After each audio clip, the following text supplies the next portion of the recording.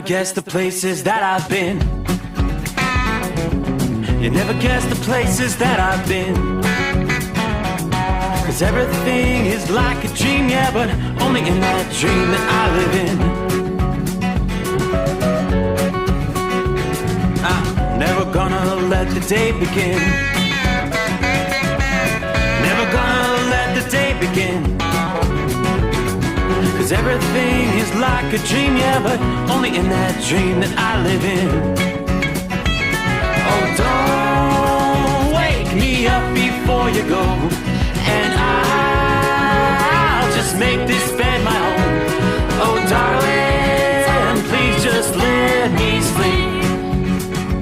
Give me my dreams.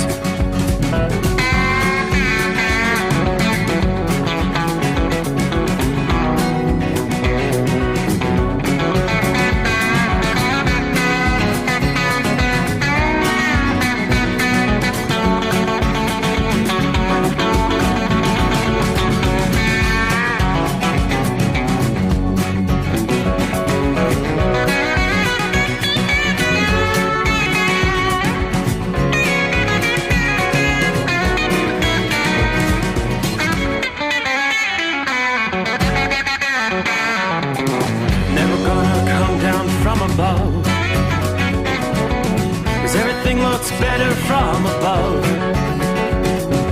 Nothing's ever as it seems, yeah, except in that world that I dream of. Never gonna lose the ones I love. Never gonna lose the ones I love. 'Cause everything is like a dream, yeah, but only in that world that I dream of. Oh, don't wake me up before you go, 'cause I can't face this day alone. Oh, darling, please just let me sleep. Give me my dreams. Give me my dreams. Give me my dreams.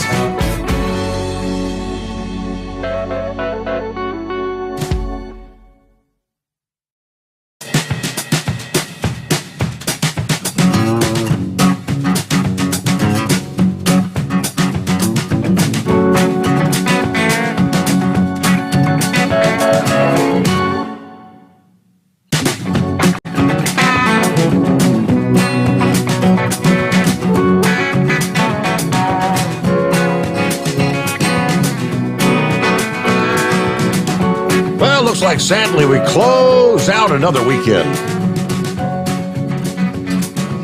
They do go by rather quickly, don't they? So we'll call it a Monday. Hey, we've just closed out the final weekend for the month of March. Couple days left here in March, and as we progress through the week, get to April Fool's Day coming up on Thursday. And of course, Good Friday as we head toward Easter weekend next weekend. Alrighty, hope you had a good weekend. If you like many of us, including myself, spent a lot of time on the road this weekend. In many areas of the country, it wasn't the best of weekends to be out on the road, was it?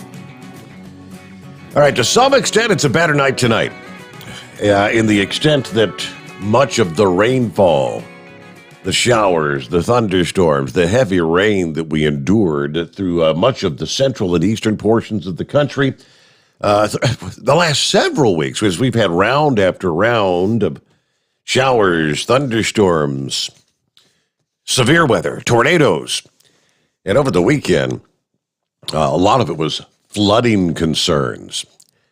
Yeah, it kind of turns out Nashville ended up being kind of the ground zero over the weekend with our multiple severe weather outbreaks here in the month of March.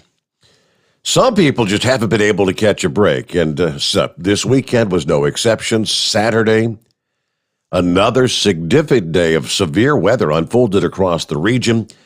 In addition to the damaging winds, the hail, and we may have indeed seen some tornadoes across the South, extremely dangerous, life-threatening flooding indeed turned deadly there in Nashville, Tennessee. Flooding quickly worsened overnight Saturday as you had round after round. Relentless downpours continued across parts of the South.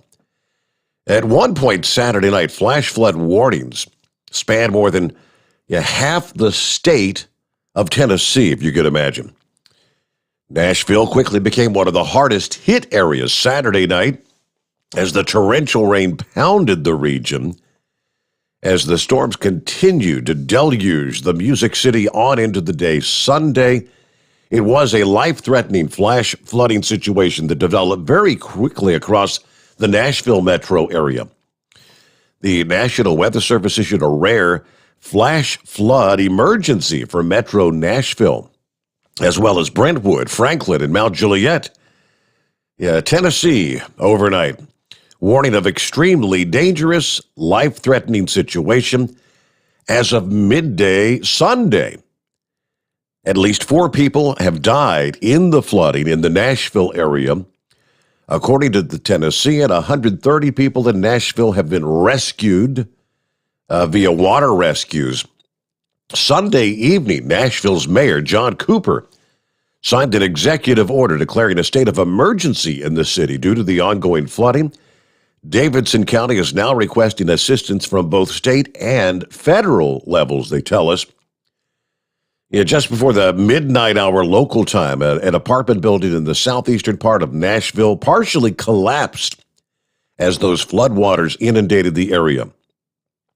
At least 5 people trapped in the area as fire rescue units struggled against the swift waters to reach them. There were reports across the same part of the city of people actually clinging to trees, desperate to get to higher ground as the flood, trying to avoid the floodwaters.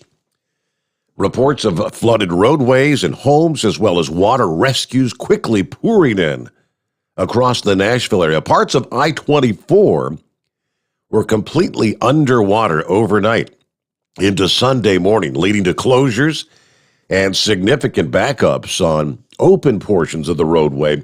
Throughout Williamson County, there were more than 55 road closures due to the flooding, according to the Emergency Management Agency for the county there. Crews from the Nashville Fire Department and the Nashville Emergency Operations Center reported that they were responding all over the county to those impacted by the severe weather. That was on Saturday night. Sunday morning, they announced there were more than 251 total incidents. 71 patients needed to be transported. Police in Mount Juliet, Tennessee, even deployed an armored rescue vehicle trying to reach people trapped in flooded cars. The heaviest downpours in Tennessee targeted a large swath from just south of Jackson northward to Nashville Saturday. Nashville Saturday recorded an astounding 5 3/4 inches of rainfall. That amount made March the 27th the wettest March day on record for that city, as well as the 4th wettest day of all time. According to the National Weather Service, several waterways across the Nashville area rose to moderate or major flood stage overnight Saturday. In southeastern Nashville, Mill Creek reached 19.96 feet, 3rd highest level that they had on record there. That was just after 2:30 a.m. Sunday morning. That waterway was forecast to crest at 20 feet this past day, just 1 foot short of major flood stage. In southern Nashville, there was a gauge on the 7 Mile Creek, reaching the highest level on record there. Indeed was in major flood stage as of Sunday morning. Meanwhile, Harpeth River near Franklin was forecast to crest at 34.8 this past evening, which would be the 3rd highest on record, just shy of the all-time record river level of 35.3 feet. Now, despite many waterways continuing to rise through the day Sunday, the National Weather Service said the rain in Nashville, of course, subsided throughout most of the city, but flooding remained a concern through the day Sunday. Strong thunderstorms began to develop over portions of Tennessee and Kentucky early Saturday morning, quickly ramping up to severe status Those storms continued to erupt through the afternoon. Hail reports started rolling in across Tennessee, Kentucky, North Carolina, and Virginia. I mean, up to 2-inch in diameter hail, enough to damage cars in Carroll County, Virginia. Johnson City, Tennessee, delaying a football game Saturday afternoon between East Tennessee State University and Western California University about at least an hour as half-inch hail pelted the field there. Of course, NASCAR announcing the Cup Series and the Camping World Truck Series races that were initially scheduled for Sunday at Bristol Motor Speedway there in Tennessee have been indeed postponed till today. The Food City Dirt Race, that's the Cup race, is now scheduled for 4 o'clock this afternoon Eastern Time. The Truck Series race, the Pinty's Truck Race on dirt, is slated to begin at the noon hour today. By the time we got to Saturday evening, a new batch of severe weather exploded from northeast Tennessee through Arkansas and western Tennessee. It was out of those storms that we had reports large hail, including one instance of 3-inch in diameter hail in Arkansas there. The tornado threat across the region began ramping up early Saturday evening. Watches were in effect beginning Saturday evening from eastern Texas to northern Alabama, the western half of Tennessee. For several hours Saturday night, over 7.3 million people were actually under tornado watches. Now, in the wake of the cold front that triggered all that severe weather and the flooding, much calmer conditions settled in over the Mississippi and Tennessee valleys and the southeast. As we get the new week underway, things began drying out this past afternoon. Will continue through Monday and Tuesday, just what you need to recover. However, amidst the dry weather, there could be some risks. Into Tuesday, temperatures at night are going to be on the chilly side, generally the 30s and 40s, which that'll make it difficult for those who lost power or proper shelter to be able to stay warm. Next opportunity for wet weather in the south looks like late Tuesday into Wednesday. Forecasters are concerned that rain from that system on the already saturated ground may worsen the ongoing flooding problems, as well as slow down some of the cleanup efforts there. All right, while the risk of severe weather with the next storm does not appear to be as widespread as we've seen in recent weeks, any threats for feistier storms will have to be carefully monitored as we progress on into the final week of March into early April. You know, it was just a week ago, the tornado outbreak, dozens of twisters with Alabama right in the middle. Louisiana, Mississippi also faced some heavy damage from some of those violent storms. Of course, with the tornado outbreak, amazingly, no fatalities reported. But no, it wasn't tornadoes, it was the flooding. Again, last tally was 4 confirmed fatalities there in the Nashville area. All right, the one thing we are concerned with as we get the new week underway is going to be wind. Not a good time for the high-profile vehicles out there. We've got widespread high wind warnings from much of the northern tier of the country, from eastern Washington and Oregon through Idaho, pretty much all of Montana, Wyoming, on over into North Dakota, South Dakota. Red flag warnings in place from Minnesota through eastern South Dakota, most of Nebraska, Kansas, on into the Texas, Oklahoma Panhandle regions. Strong winds advance into the plains and the Midwest today and into Monday night, increasing the low risk of wildfires and power outages. These winds are going to actually be bringing warmer, dry weather to the region. Now, the warm-up may be nice, but it's going to be very short-lived as cooler air is going to move in quickly between Tuesday and Wednesday. Weather whiplash is what we're going to be talking about for several cities across the region, like Fargo, North Dakota, Omaha, Nebraska, Chicago, in Kansas City. You're going to experience this quick warm-up before temperatures will drop below normal once again. There's a few places like Minneapolis. You'll see the highest temperature so far this year. Minneapolis is forecast to see a high temperature of 70 degrees this afternoon for Monday. That's like 20 degrees above normal. Now, that level of heat's more common mid-May. And Minneapolis had temperatures in the 70s. We haven't seen that since back in early November of last year. All right, instead of the normal high temperature in the lower 50s for Chicago, you're going to hit a significantly higher number today, forecast at 65 degrees. Yeah, you're still in the lower 60s come Tuesday. Then you've got two different weather systems that are going to be responsible for this warm-up. Following the big warm-up, which is going to continue through parts of the Midwest, the Great Lakes, the Ohio Valley, and eventually the East, we're going to be talking about a pretty significant cool down. We're going to go from 10 to 20 degrees above normal in some areas to the flip side of the coin, 10, 15 degrees below normal by the end of this upcoming week. It's crazy. But the winds, widespread winds, 40 to 50 miles per hour, anticipated from the leeward side of the Rockies, from Montana through Wyoming to the northern plains, western portions of the Midwest, especially later today into Monday night. 50 to 60 mile per hour winds anticipated across eastern Montana, western Dakotas, southern Wyoming, and eastern Kansas. The far northern plains and eastern Kansas are most likely areas where you could actually even see some winds approaching 80 miles per hour.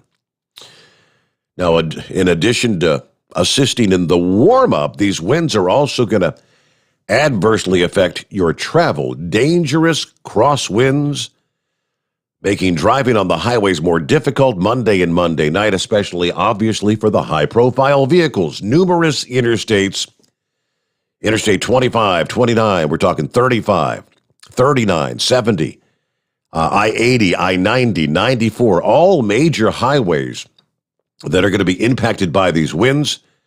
Need to especially take care on bridges and near the canyons.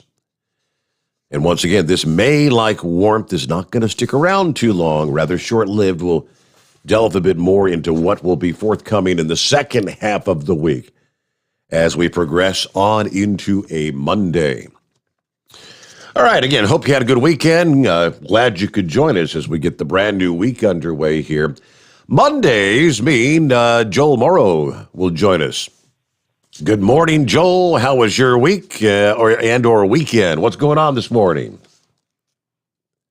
Oh, been busy, but got the afternoon off and, had some time to do some prep for tonight's show and ready to rock and roll. Ready to roll. I'm glad to hear that. Are you a racing fan? Were you anticipating the dirt race there in Bristol this past day over the weekend? Yeah, I watch that stuff from time to time. I can't say I'm a hardcore fan, but I was watching the news and all the rain and the mud on, that they hauled in, and it was interesting to watch. Just to watch all that dirt turn to mud. Yeah, so it was kind of funny. I saw some of the pictures out of there Saturday where they were actually they had a lot of rain on Saturday, obviously, and the tires on these vehicles, just totally caked up with mud. There was no way they were going to race Saturday night, and of course they got another 2 inches of rain on Sunday. They're going to spend. They're probably going to be out there working overnight, all night long, because they've got the lights at Bristol. Probably out there now, trying to get that track together for racing. Started at the noon hour today, but all righty. So, what's on the topic of discussion this week? We've had some interesting topics in recent weeks. Gearing, is that what you said you were going to be kind of looking at this week? Yeah, we've talked about, the downsped engines and horsepower curves and what makes, the downsped horsepower curve and torque curve a little bit different from traditional, where we build horsepower and torque on the front side of the curve, and traditional, we build it kind of on the back side. And now I just kind of want to talk about, the gearing to take advantage of the horsepower on the front side of the curve when we talk about down speeding, and some of the things that we need to think about, not just the gear ratio, but the entire driveline. We need to think about the durability of the driveline over time, because there's some unique things happening when we when we build torque and horsepower very early in the RPM range. So there's a lot of things I want to touch on tonight, and ready to jump in and get it done. Well, yes, you are correct. You've used that term down speeding probably in every conversation we've had so far. I think this is like the fourth or fifth time you've been on with us. I guess that's a good place to start. What exactly is down speeding, Joel? Well, when we talk about down speeding, I mean, every vehicle system the OEMs look at, they scrutinize it, they try to pull it apart to try to understand how to get maximum efficiency out of it. Primarily, they're focusing on the engine, and the engine is responsible for up to 60% of all energy loss on any given line haul truck. So that's important to remember, that, you know, the engine is your primary energy loss component. And so you're probably thinking, okay, what does this have to do with the gears and the axles?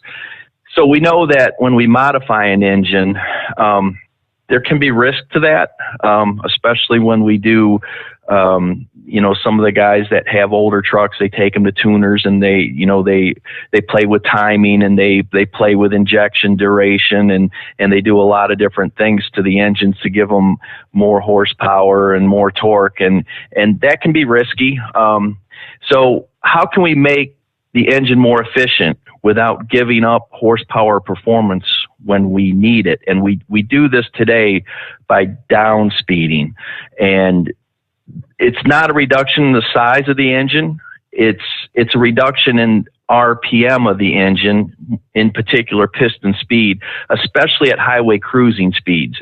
And, when you're cruising down the highway between 60 and 70 mile an hour is where we're trying to lower the RPM, and that makes the engine more efficient. It allows the engine to cruise in the sweet spot, which reduces friction and increases fuel economy. Just a few short years ago, engines ran at about 1,450 RPM at cruise. And we need to provide 200 horsepower out there at the wheel end to move your average 80,000 pound load on the flat going down the road. So now we're trying to do that with, say, at 1,100 RPM, and we have a lot more torque and stress as we lower the RPMs, but try to maintain the torque and the horsepower. It increases fuel efficiency, but it also presents some challenges out there. And so that's essentially why we're down speeding, just to get that increased fuel efficiency. And a lot of times we can do it at higher speeds if we do it correctly. So this all relates back to gearing and the whole drivetrain. So we're looking at the durability of the drive shaft, the universal joints, the carrier bearings, the input shaft of the axle. We're looking at the durability of the ring gear. So there's a lot of things that we have to take into consideration, because we see significantly higher stress levels as we lower RPM and torque comes up. I know that's one of your primary things. One of your big deals is getting the most bang for the buck. Fuel economy, better miles per gallon. I think it was actually the night we had our very first conversation. That's pretty much what it was all about. And you did mention a lot, the downsped engines. How much horsepower do you need to move your typical general fate, down the highway? You're talking like an 80,000 pound load, right? Sure, and this will surprise some people. So I ran some calculations at 80,000 pounds, and I also ran it at 68,000 pounds. And 68,000 pounds, when we're talking general van freight, 68,000 pounds is the national average. So I looked at it with 6x2 configured trucks, which means one dead axle, one powered axle, 6x4 configured trucks, which is the most common configuration out there today, where we've got two live axles back on the tandem. I looked at it with aerodynamics and without aerodynamics. I looked at it at 70 mile an hour. It's where most of us like to run. I looked at it on flat and on a good hard pull of 7% grade. So if we take a 6x2 arrowed up truck and trailer at 70 mile an hour, which is the most efficient configuration, to move that 80,000 pound load on the flat, and when I say flat, we're looking up to a 0.5% grade, it requires, at 80,000 pounds, 329 horsepower at the crank. So it's roughly going to be 229 horsepower at the wheel. The 68,000 pounds requires 302 horsepower at the crank. So we're looking at right about 200 horsepower at the wheel to keep those loads moving. Now, when we put them on a 7% grade, and I think it's important for people to understand this because we hear all the time, the guy will say, well, I got a 600 horsepower cat and I don't have to downshift when I go up this 7% grade with 80,000 pounds. So when you look at that 80,000 pounds through a very efficient truck with all the aerodynamics on it, 80,000 pounds to go up a true 7% grade takes 1,358 horsepower. So not many people are going up a true 7% grade without downshifting. There may be a couple guys out there with a big monster engine in it that's making that kind of horsepower, but not many. So a lot of the complaint sometimes with a downsped concept is, well, it has to downshift.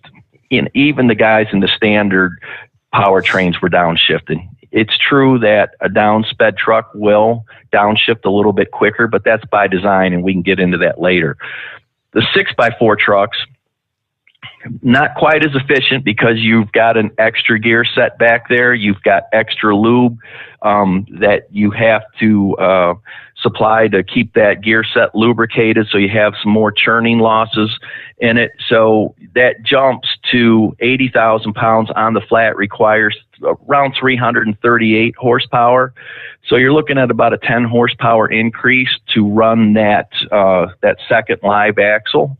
And when you think about that, that's 10 horsepower for every foot you travel down the road with 80,000 pounds. So that adds up over time. It's why some folks like to run the 6x2 axle configuration because it's just a little bit more efficient. When you drop down to 68,000 pounds, it drops down to 311 horsepower, and that's full aero. When we get to the 6x4 with no aero on it, this is going to be surprising to some people, the differences here. So the 80,000 pounds jumps to 364 horsepower required to move that 80,000 pound load. That's about 40 more horsepower than the 6x2 with full aero. For every foot you go down the road, it requires 40 more horsepower. And I don't know, I always try to put it in simple terms. I kind of think about, if you got one of the bigger lawn tractors that maybe a 20 horsepower, you kind of double that up and you think about how much gas you're throwing in that. It kind of gives you an idea of how much extra fuel you're using over, a 500 mile day or a 600 mile day. If you think about the gas required to run a 20 horsepower engine and times that by 2, it's pretty significant at the end of the day. Dropping speed always helps, so that horsepower requirement goes down as you drop speed, but most of us like to run 70. Most of us have to deal, with the logbook. We are paid by the mile and regulated by the hour, unfortunately, so we do have to run some speed. And of course, when the weight goes down, the horsepower requirement drops. We're down to 337 with 68,000 pounds.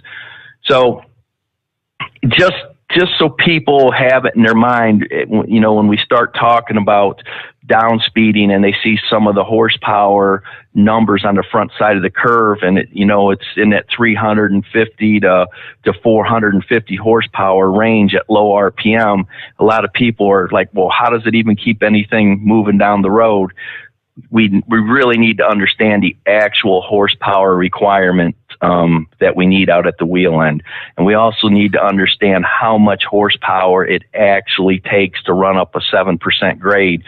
Because some folks just have it in their mind, well, the truck shouldn't have to downshift. And when you look at these horsepower numbers on a 7% grade, 1,300, almost 1,400, 1,425 horsepower in some instances, that's what you would need to go up 7% with 80,000 pounds without making a downshift.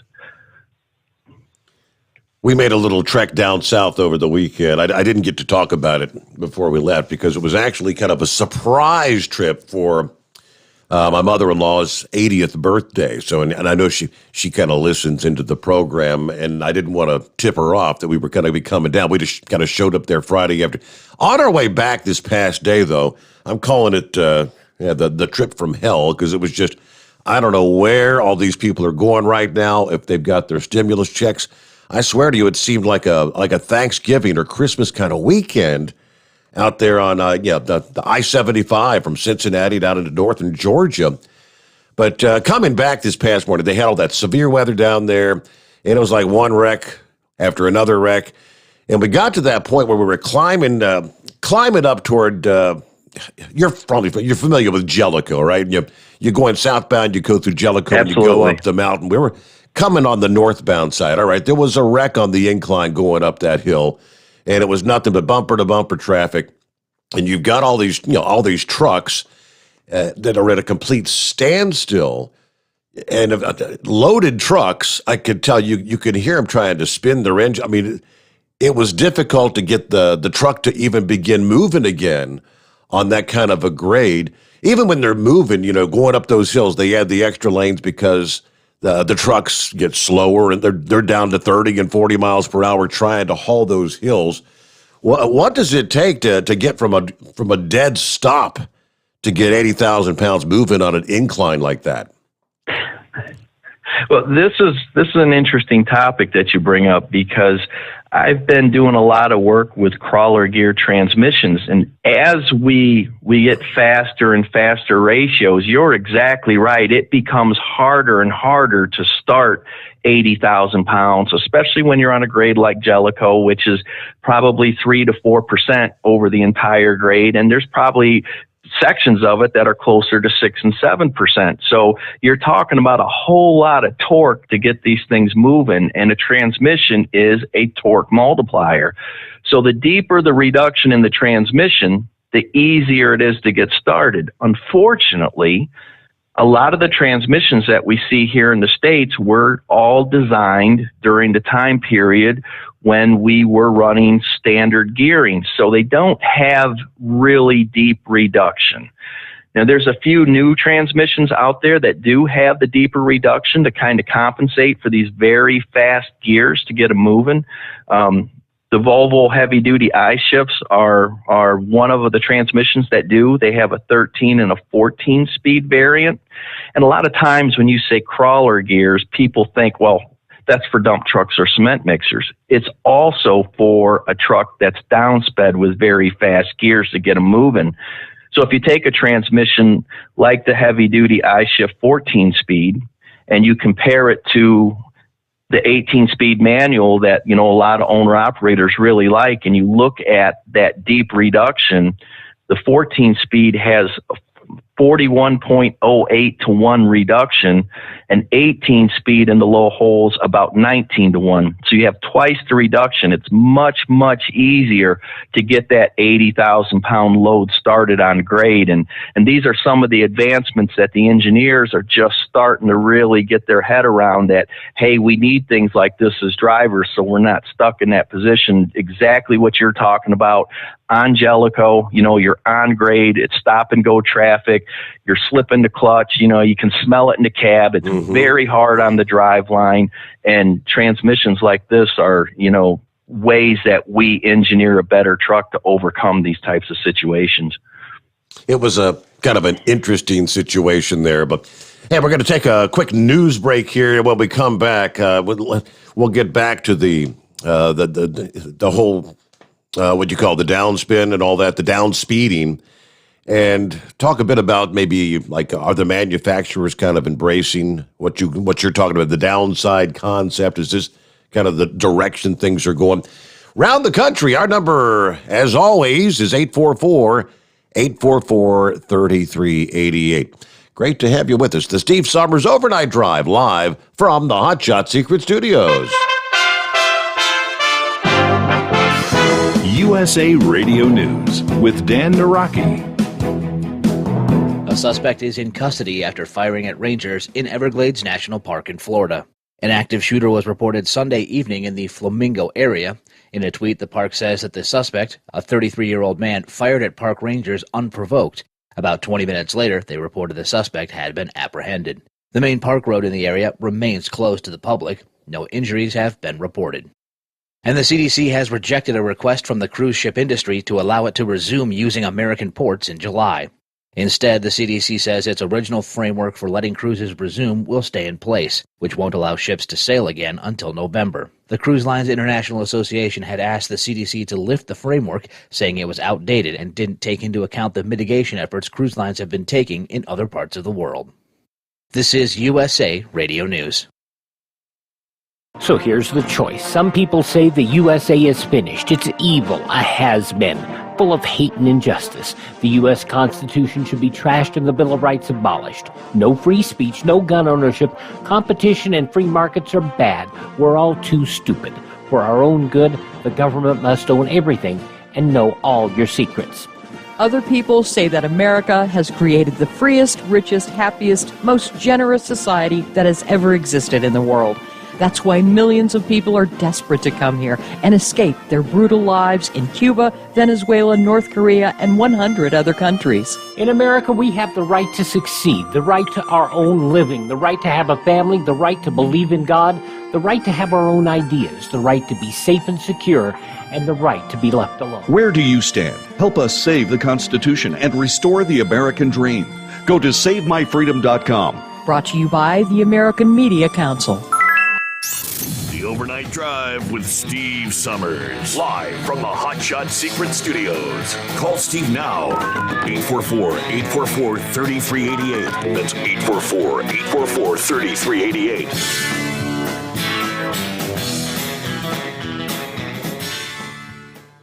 Attention all truckers, Dean Michael, the tax doctor here. I want to talk to you about those dreaded tax problems. I know you want to keep on trucking and not even think about them. Well, let's face it, they're not going away all on their own. You need professional help. I've been helping truckers put their tax problems in the rearview mirror for years. I can help you too. Call me for a free consultation at 888-632-4506 or go to mytaxhelpmd.com. It's like I always say, keep your eyes on the road, I'll keep mine on the IRS.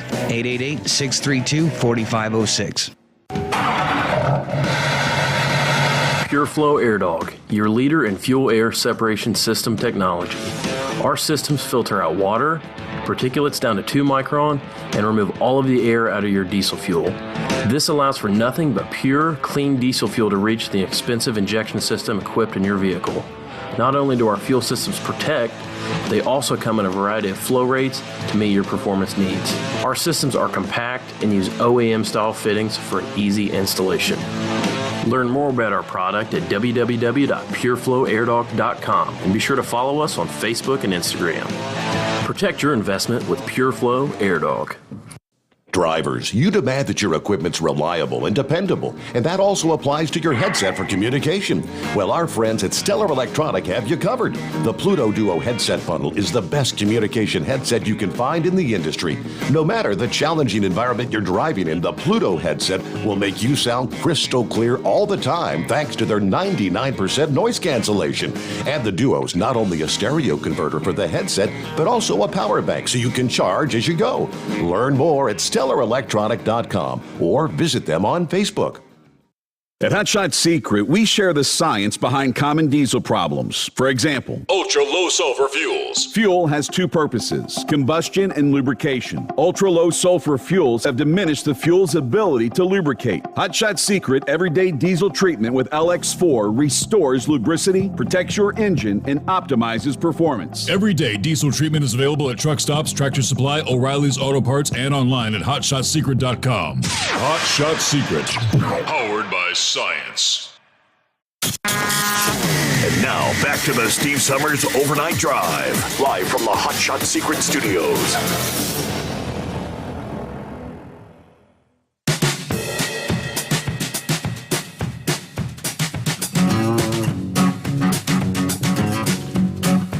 All right, jump right back into it here on a Monday. We turn the page on the calendar into the 29th day of March. 31 days of the month here, March. So, yeah, it's officially spring. We've had a little taste of spring, and then looks like later this week, sad to say, some folks, actually a lot of folks, are going to get another taste of Old Man Winter with even, yes, some of that frozen precip in the mix. We'll be breaking that down for you as we progress on through the late night, early morning hours. But here on Monday mornings, Joel Morrow joins us. I don't know, we got to come up with a name for the show here on Monday mornings. I don't know, Tech Talk or some Truck Talk with Joel Morrow. And this morning we're talking about down speeding, the pros, the cons, and of course, I guess the overall idea is getting your improved fuel economy, best miles to the gallon. And I guess you're also, this is going to extend the life of your engine, is it? If you down speed, is that correct? It should. If you do everything right, it should extend the life of everything. One thing real quick as we jump into this, you're going to hear me mention specific brand names at times. So I just want everybody to know here, Alpha Drivers Testing and Consulting, my company. Yes. I work with multiple OEM manufacturers and suppliers like Volvo and Dana Corporation, which you're going to hear some things about.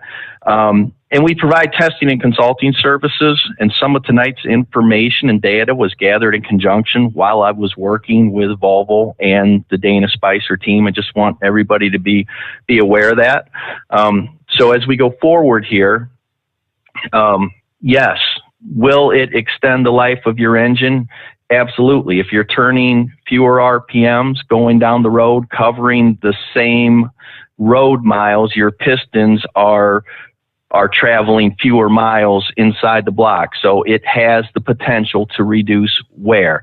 That being said, there are some challenges there, and the engineering has to be correct in order to take advantage of the potential durability gains. Okay, you mentioned OEMs, manufacturers' names. Are the truck manufacturers embracing the downside concept? Downsped, yeah, absolutely. Yes. Engine downspeeding is really picking up momentum in the market. Volvo was really one of the first manufacturers to really push the downsped concept into the market. And like anything else, the very first editions of anything you can always improve upon. And, today's downsped truck is much better to drive than the very first version. Kenworth is also really pushing into the downsped along with Detroit Diesel and Navistar and the rest of them. So industry-wide, I think they're looking to probably double or even more than double sales for downsped powertrains over the next several years. There are numerous engine downspeeding packages from all the major OEMs available, and a lot of times the major OEMs, they will work with the tier one suppliers. PACCAR, Volvo, Freightliner, Navistar, and Cummins all offered tailored packages that, to take advantage of that increased efficiencies associated with downspeeding. Running at lower RPM provides a lot of advantage. The most obvious is fuel consumption, since the engine can spend more time running within its optimum efficiency range. Other advantages, you've got the reduced friction from lower piston speed, which we talk about quite a bit, piston speed, piston speed, piston speed. Here it is again. But we also have reduced relative heat transfer. And when we say the diesel engine loses 60% of the efficiency, it's in large part because of that heat transfer. We've got a radiator, cooling the engine, and anytime you have to cool things, that's just kind of wasted energy that we didn't transfer into motion. So we have to cool it so we don't overheat the engine. We also see, and this is going to be a surprise to a lot of people, increased thermodynamic efficiency. So a lot of people think, and especially with emissions engines, the harder you run them and the higher you rev them, the better it is for the engine as far as keeping soot out of the DPF and keeping the emission system clean. It is exactly the opposite. As we run the RPM up really high, we're putting a lot of air through the engine, and it actually cools things down. When we run the engine at low RPM, and years ago, we would call this lugging the engine. It would start to heat up. Today, we want that. We want to heat that engine up. We want to keep it warm. We have very sophisticated computer controls that can manage that increased heat at low RPM, and it's actually a good thing. And I know it was all, pounded in our heads as drivers years ago that was a horrible thing. And it's kind of odd how things have just kind of flip-flopped where, we can utilize that extra heat to increase the thermodynamic efficiency. Fuel efficiency, for every 100 RPM reduction, we gain about 1% overall. 1% at 80,000 pounds, it's a lot more as we're running lighter loads, sometimes up to a 2% bump in efficiency for every 100 RPM reduction. 1% is a good conservative number to use if you're thinking about maybe re-ratioing an older truck and you're trying to figure out, what your fuel efficiency gain is going to be. So, you just do the math on it and you figure what the RPM reduction is, and you can figure 1% for every 100 RPM reduction. What does all this mean? Current technology allows downsped engines to reduce fuel consumption by about 550 gallons a year. And it helps to reduce emissions, carbon dioxide, particulate matter, all the bad stuff that comes out of the tailpipe by about 12,000 pounds a year, which is significant. I know that most of our listeners, that's not the first thing on their mind is the quality of the environment. It's something that we probably need to think more about, but I get it. We're running a business and it's tough to survive out there. So if we can improve fuel efficiency and it helps the bottom line and improves business while helping to take care of the environment, that's always a good thing. One without the other isn't any good. So when we get them both together, that is a really good thing. So if everything's right and we do everything right, we save about $2,200 a year that you're putting back into your pocket. So it's kind of nice when we get the downsped thing right. To see the actual savings. And that's basically just fuel savings. That's not taking into account the wear, the reduced wear on the engine. So if you are keeping the truck for a longer period of time, it's going to run a lot longer between overhauls. So essentially the down speeding, if you're going to save, roundabout numbers, $2,200, and if you've got multiple units, you can multiply that for every vehicle.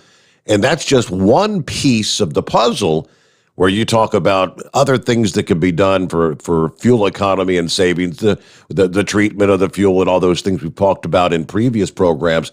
So if this is like one step in a number of steps, you add them all together, you could really improve your bottom line by many thousands of dollars per year. Am I understanding that right? You've got it. You're exactly right. So, we talked about the fuel treatment and the oil treatment and extended drain intervals and why it's important to optimize cetane.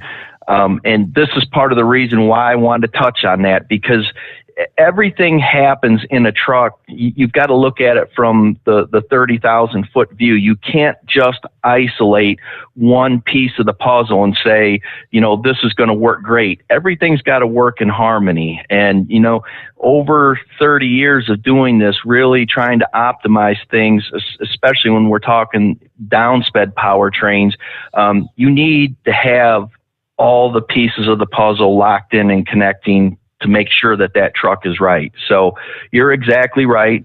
This represents $2,200. There's going to be several other areas where we'll gain $500 here, we'll gain $1,000 here, $750 there.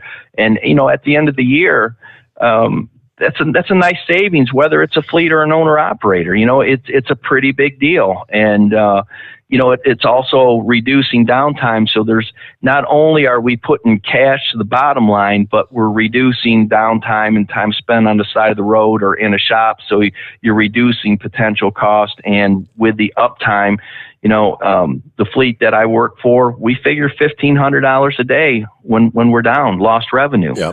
So when you start adding up lost revenue and repair bills on top of what we can gain to add cash to the bottom line, this is a big deal. So everything you've kind of explained sounds like it's almost a no-brainer. Everybody should want to go that direction.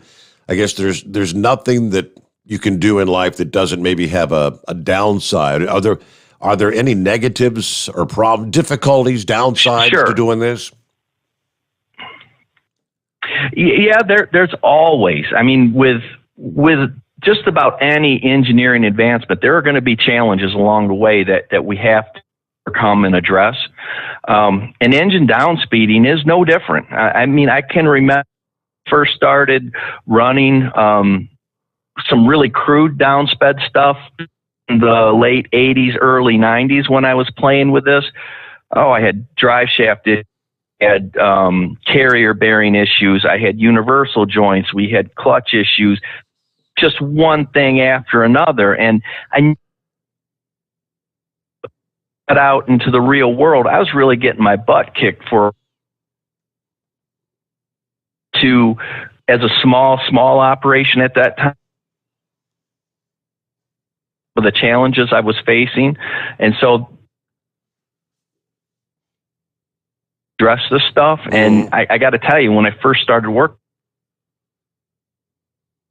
question I was asking got to the right people. So, hey Joe, let me ask you a question here. I think maybe, I don't know if you're on a Bluetooth or, do you maybe have something where a battery might be, because you're kind of cutting in and out, you have a battery that might be going down or something? Maybe not. Check 1, 2, whatever it did. It might have gone out completely. I bet it's didn't that sound like when your phone is getting down to where my phone's going to die, the battery's dying, starts cutting out, beeping or whatever. Give us a call back there, Joel. I know you will. All right. So, yeah, we've got more to cover here with Joel. And when he comes back on, he was just getting into some of the downside. And we'll kind of, when he gets back down, he's got to plug in that phone and dial us back up. Hello, Cool Breeze. Hi, Steve Arito. Very interesting guest on the show tonight there. I'm intrigued by listening to all this. This is very fascinating to me. I have the down speeding. Of course, I'm retired, and I'm retired after 45 years of doing it. So you figure back 45 years, I've been retired almost 5 years. That's 50 years ago I started driving a truck. And back then, and I'm hoping maybe your guest can hear me too. His name's Donald, did you say? It's Joel Morrow. Joel, Joel. Joel Morrow. Okay, Joel. Yeah, it sounded like his Bluetooth was fading in and out or something. I don't know. I was just fixing to. I was over in my email fixing to email you to tell you that your guest was fading in and out. I didn't know if you heard it or not. I did. Yeah. But back in the day, Steve, when I started driving, and I heard it so many times, trucks were built back in the 60s, back in the early 70s in there. When they came off the assembly line, they were all built to run and cruise comfortably about 75 miles an hour. 75 mile an hour was the going rate. Let's call it. And no matter the RPMs, no matter the engine size, no matter the transmission, no matter the gear ratio on the rear end, whatever, everything was built to run. I remember driving an old Ford cab over CL 9000, beautiful truck, huge for a cab over. It absolutely had so much room on the inside of it. It was awesome. And off the assembly line, they would run 75 miles an hour without doing anything to them. And then all of a sudden, as the years went by, everybody started figuring out, oh, well, we can cut these trucks back. But they were starting to limit the governors on them. Once you put them up in the big hole, as the truck drivers call it, when they put it in that top gear, whether it was 10th gear or 13th gear or whatever, which, I've been through 4 speeds, 8 speeds, 10 speeds, 13 speeds. I've driven 22 speeds. I've driven all the different transmissions there are, because when I learned how to drive, you had to learn how to drive. You had to know to drive whatever transmission that a company would throw you in behind.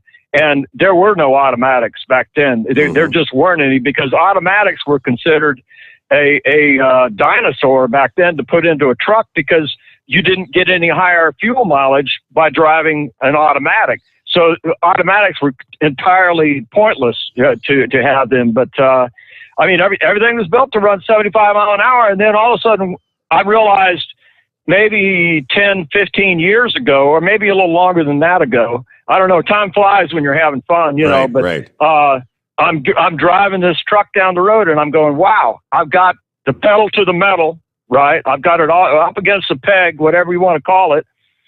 And I'm only running 65 mile an hour. What's going on here? It just got to be a drag for a lot of us that are used to driving a higher speed vehicle.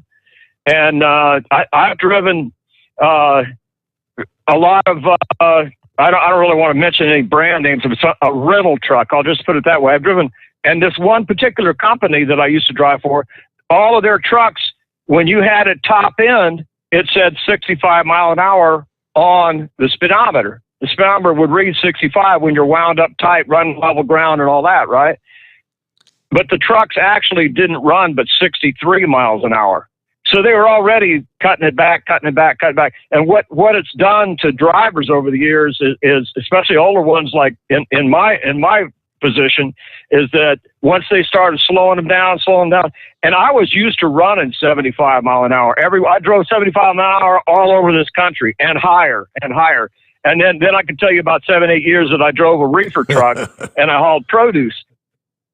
And those trucks that I drove when I had my own truck for a while too, and they were just turned up, and people don't believe it when I say this, and there'll probably be a lot of people out there that don't believe it right now when I'm saying this, but I had a truck at one time that would run over 125 mile an hour. You can't do that nowadays.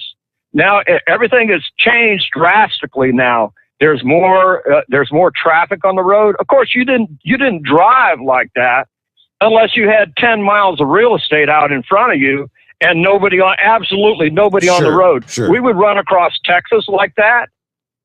What's that, Steve? I said, sure. Yeah, you get that. That's difficult to do in this day and age. I guarantee you, in my trip today, there wasn't nowhere where you had any stretch of highway with more than about 100 feet in front of you. Everything's just packed out. Right. You can't do that on the East Coast. You can't do that running up and down 95. Even though I used to see back in the day in the days when I used to run from Tampa down here up to New York City, I did it every week. I'd go up to New York City, unload, and then come back down to Tampa. I did that every week.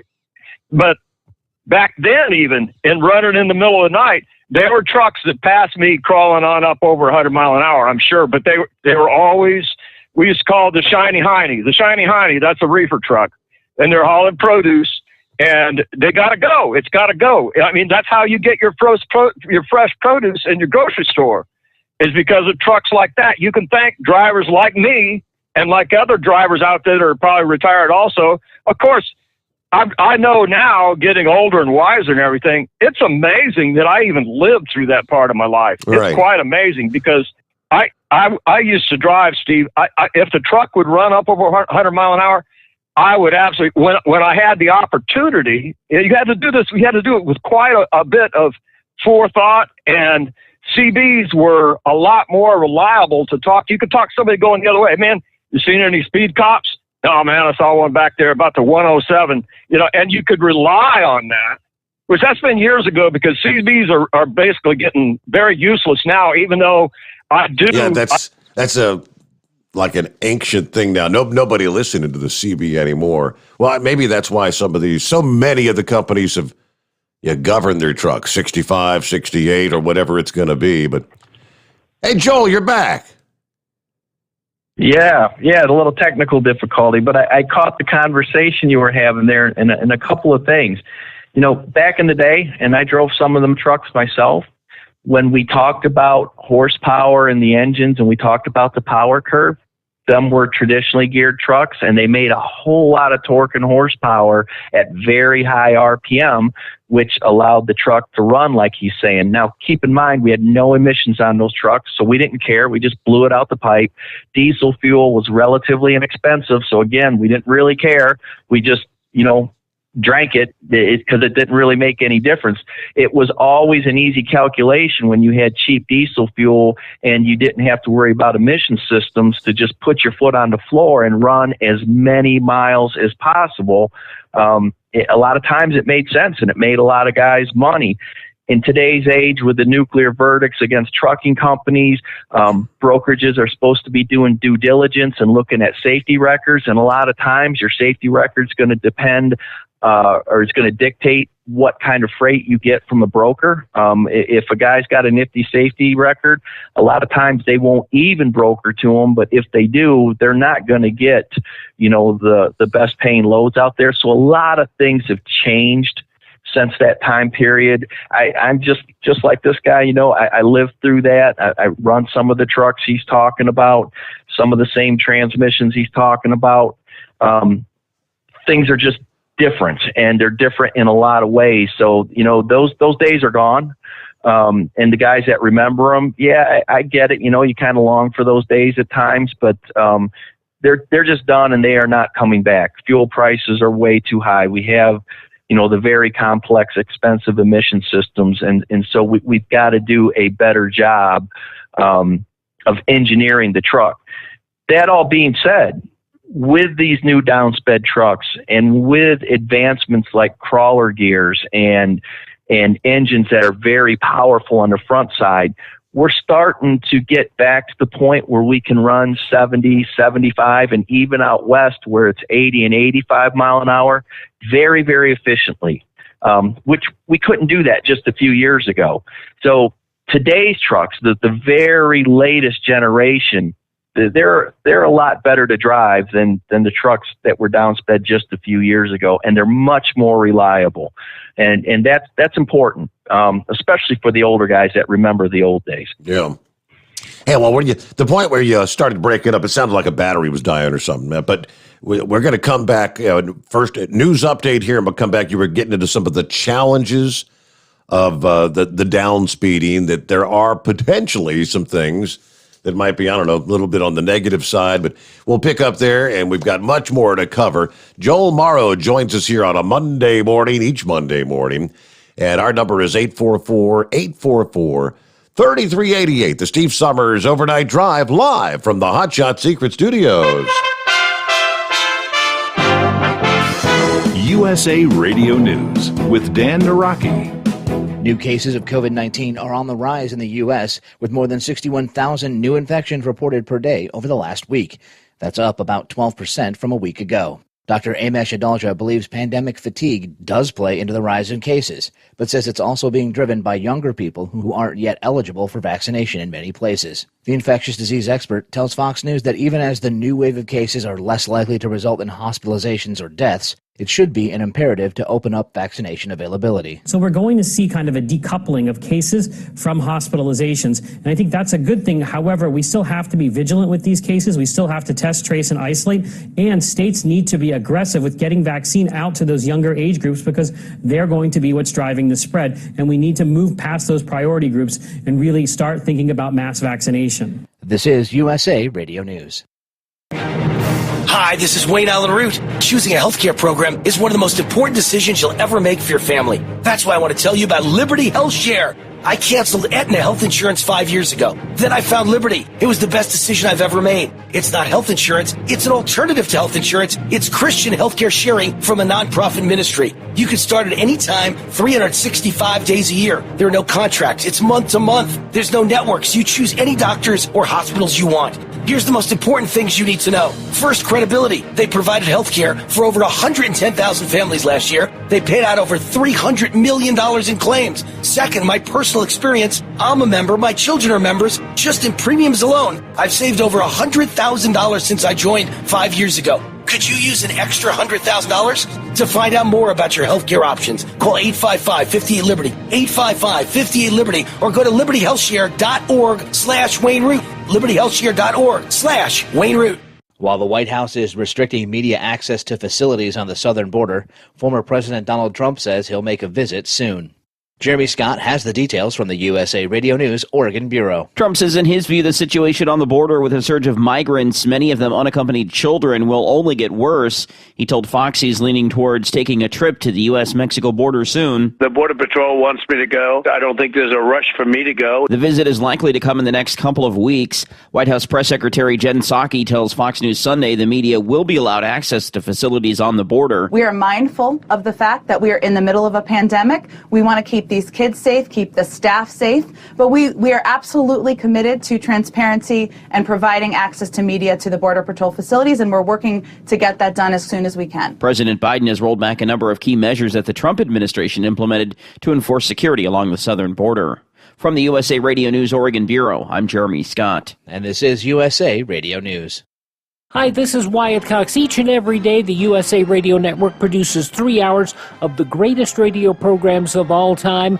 Comedies, drama, suspense, it's all there. Classic radio theater. Now, if your radio station doesn't carry the program, you can find them anywhere podcasts are served, including iHeartRadio, Spotify, Spreaker. Just search for USA Classic Radio Theater. Find it. USA Classic Radio Theater. You'll love it. The Senate voted last week to extend the Paycheck Protection Program through the end of May, as thousands of small businesses are still looking for help to weather the pandemic. But House Subcommittee has also found evidence of mismanagement of the program that led to billions of dollars in fraud. The Justice Department announced last week that it had already charged 474 people with fraud schemes connected to the pandemic, and the House Select Subcommittee on the Coronavirus says there may have been as much as $84 billion worth of fraudulent loans from the PPP. Representative Raja Krishnamurthy says that Congress tried to make it easy for businesses to get the help they needed, but the Illinois Democrat tells CBS News that additional resources will be needed to make sure those loans reach the businesses that truly need help and not fraudsters. The PPP and the EIDL programs were set up to provide vital assistance to small business people. I was a small business person in the last Great Recession, and I had a hard time getting any assistance from banks and lending institutions. So we tried to make it different this time. Now, going forward, we have to root out the fraud. So we provided additional resources within the American Rescue Plan to allow inspectors general as well as the Department of Justice to criminally go after these fraudsters. And we need to put in controls to prevent this from happening again as well. And the perfect season continues for Gonzaga as they advance to the Elite Eight in the NCAA tournament with an 83-65 win over Creighton. And Michigan is also on to the Elite Eight after outpacing Florida State 76-58. For USA Radio News, I'm Dan Naraki. At Hot Shot Secret, we share the science behind common diesel problems and their solutions. For example, ultra-low sulfur fuels. The primary function of diesel fuel is combustibility. One of the little-known aspects of fuel is its role as a lubricant to metal-on-metal moving parts. The introduction of ultra-low sulfur fuels diminishes the fuel's ability to lubricate because sulfur, which has been mostly removed, has lubricating properties. Hot Shot Secret Everyday Diesel Treatment with LX4 delivers unmatched lubricity. Third-party testing confirms that it takes 3 times the amount of leading fuel treatment to match the lubrication benefit of 1 dose of Hot Shot Secret.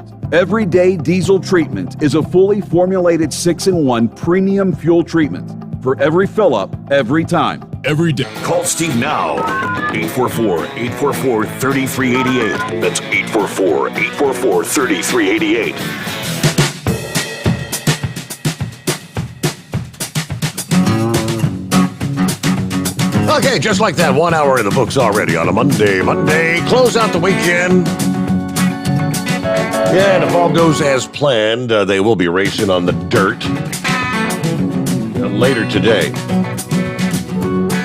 The schedule I saw had the Cup race not really getting underway till like 4 o'clock in the afternoon.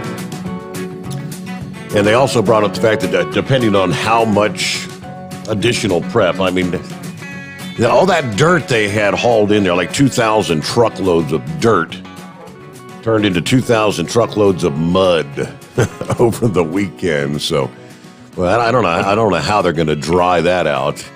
Typically on a track, you break out the big air dryers, the jet dryers. I don't think that works too well on dirt, but either way, back with Joel Morrow for hour number 2 here this morning. So let's jump right back into it. And some of the challenges with downspeeding is where we kind of left off there.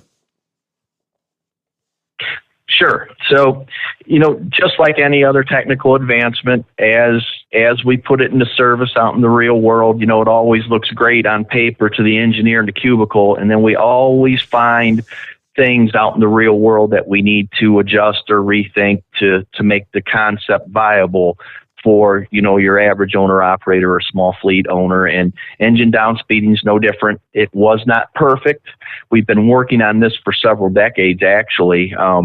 There were some experiments, and they called it gear fast, run slow back in the late 80s.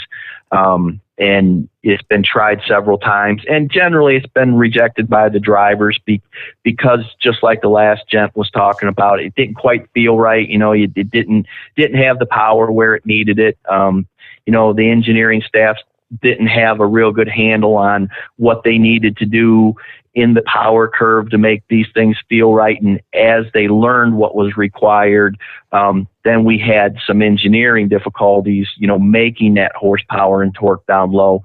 Pretty much have that straightened out on today's engine. So now it's the drive line and all this extra stress. So, an engine running at lower RPMs requires a faster axle ratio. So in the past, we would have ratios like 390, 370, 355. Them were very common in the day through an overdrive transmission. Today, we're seeing 226, 2.16, 2.05, and even as fast as 1.95 through direct drive and overdrive transmissions. So we have very, very fast overall ratios. Again, going back to your last caller, he said, people won't believe that I had a truck that would run 126 mile an hour. These trucks are geared to run in excess of 126 mile an hour, but obviously they're limited. The manufacturers don't want the liability if somebody, piles one up that fast. So they're going to speed limit them, and probably rightfully so. That's a little crazy on some of those speeds, but they could absolutely, if you took the restrictions off, they could absolutely run that fast. So it's important to understand that we're getting some very strong performance out of these. But what we have to realize is when, we typically we were at 1,450 RPM cruise just a few years back. Today, we're down around 1,100 RPM at the same highway speed. We increase the driveline torque load by 29% when we drop that RPM. And that is very significant because it puts added stress on the drive axle, the drive shaft, the inner axle shaft, especially the U-joints and the carrier bearings. And these were areas that we really struggled with early on. There's been some really nice advancements in the engineering of these components that has really kind of taken that challenge off the table, which is good news for owner-operators and small fleets. All righty. So being able... I'm sorry. Go ahead. So a powertrain that can take advantage of the efficiency gains from engine downspeeding, it requires all the elements to work together. Like we said earlier, it's the engine, the power curve and the torque curve, the transmission with possibly crawler gears or deeper reduction. The axle housings have to be bigger to take those faster ratios. We're all basically on low pro 22.5 tires nowadays. All these things work in concert to really deliver the power needed to get the job done with maximum efficiency. And as we learn more and more about these downsped powertrains, the drivability is really improving, and it's on the very newest ones, and I can't stress this enough, how nice they are to drive. They really start to put you in mind of the trucks of yesteryear that you could really get out there and just lay your foot on the floor and they'll go. Technically, I guess with all these governed trucks, everybody's got their foot on the floor, and it's only going to 65 in most cases. Well, a big part of that is that they're looking at fuel cost, obviously, and it goes up and down, and we're on an upward climb right now, and I don't see that settling down. And 65 was kind of the magic number when fuel prices were moderate. The fleets felt pretty comfortable with that. Even as an owner-operator, you had to watch your speed to remain profitable because of the fuel cost.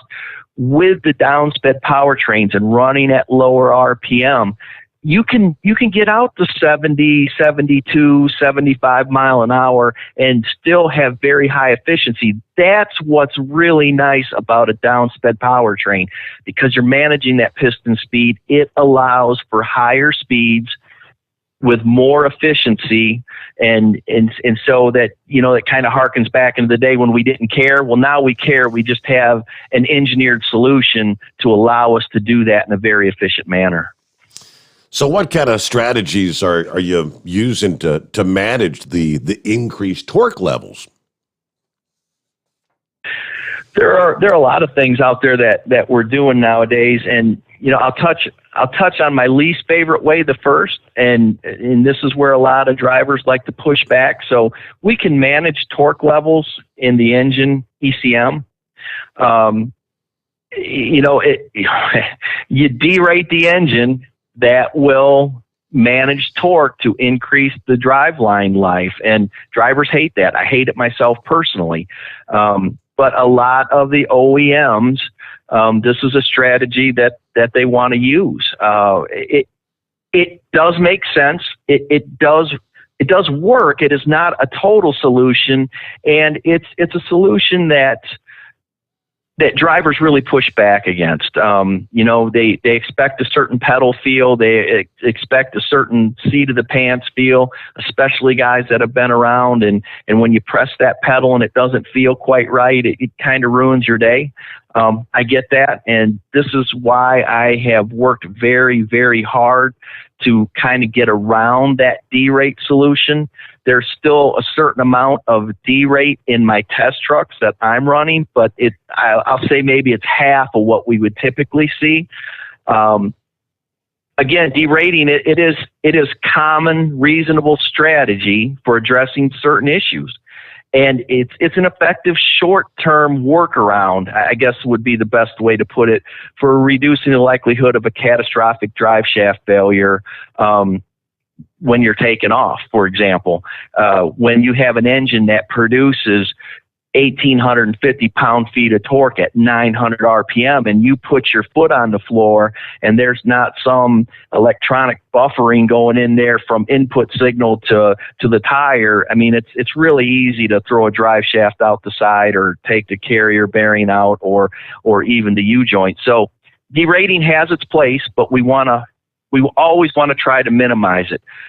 Some manufacturers have been very good at this, others not so much. And, I'm not going to throw any names out there, but drivers that have driven multiple brands, you kind of know I get into a certain brand and it's going to feel like mush on the pedal. Other ones, they feel pretty decent. Derating does nothing to address the high cycle fatigue that results from long-term torque stress on the drivetrain. No matter what we do to reprogram the engine to reduce spikes in torque as we're coming up through the gears or we're going into first gear, a downsped engine at cruise speeds will increase torque in the driveline. That's part of the concept. So we really need to engineer better components to deal with that cycle fatigue at cruise speed. And when we do that, it also helps to address the spike that you see as you're coming up through the gears that a lot of manufacturers rely on, that derating of the engine to help control. So when we do get better, stronger components, we rely less on derating and we rely more on the engineering of the component to make the truck more drivable. Any other suggestions on what else you can do maybe to improve your driveline durability, I guess, if you're going to do the downsped thing? Well, yeah, when we start to look at it, you know, in my 35-year career of speccing trucks, I've always thought it was best to spec the correct drive line for the application, again, rather than derating the engine. And, you know, you need to select components that have been carefully engineered and thoroughly tested, and they need to be proven that they deliver the durability and performance you need, you know, over time. You don't want to spec a downsped drive line or a downsped engine and not have the correct drive shaft, carrier bearing, and U-joints in it. All your fuel savings can be ate up in repair bills, tows. You know, you've got a drive shaft, that input shaft seal that went bad. You've got U-joints that went bad prematurely.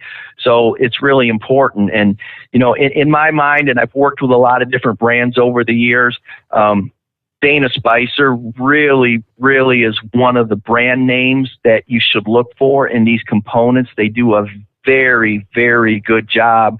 And in my opinion, these are the best components on the market.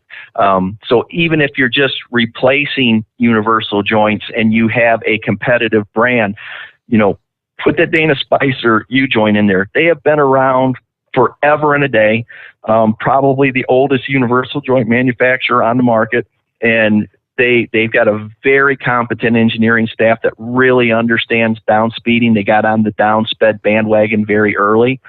So it's important to choose the right component and the right manufacturer that makes that component.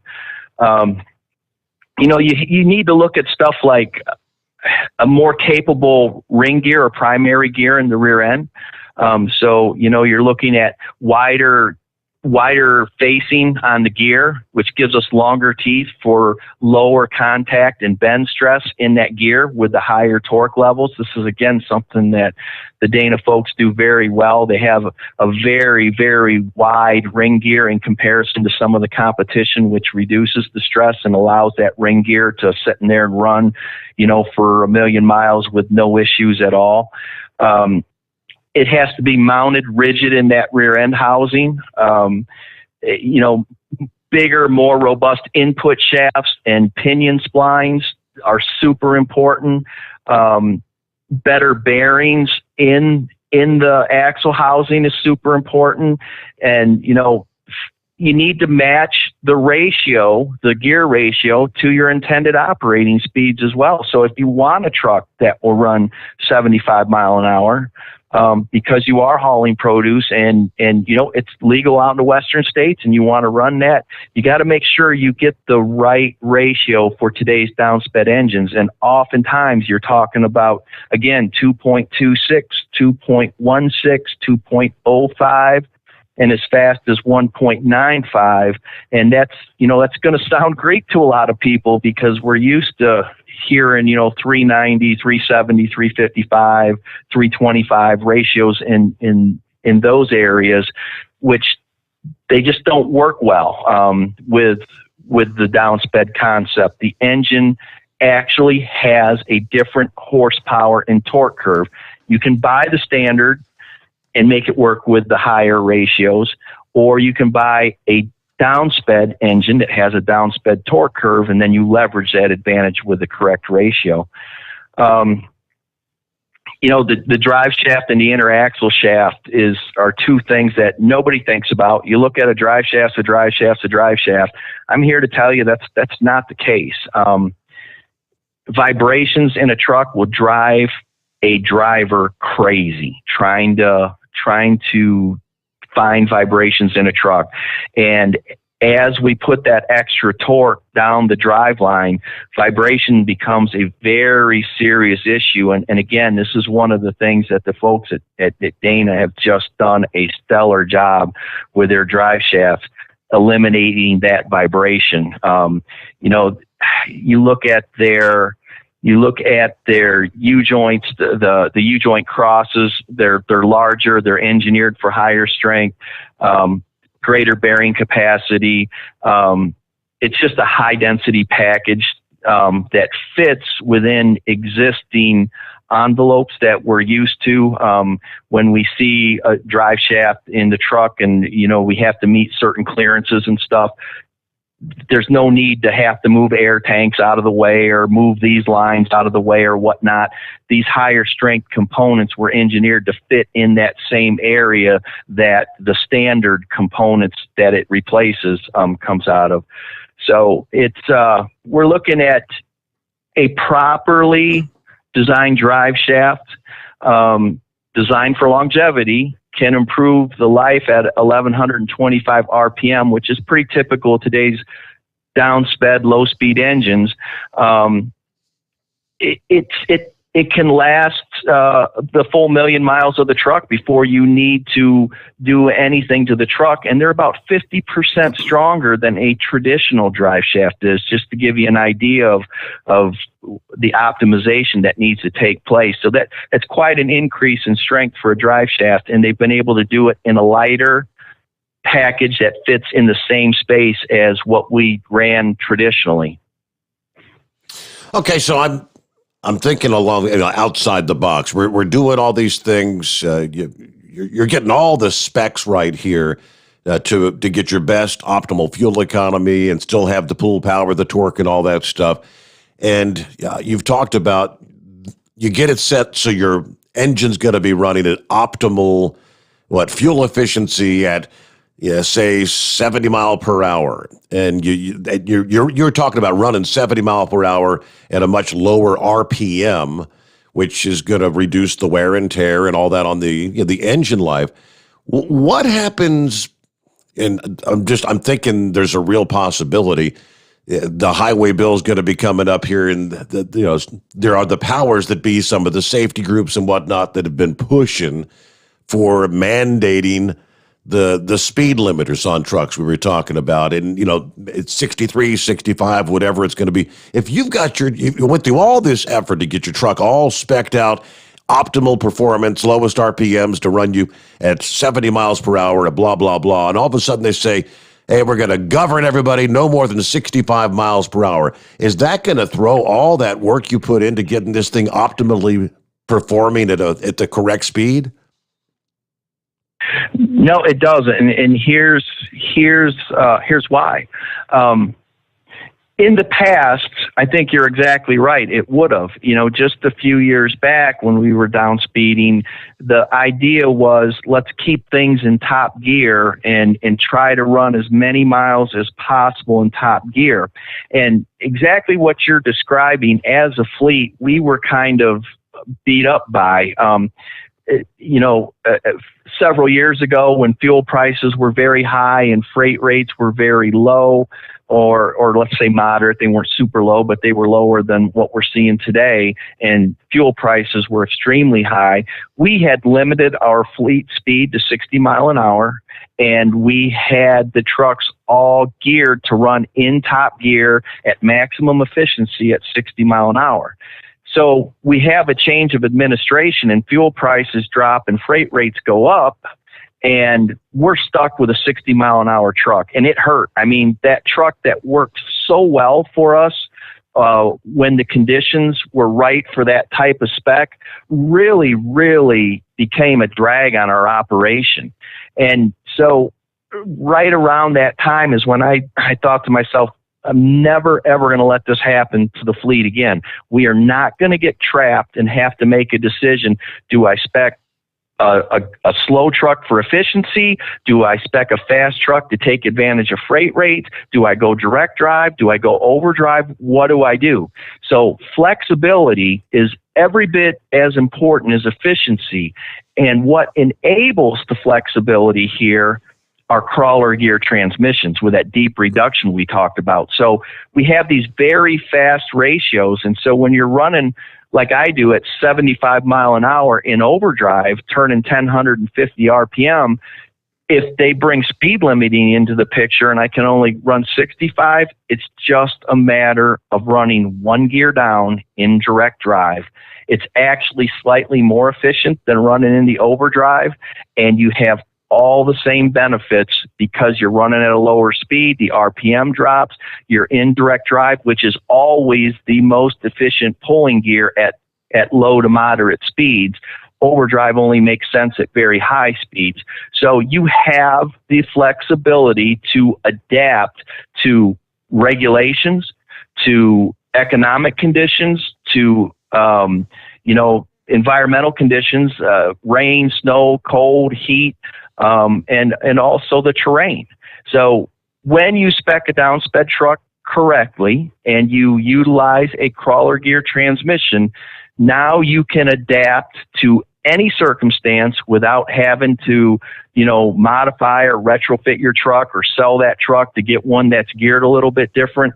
It adapts to everything. And to me, this is the absolute key and why guys should be considering downsped powertrains, because they're very, very adaptable when you do things right. Is an automatic transmission going to be able to figure that out? Or is this just like if you're, shifting gears and you're going to go down a gear? No, today's auto shifts. Now, again, here's my experience with Volvo. And again, I work very closely with the engineering staff at Volvo, and I provide them a hell of a lot of feedback on how to make the shift logic work right. In the case of an iShift, you have multiple different shift logics that are available to you. So having the correct parameter in the transmission to make that transmission work right, it will have no problem adapting to that change. Are all automated transmissions that good? Most of them are pretty good. Are they on the level of the iShift? Maybe not quite, but they're all good enough where they can make that adaptation. The one thing you really have to look at, not everybody has the deep reduction automated manual. I know Detroit Diesel just added a somewhat deeper reduction.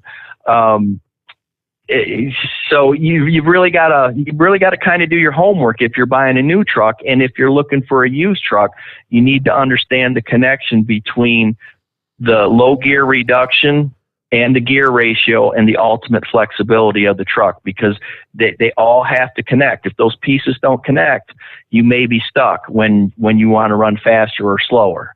So if you understand the connection there, you can have a very adaptable and flexible truck that will run through any operating condition. All right, Joel Morrow joins us here on a Monday morning, each and every Monday. First couple hours of the program, we'll get a news break in here, and when we come back, we'll be heading down the home stretch for the Monday morning episode this week. Maybe we'll talk a little bit about what really works, like in the real world, and maybe like what the payback might be. We'll pick up there. If you got a question for Joel, he'll be with us to the top of the hour. Our number 844-3388. The Steve Sommers Overnight Drive, live from the Hot Shot Secret Studios. USA Radio News with Dan Naraki. A suspect is in custody after firing at rangers in Everglades National Park in Florida. An active shooter was reported Sunday evening in the Flamingo area. In a tweet, the park says that the suspect, a 33-year-old man, fired at park rangers unprovoked. About 20 minutes later, they reported the suspect had been apprehended. The main park road in the area remains closed to the public. No injuries have been reported. And the CDC has rejected a request from the cruise ship industry to allow it to resume using American ports in July. Instead, the CDC says its original framework for letting cruises resume will stay in place, which won't allow ships to sail again until November. The Cruise Lines International Association had asked the CDC to lift the framework, saying it was outdated and didn't take into account the mitigation efforts cruise lines have been taking in other parts of the world. This is USA Radio News.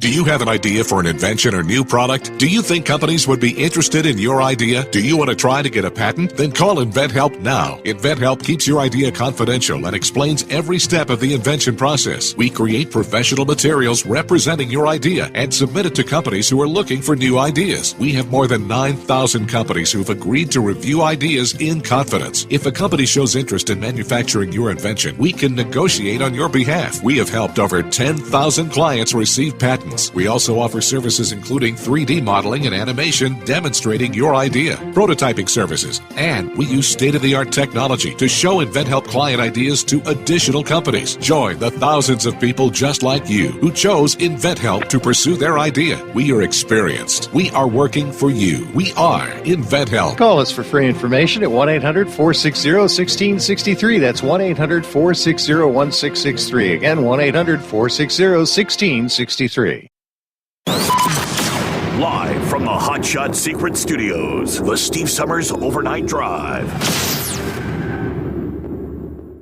Dean Michael, the tax doctor here. Are you tired of those tax problems following you around like a dark cloud, always in the back of your mind, losing sleep at night? Call me now and get your life back. 888-632-4506 or go to mytaxhelpmd.com. Pretending they're not there won't make them go away. The IRS isn't going to forget. They will levy your bank account and garnish your wages. Don't wait for that to happen. I'm not telling you these things to scare you. I'm telling you so you can benefit from my years of experience. Now is the time to act. 888-632-4506. For anything diesel, take it to Shy Diesel. They provide a wide variety of services and diagnostics to determine what the problem is with the latest technology. From simple oil changes and preventative maintenance to fuel system diagnostics and repairs, engine rebuilds and cylinder head repairs, and rebuilds with our in-house machine shop. They also have on-site DPF cleaning for exhaust issues and DOT inspections. If your diesel is asking for some attention, Shy Diesel has the specialist you need for anything diesel. Located in Terre Haute and Lafayette, Indiana, and Effingham, Illinois. Shy Diesel has you covered.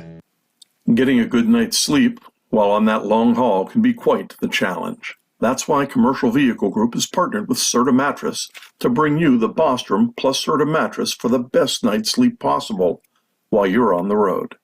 The Bostrom plus Serta mattress, manufactured with Serta's patented Cool Gel memory foam, acts to dissipate body heat and eliminate pressure points, which reduces the tossing and turning that can be so disruptive to your sleep.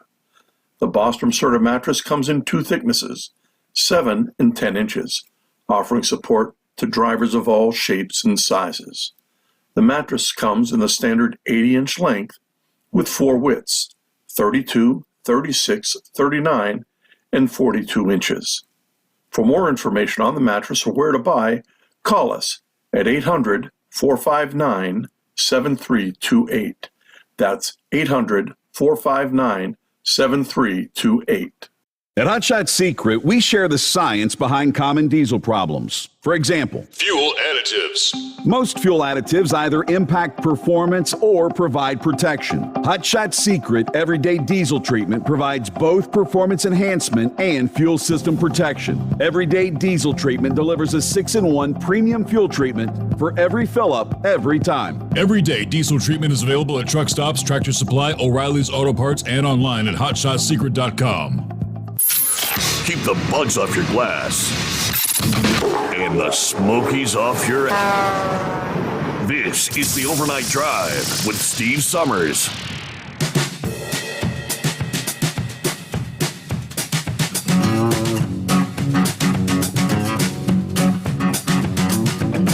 There we go, back on a Monday morning. Yeah, everybody's favorite day of the week, right? Everybody loves Mondays.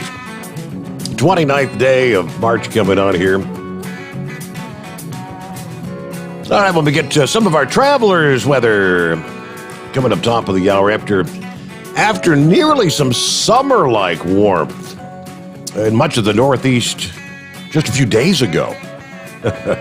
It may sound a bit like an April Fool's Day joke, as a wintry blast is actually set to push into the region. Sorry. Well below normal temperatures, biting winds, and yes, maybe even the potential for some accumulating snow will mark the start of April. Again, it ain't no April Fool's joke. You know, Joe, hard to imagine. We're coming off a weekend that, had this been a normal year, had 2020 been a normal year, we would have all been talking about having seen all of our old friends. We would have all have gathered in Louisville for the Mid-America Truck Show this past weekend. But for the second year in a row, of course, That was all canceled. Do you typically get down there to Louisville for the Mid-America? Yeah, I do. I try to make it down when I can get away. I've been down there the last probably 3 years. It was running. Mm-hmm. So looking forward to, you're going to try to make, I mean, right now, the plans are for 2022, for the first time, it'll be 3 years since we've all had a chance to get together. Yeah, hopefully by then it'll actually be able to all come together. And it'll be the big 50th anniversary, I think. Yeah, I'm sure that I'll be down there for that, no doubt. It's a big show, and typically it's almost like a family reunion thing for many of the drivers and listeners to this program. I get to put faces with the voices of people that we talk to, and it's always such a good time. It's been so disappointing for so many drivers to not be able to get together due to this crazy COVID thing. But back to the topic at hand here. So we're kind of down, we left off there. What, when push comes to shove, what actually works in the real world, and maybe what's the payback? Sure. So, I've been working on the downsped concept, like I said, since the late 80s, early 90s. And, I have used just about every brand of driveline component out there over the years. And, even when my dad was still, running the business, we always kind of really drifted over towards the Dana Spicer brand. When you look at a drive axle, typically today, you don't have a lot of problems with any brand of drive axle. So it really comes down to who took care of business in the design process. And, one of the things that I like about the Dana axle, myself personally, is they're a little bit lighter and stronger at the same time. For some operations, that's meaningful. That's extra payload for them. For other guys, it just makes it easier to get legal on your axles. Typically, the Dana drive axles, whether it is the Advantech 40 or the S175 single axle, typically require less lube in the sump. That means extra efficiency, and their maintenance intervals are typically as long or slightly longer. And when you do have to swap that synthetic lube out, there's less of it, so there's a savings there. Over the years, we've noticed that input shaft seals, all the little nagging things that, they're not $1 million repairs, but they're repairs nonetheless. We seem to have a little bit less with the Dana Spicer brand than the other competitive brands that we've run in the past. So that in the axle part of the equation is really why I prefer the Dana axle. Now, we do run other brands in our fleet, and we kind of benchmark against them. On occasion, we'll have to buy a truck off the lot or something, and it may come with a competitor's axle underneath it. And so it's always nice to be able to benchmark and to make sure that things that we've seen historically still remain true to today, and it does. The other thing that you have to look at is, as you get to these super fast gears, not all axle brands are going to carry the same weight rating. And that's important for guys that may run over 80,000 pounds. So, if you're looking at maybe doing some downsped stuff in those faster ratios, make sure that you look at what that axle is designed to pull. Some of them stop right at 80,000 pounds on those faster ratios. The Dana Spicers can potentially go out to 125,000 pounds with those faster ratios. So that's something else to keep in mind. We don't haul the heavyweight, but it's kind of nice to be able to resell the truck and be able to say, yeah, look, it's got the axles that can handle the heavier weight. But the biggest reason that I really prefer Dana Spicer is reduced vibration levels. And this is an area where I personally believe that Dana just completely outclasses the other drive shaft manufacturers it just hands down. And every driver I think out there will agree with me that when you have a vibration that nobody can trace down and that you're looking, it just drives you nuts. You know, you're 600 miles into your day, you know, you got another hour and a half left, and you got this damn vibration coming up through the drive line that's just, it just can ruin a beautifully spec truck. And you know, the Dana, the SPL 350 drive shaft is a very true running drive shaft that is actually significantly lighter than most of the competition and significantly stronger. And again, it fits in that same packaging envelope that we see, so we don't have to move components. And it just runs very nice, very true, very strong, and it lasts a long time. So those are some important things to consider. And when you get all this stuff right, and the truck is nice to drive, and we're picking up that efficiency, you know, when I see a complete Spicer drivetrain, I'm looking at about a 2% increase in efficiency over competitive models. That's what I've measured in the field. And when you look at that over, you know, a 5-year lifespan of your typical line haul truck, that's 2,700 gallons of fuel over a 5-year time span. It's about $10,000 in just operating savings. And, you know, you're looking at 60,000 pounds of carbon dioxide that you're not putting into the air. And, you know, again, I get it. Most of our guys out here, we're not tree huggers. I don't consider myself a tree hugger as far as the environmental part of it. Right. But if I can save money and reduce that environmental exposure, I'm going to do that every time. And so the brand name is important when we get to downsped applications. It wasn't so much when we were traditionally geared, because close enough would work. As we downspeed and we have all that extra stress and all that extra torque going down the drive line, you need to make sure that it's more of a, how would I say it? It's more of a, an engineering tolerance that needs to be much closer in order to avoid the vibrations and downtime when you get into the downsped gearing.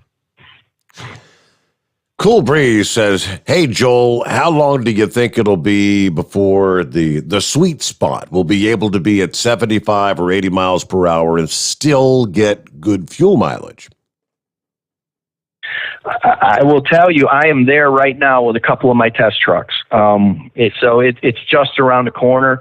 A few of my test units have some pre-production stuff that, you know, is going to be released soon, but we are there. Some very impressive fuel efficiency numbers at the higher speeds, even without aerodynamics on the trailer, you know, pushing into that 8 mile a gallon range at 75 and even 80 mile an hour. We're still holding into the very high 7s, low 8s.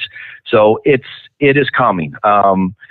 Just fantastic to drive when you have all the specs right and everything's working together, you know, as a well-oiled machine. It really does. It's a throwback to yesteryear when, you know, you'd get out and run and just, you know, drop the pedal to the floor and just hold it there and not really have to worry about anything. We're very, very close. We're right on the verge of kind of getting back to that, where as a driver, you don't have to micromanage and think about everything that you're doing in a cab to maximize the efficiency. I guess the biggest thing you're trying to overcome is, I think we talked about it in our very first program, first time we had you on, is you're trying to, the wind resistance for every, X number of miles per hour over the 55 mark, you're getting that drag, the wind resistance on your truck. Is that the big thing you're trying to overcome? Well, wind resistance is a big piece of the puzzle. I think a piece of the puzzle that a lot of people have missed up until just recently is the friction and the pumping losses inside the engine. And it's been surprising to me how big that impact is. And as we reduce the friction and the pumping losses inside the engine via the fast gearing, as we get all that weight and velocity moving down the road, it actually starts to work in our favor because we have less drag in the engine. So when we throw the aerodynamics, like you're talking about, into the equation, and we reduce the aerodynamic drag, and we have very low pumping losses and frictional drag inside the engine. Now this weight, once we get it up to speed, is kind of pushing us down the road, actually. So, back in high school, what was it? An object in motion tends to stay in motion unless you have a force working against it. Right. And as we reduce those forces working against it, that high-speed object, it really rolls pretty easy down the road, and it's pretty fun to see the efficiency numbers we can get at very high speeds nowadays. That's pretty impressive. All right, so I guess it's all modern technology making progress one step at a time. Well, any other strategies you might be using to leverage the benefits of faster downspeed gearing? Yeah, I mean, it's kind of rolled up to what we've been talking about all night. We've got to look at the componentry and make sure it was specifically designed to handle the increased stress and strain going down that drive line. The automated manual transmission is part of that, and the manufacturers have built, or designed better clutches and whatnot to go in there that can handle it.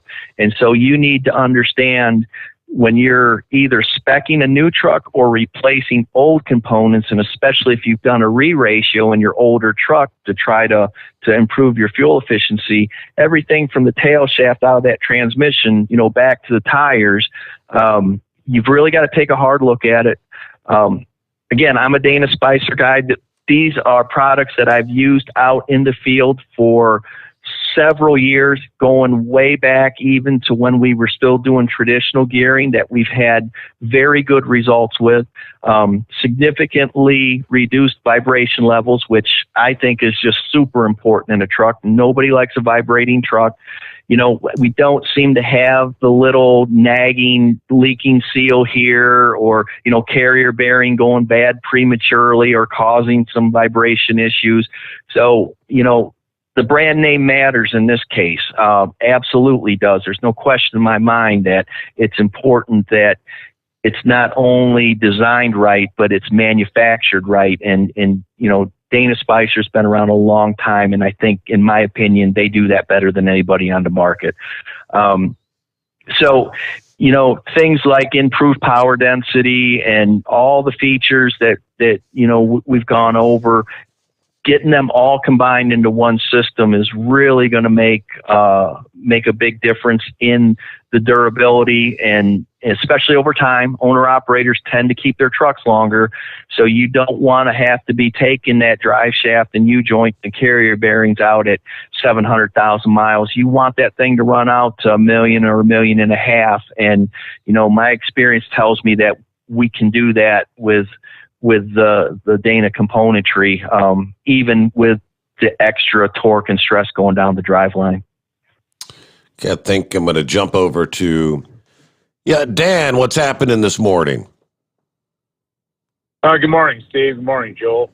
I really enjoyed this show. Is it going to be a regular on Monday mornings? That's the plan. Mornings? Yes, that's I think we've got it lined up pretty consistently. Correct, Joel? Monday mornings? That's the plan. Good. Glad to hear that. Joel, on these engines, these downsped engines, you have to spec that. So what you're saying is, most people will buy a truck that's in stock, and do they not come with downsped engines, or is that an option that has to be like or PACCAR or Volvo? Is that something that has to be spec'd out? Yeah, typically it does. There will be some dealers that have salespeople that are really savvy and they understand this stuff. Most dealerships, and it persists to this day because this is an evolving technology that, look, it got a bad rap a few years ago. They prefer to spec the traditional engine. And Cummins is great for this. They have their Performance Series engine and they have their Efficiency Series engine. And so you need to know which one. They're both X15s, but one, the Performance Series, has that traditional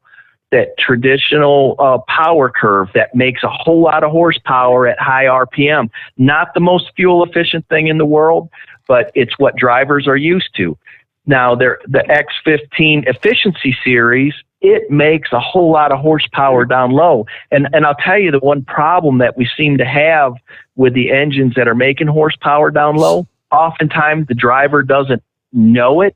Nobody's told them what the power curve looks like, and they overdrive the power curve. Maybe the truck's not geared quite right. The driver doesn't know what the power curve is, so he's overdriving it, and so he's not satisfied with the performance of the truck. So dealerships, I think, are getting a lot of training on this through their respective OEMs. It's going to take a little while, I think, for the salespeople to really come up to speed on this.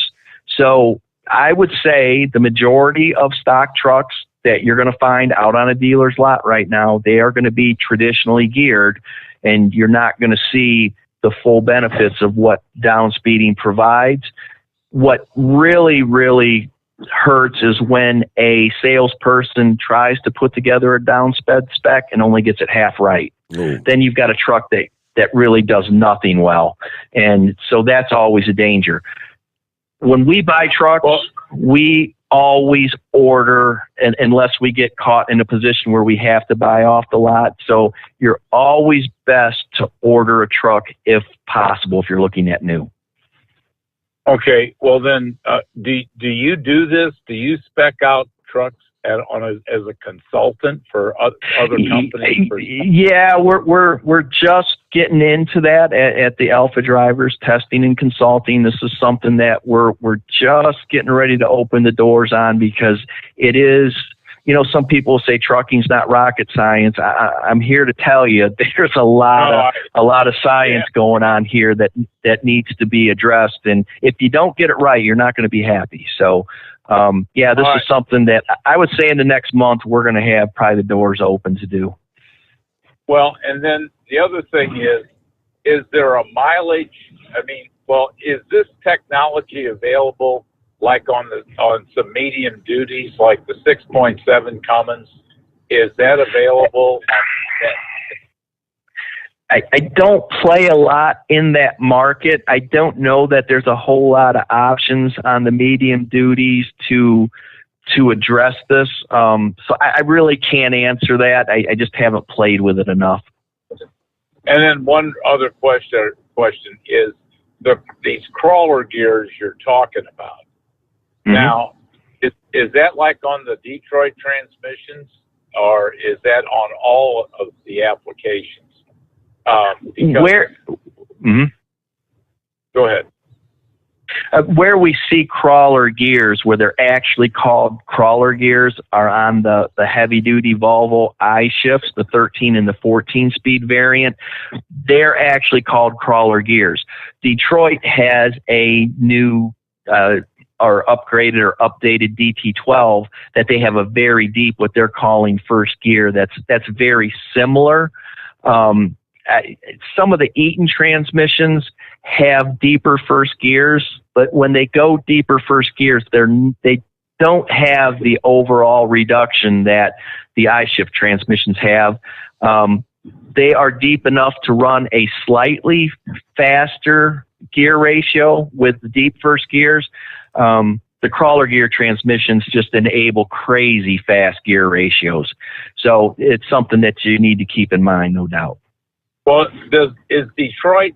Well, Detroit is Allison, correct? There's not a Detroit. No, it is a Detroit transmission now. The automated manual, the DT12, is a Detroit transmission. I don't think Allison and Detroit are connected anymore. They were in the past, and that Allison is a fully automated transmission with a torque converter. Which in my mind, pumping fluid is never as efficient as a direct connection to the gear. I'm going to tell you, in my opinion, that type of transmission for an over-the-road trucking operation, a typical duty cycle like general van freight where you're always on highway, really, in my mind, has no place on road in that type of application.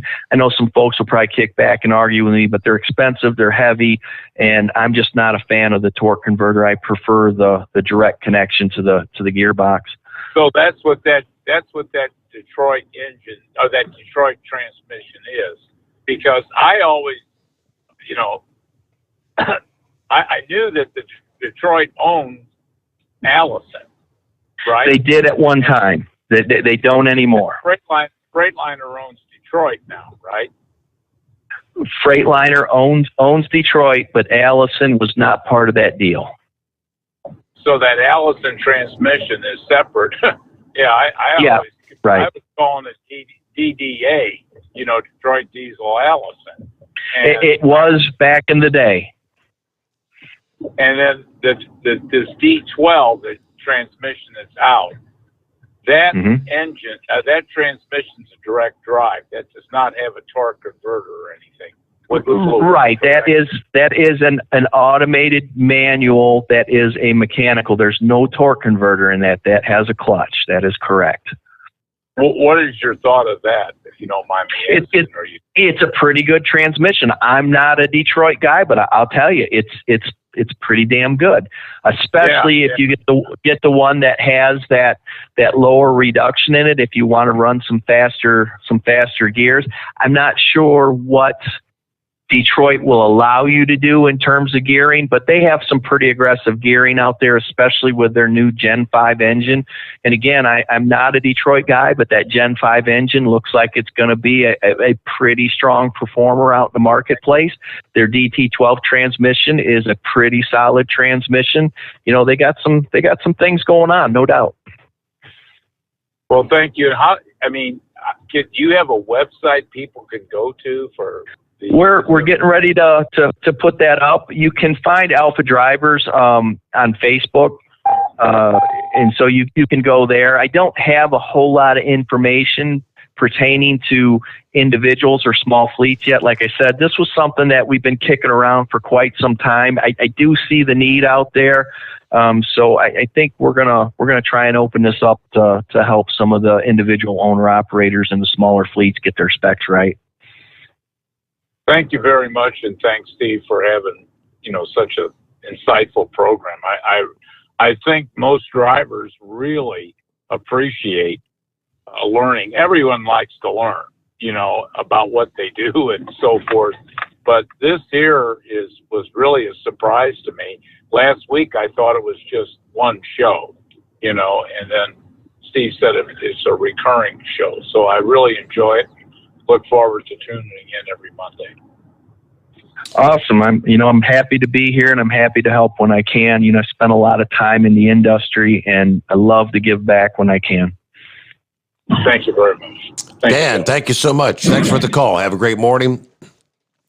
All right, Joel. Well, here we are. We've reached the top of the hour. We news update, and we'll close things out for another Monday morning here. And so in the coming weeks, that's the question people have been kind of asking. Hey, this stuff I'm hearing from Joel, where can I find out more? So it's coming together, in other words.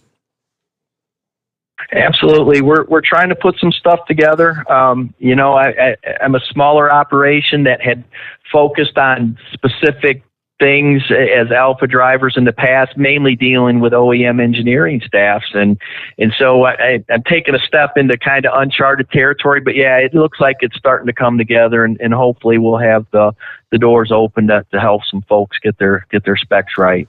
All right, good deal. Well, next time we speak, it's going to be April, so we'll look forward to that next Monday morning, Joel.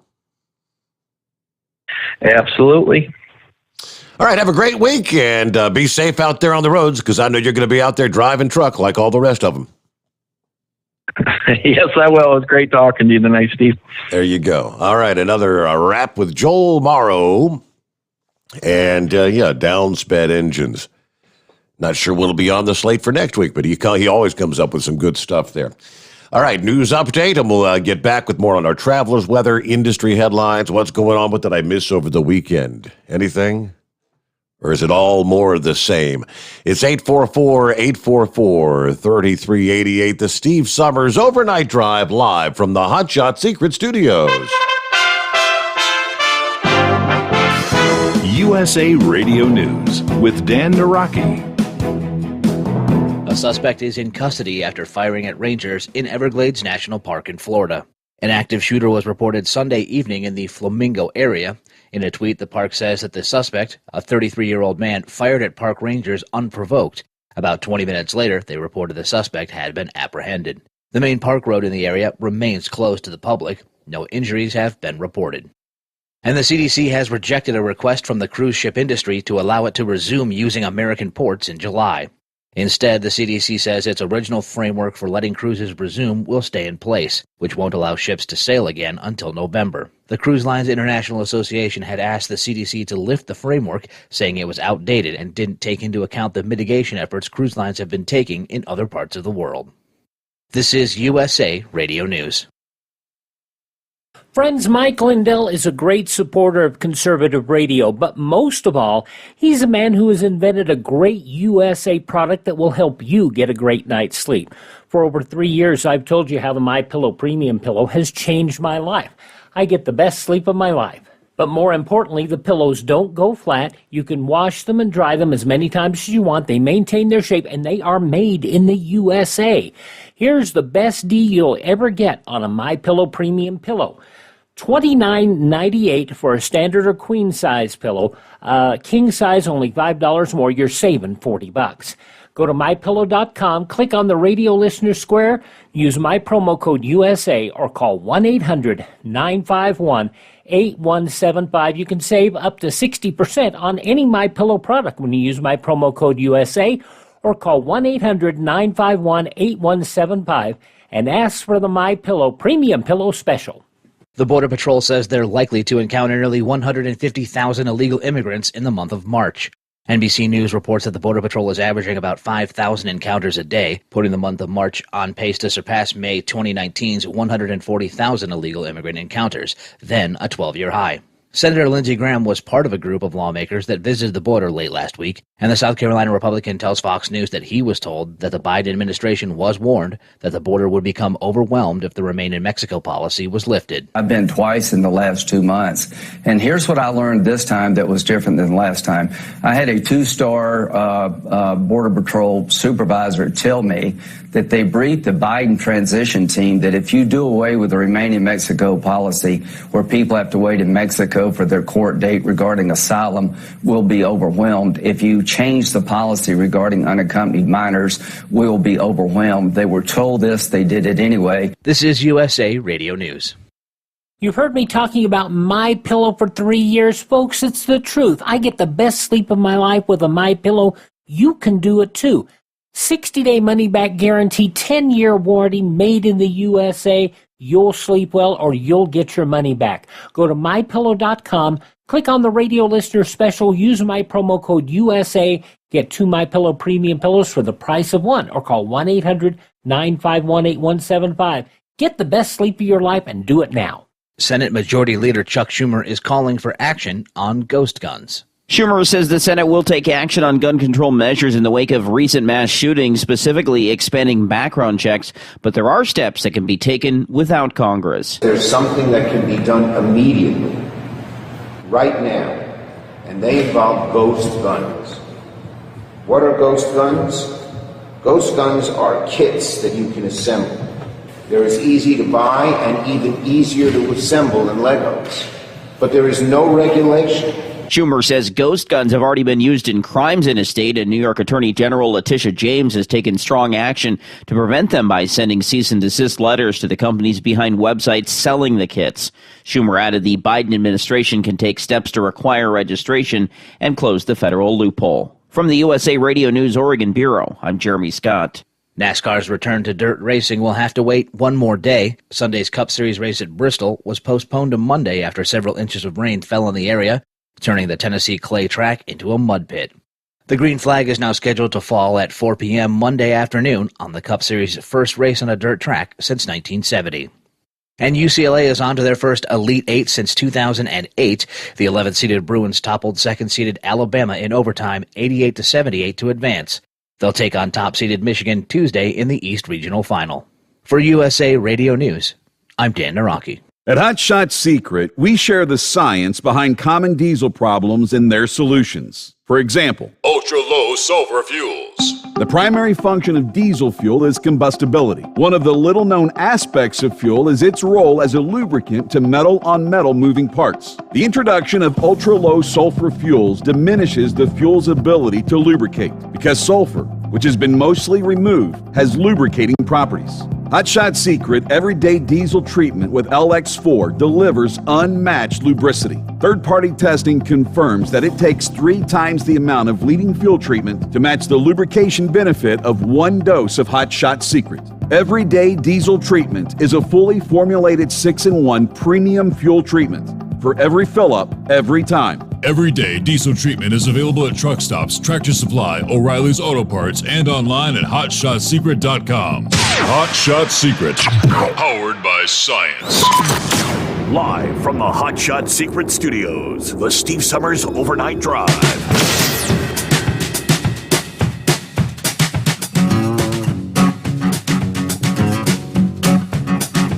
Okay, so we're well underway on a Monday. What's going on? I'll get back to business as usual, all right? As we start a new week, get some of the industry headlines coming up here. And as always, get to your calls at 844-844-3388. So as we just heard for the first time in more than 50 years, NASCAR's Premier Series was headed to the dirt. And they're actually saying this is one of the most anticipated races of the season.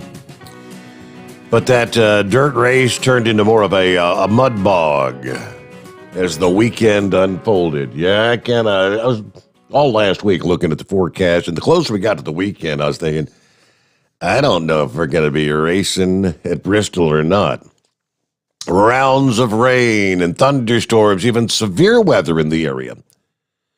First of all, you had a decent soaking on Saturday, according to forecaster Mary Gilbert, and the rainy weather started to put a wrench in the plans on Saturday after over an inch of rain fell during the day there. The track obviously was quite wet. Both the qualifying heat races for the Cup Series and the Truck Series were canceled Saturday due to the weather.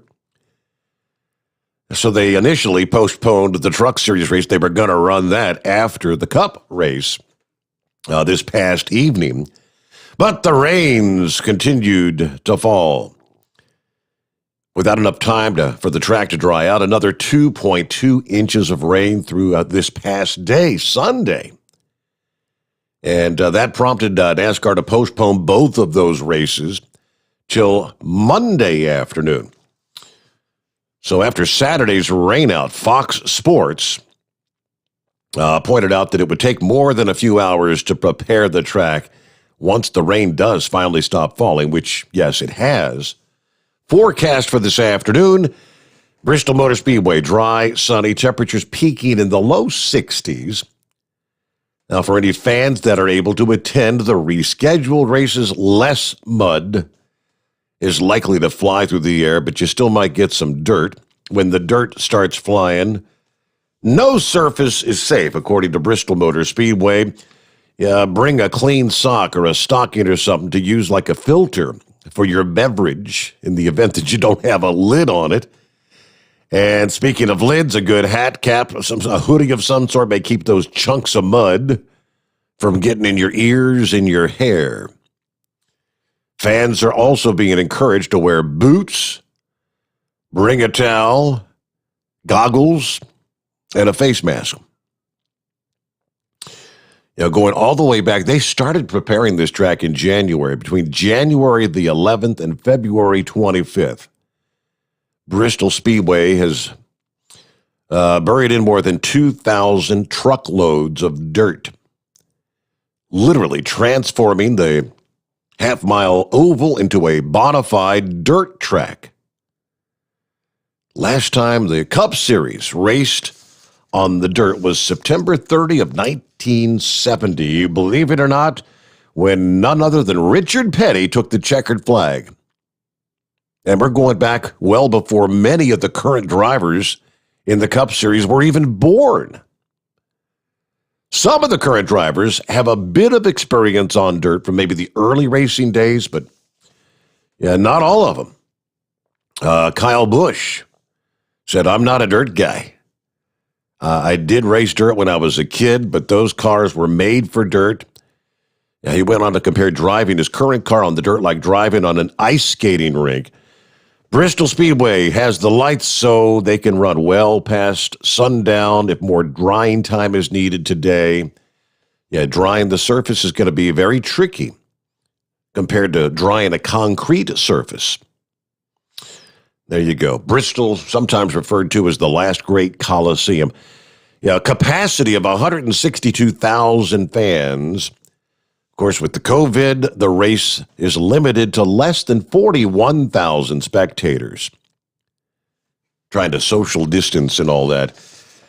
You know, and the sad thing is, I know a lot of people take the weekend off. They may have gone down Wednesday or Thursday of last week. Got to see a little bit of stuff. Some of the trials and whatnot, but missed out. And oftentimes they may not have had the ability to spend the night. Had to head back to their home 20 to be back to work on a Monday. So I would imagine there's probably going to be a fairly decent amount of tickets available, a.k.a. the scalpers, if you're going to be in the vicinity later today. Again, the Cup race doesn't kick off till like 4 o'clock in the afternoon. The dirt race, the Truck Series race, rather. The Truck Series starts at the noon hour today, if the track's all ready to roll. What's happening, Monkey Gouger? Back on the road again, are we? Oh, yeah. We caught enough fish to stock up the freezer, and we decided we better get our butt back out here and go back to work. Now, were they actually jumping in the boat like you thought they were going to be, or? They were jumping in the boat committing suicide, and nobody could figure out what we were doing, and I sure wasn't going to tell. Oh. We went back to old school, maybe 30, 40 years of fishing. And we come out there to the land, and we see some guys we knew, and they opened up the cooler. They went to pointing and gaggling and carrying on. And man, I don't want to draw no whole bunch of attention. I said, people see what I'm doing, and everybody will get in on it. But had a good time. We went 3 days and caught the limit every day. And so we were happy with that. But Steve, did you see any of the qualifying for this Bristol race? I did not. Nope. Like I said, I made the trek down to Georgia over the weekend, and my brother-in-law, he doesn't have the cable, so we didn't have Fox Sports. He didn't have it. He has a Fire Stick, but I couldn't find Bristol. Well, I watched it. I taped it, and glad I taped it because I watched it. They didn't have no, qualifying or running, practice on the dirt, but they did have it on Friday. And I would tell you something, that's the biggest damn mess I ever seen in my life. I've been to a lot of dirt tracks and all over the United States. And, Steve, it got so dusty out there, you couldn't even see the cars. I mean, it looked like a West Texas sandstorm. Really? And like this. And the track was coming up. It got washboardy. It was a daggone mess out there. I hope that they get to work it in a little bit and do something better. But I mean, I've never seen a dirt track as many as I've been to come apart the way that one did. Really? I mean, it was like gullies. Oh, it was terrible. I couldn't believe it. they was up there telling everybody to go get them some stocking, some little short stockings like them old women wear, put over your drink. They were demonstrating how to do it and all this. But I mean, I say I look forward to this race. Then I kind of stayed home kind of late. We found out they weren't going to run it, so I went on. But I was really had big hope for this thing. I really did. But after what I seen on Friday, it was a mess. I mean, a mess. And then they got out there Saturday and tried to run a couple laps and stopped the radiators up, covered the windows. So they put a stop to that. The truck got out there and tried to do something. They put a stop to that real quick. But I don't know. The thing I can't figure out, why didn't they take this thing to Eldora where them people are experienced in dirt? Yeah. They know what to do with it and run it up there, because you ain't going to have but a limited amount of people going anyway.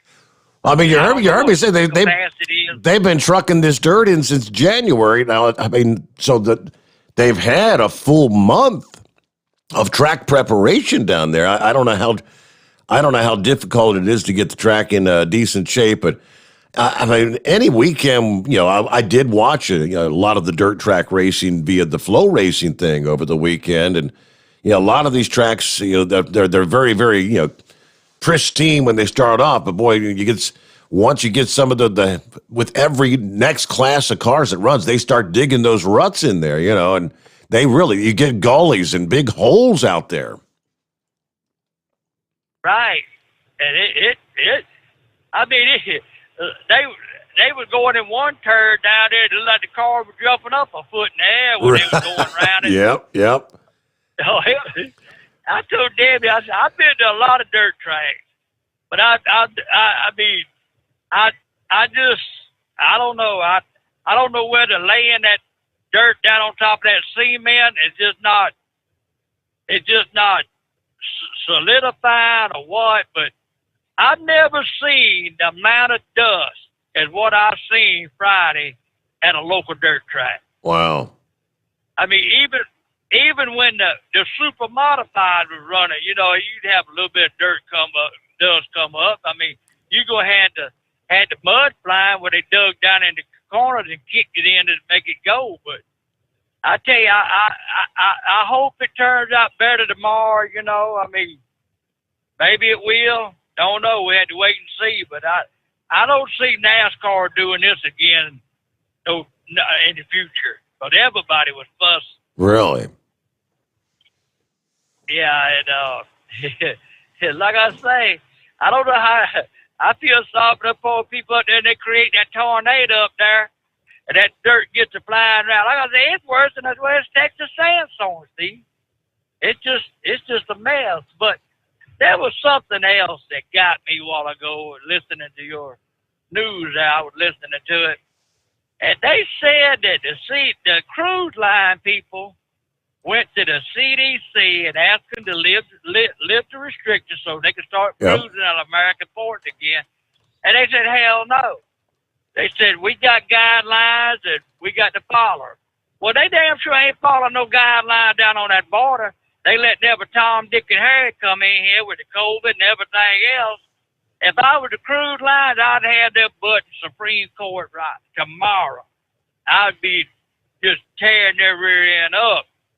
I mean, what in the world is Washington and the world famous CDC thinking about? I mean, you look at all the vendors that are hurting from this, Steve, liquor, beer, food preparations, and everything else that goes into this has been out for what, over a year now? A year, yes. And I got to thinking about that thing. I said, well, they sure didn't mind letting all them damn people in down on that border bring that COVID up here. I said, I cannot believe it. But I want to wish your mother-in-law, she listened, a happy birthday. If we ain't going to discuss the age, because you don't never discuss the age. Oh, sorry. Of a woman, because that's a sore subject. But mom-in-law, happy birthday. That's about all I got for tonight, Steve. I thought I'd give you an update on what I see, but I'm really hoping for something big up there tomorrow. I may get up to watch some of the truck race today, but you get to 4 o'clock in the afternoon. That's I'm normally sound asleep or trying to be sound asleep by that time of the day, and quite honestly, had a long weekend, and I'm kind of dragging butt here on a Monday morning. But now, tell the truth. Princess was driving coming back. You was over there catnapping. Nope. Princess was doing everything she could to keep her eyes off the road. I mean, I don't know what it is with her. She's always been a bad backseat driver, but my gosh, she's off the charts, man. And she looks, you got to slow down. You got to slow down. Oh, you got to slow down. Oh, boy. Yeah, it was a fun trip, Monkey Gouger, I'll tell you. Yeah, talking about backseat driver. I mean, no sooner had we left out. They've had that whole construction thing going on in Cincinnati, the Brent Spence Bridge, and traffic it's wall-to-wall traffic. So I took the long way around, went on down 75 and then hit 471 over to 275 to get back to I-75. But she was damn near in tears before we got 20 miles from the house, freaking out about the traffic. So going back, last time we were together, Thursday night, Friday morning. Got up a little earlier that night because that was the evening we had the strong storms coming in, the severe weather rather. And so got an early start that night. I did the show, got off, got done at 5 a.m., got the grandson on the bus, and went up to the rental car place, got our rental car, and hit the highway about 9 a.m. Yeah, going down, we had good weather, dry pavement all the way down. But I swear, the amount of traffic on the highway seemed like it seemed to me busier than even when I've traveled on holiday weekends in the past. Even at 1 o'clock in the afternoon on a Friday, it wasn't even the noon hour. It's probably 10, 11 o'clock going through Lexington, bumper to bumper. Knoxville was horrible. And I think it was like about 2:30 in the afternoon when we hit Knoxville. And you make that transition off 75 and that 17-mile stretch. Yeah, going right through the heart of Knoxville. 4 lanes wide and just nothing but cars, bumper to bumper the whole way. And so we're heading back Sunday morning. I think I was up 26 hours straight from Friday night or Thursday night, Friday morning. Finally, I got to bed at like 11 o'clock Friday night. So I was dragging there. Yeah, we were going to get an early start here Sunday morning to head back to Cincinnati.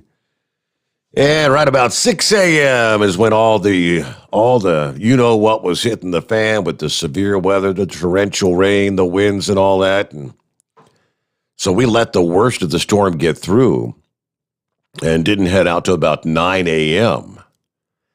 And just like the case going down, it was even worse coming back. I'm going to be complaining when I turned the car in this morning to Enterprise. First of all, it had some sort of electronics issue. The newer car, it's a 2020, but they've got like the screen in the middle to control everything. Yeah, for your radio, your phone, it's like the control panel. It's got the touch screen. Nothing was working. This touch screen would just whenever it wants to, it would jump to the phone screen. It would jump to the radio screen. And if you could actually get a channel on the radio, it'd start locking that channel into all the locked channels. And then if you tried to change to another channel when you got out of the zone for that station, all the locked channels, it would keep going back to that state. It was a piece of crap. Like I said, had dry asphalt going down. Well, coming back, obviously, we were in the rain. The heavy rains were gone. This car wanted to hydroplane on the slightest amount of water on the roadway. It was insane. I've never driven a car that you could feel yourself, losing traction, losing out on just, that little tiny bit of water on the roadway. Not like I'm not on the ruts. I mean, there's some stretches of highway where, you get the ruts in the drive lanes, and I know you try to straddle and stay above. You don't want to get in those ruts where the ponding takes place. But this thing was awful.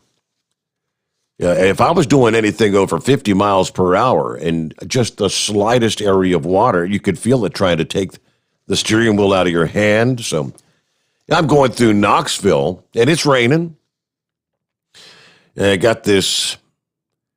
I'm on that 17-mile stretch again, right there through Knoxville. Yeah, 4 lanes wide. Well, I'm on the 3rd lane to the right. There's 2 lanes left of me. And I get this damn KLLM truck literally crawling in my trunk. Crawling. I think I was doing 55, maybe 60. That was the best I could do. White-knuckle driving for fear of hydroplaning and losing it. Now, we had already been through, I think, 3 different accident scenes. Locked up in traffic, just stop and go, stop and go. People were wiping out every damn where.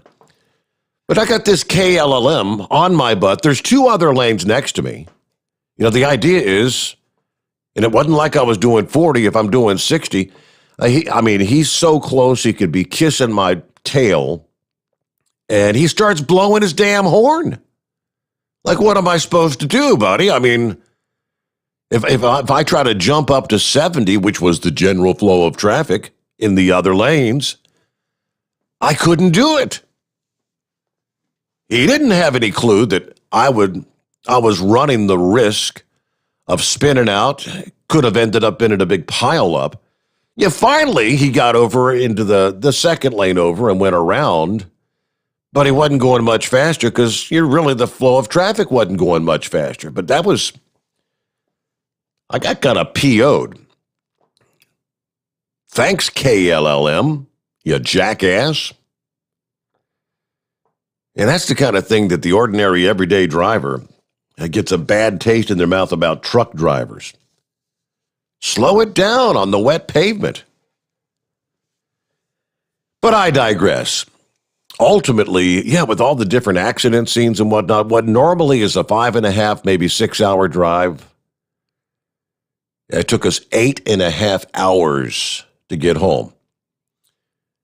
Now, I made one stop, and that was to pull off the interstate, pull into a station, fill it up at the pump, didn't even go inside. Filled up at the pump, got right back on the interstate. Then we made it all the way up to the London Auto Truck, exit 41 there off I-75, stopped in there. I said, I was exhausted already, but said, let's just stop and get something to eat. And they have some really good food there at the London Auto Truck. Had like a turkey dinner, turkey, mashed potatoes and gravy, dressing, rolls. Yep, good food. But just after all those delays, I was talking about being on that incline there, trying to get back up, headed toward Jellicoe, and there was actually a wreck up there. And I think we sat still for like at least 30 minutes before things started gradually inching forward little by little. And that was the 3rd of, I think, 4 different locations where there were accidents, but just absolute insanity. Where the hell were all these people going? It's not even Easter weekend. That's next weekend. All right, we're going to get a news break in here. We'll come back with more. And yes, Monkey Gouger brought up the cruise lines. Governor DeSantis is looking to threaten. He's going to sue the CDC, apparently. Because he's also saying, how long are you going to try to keep the cruise industry shut down? It's been a year now, for crying out loud. And yes, the number of jobs. Think of the number of people, the additional jobs working in the state of Florida with all the different cruise lines, thousands of people working to get people in and out. Think about the cab drivers. The amount of business they get on any given day on a Friday, a Saturday, a Sunday, and there are ships that come in at midweek, Wednesdays, and it's just incredible impact on the Florida economy. But more on that coming up here. It's 844-844-3388, the Steve Sommers Overnight Drive, live from the Hot Shot Secret Studios. USA Radio News with Dan Naraki. New cases of COVID-19 are on the rise in the United States, with more than 61,000 new cases reported per day over the last week. That's up about 12% from a week ago. But the White House's chief health advisor says that the variants of the virus only play a part in that rise. Dr. Anthony Fauci tells CBS's Face the Nation that a pullback of mitigation efforts also has a role. The variants are playing a part, but it is not completely the variants. What we're likely seeing is because of things like spring break and pulling back on the mitigation methods that you've seen now. Several states have done that. Fauci adds that the recent plateau of new cases is concerning because it mirrors a pattern that led to new surges of infections in several European countries over the last few weeks. This is USA Radio News. Now is a great time to replace your worn-out windows during the Renewal by Andersen 25-year savings event. Upgrade your home today. Buy 4 windows and get the 5th one free. Plus, get 12 months with no interest, no money down, and no payments. Call now. Get 4 windows and get the 5th one free. Installation and warranty included. Renewal by Andersen takes every CDC-recommended safety precaution to protect your family. For 25 years, people have trusted us for their window replacement needs, and you can too. Call now to learn about our Buy 4, Get the 5th one free window replacement offer. 800-603-8489. 800-603-8489. 800-603-8489. That's 800-603-8489. Interest accrues from date of purchase, but is waived if paid in full within 12 months. Other conditions apply. We've adjusted our operations to serve you safely following all CDC guidelines. Visit renewalbyandersen.com for details. The Overnight Drive with Steve Sommers. Live from the Hot Shot Secret Studios. Call Steve now.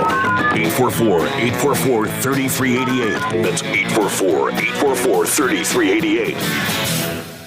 At Hot Shot Secret, we share the science behind common diesel problems and their solutions. For example, ultra-low sulfur fuels.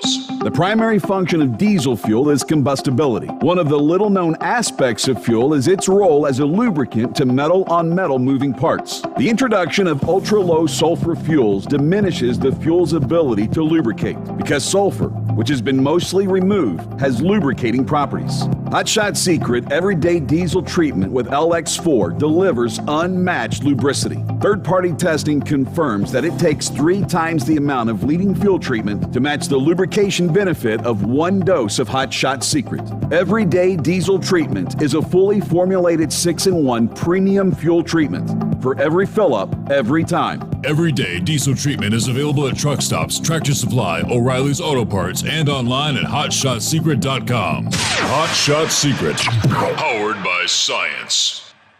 Dean Michael, the tax doctor here. Are you one of those truck drivers that came home after a long haul and found the only thing waiting for you was a stack of IRS letters? Your significant other was gone, but your newfound IRS problem is still there. I've heard this story many times over the years. While I can't help you with your broken heart, I can fix your tax problems. If you owe more than $10,000 to the IRS or haven't filed for many years, call me for a free consultation at 888-557-4020 or go to mytaxhelpmd.com. Like I always say, you keep your eyes on the road, I'll keep mine on the IRS. Whether you're a diesel pickup performance enthusiast or just looking for a small upgrade, when selecting common rail fuel system components, look no further than Exergy Performance.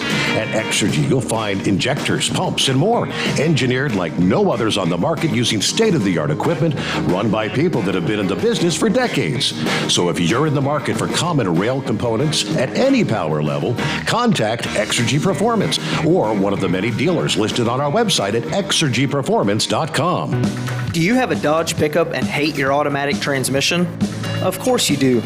LaVon Miller at Firepunk Diesel here, and we specialize in heavy-duty and performance transmissions for your 3-quarter or 1-ton Cummins-powered truck. So if you're interested in turning your stock slush box into a towing monster, call us today at 614-733-3744 or visit us online at shop.firepunk.com. Getting a good night's sleep while on that long haul can be quite the challenge. That's why Commercial Vehicle Group has partnered with Serta Mattress to bring you the Bostrom plus Serta mattress for the best night's sleep possible while you're on the road. The Bostrom plus Serta mattress, manufactured with Serta's patented Cool Gel Memory Foam, acts to dissipate body heat and eliminate pressure points, which reduces the tossing and turning that can be so disruptive to your sleep.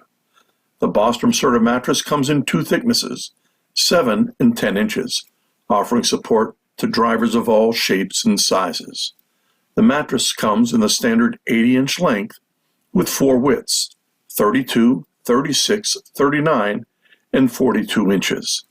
For more information on the mattress or where to buy, call us at 800-459-7328. That's 800-459-7328.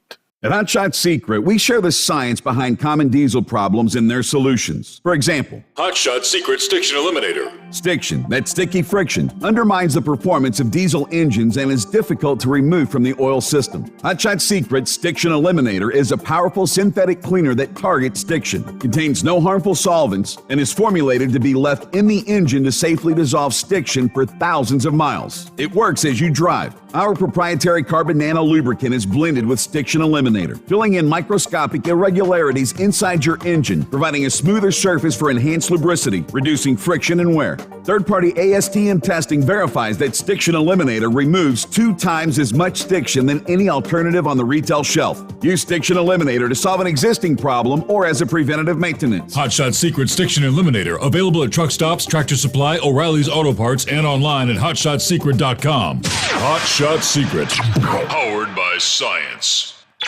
And now, back to the Steve Summers Overnight Drive.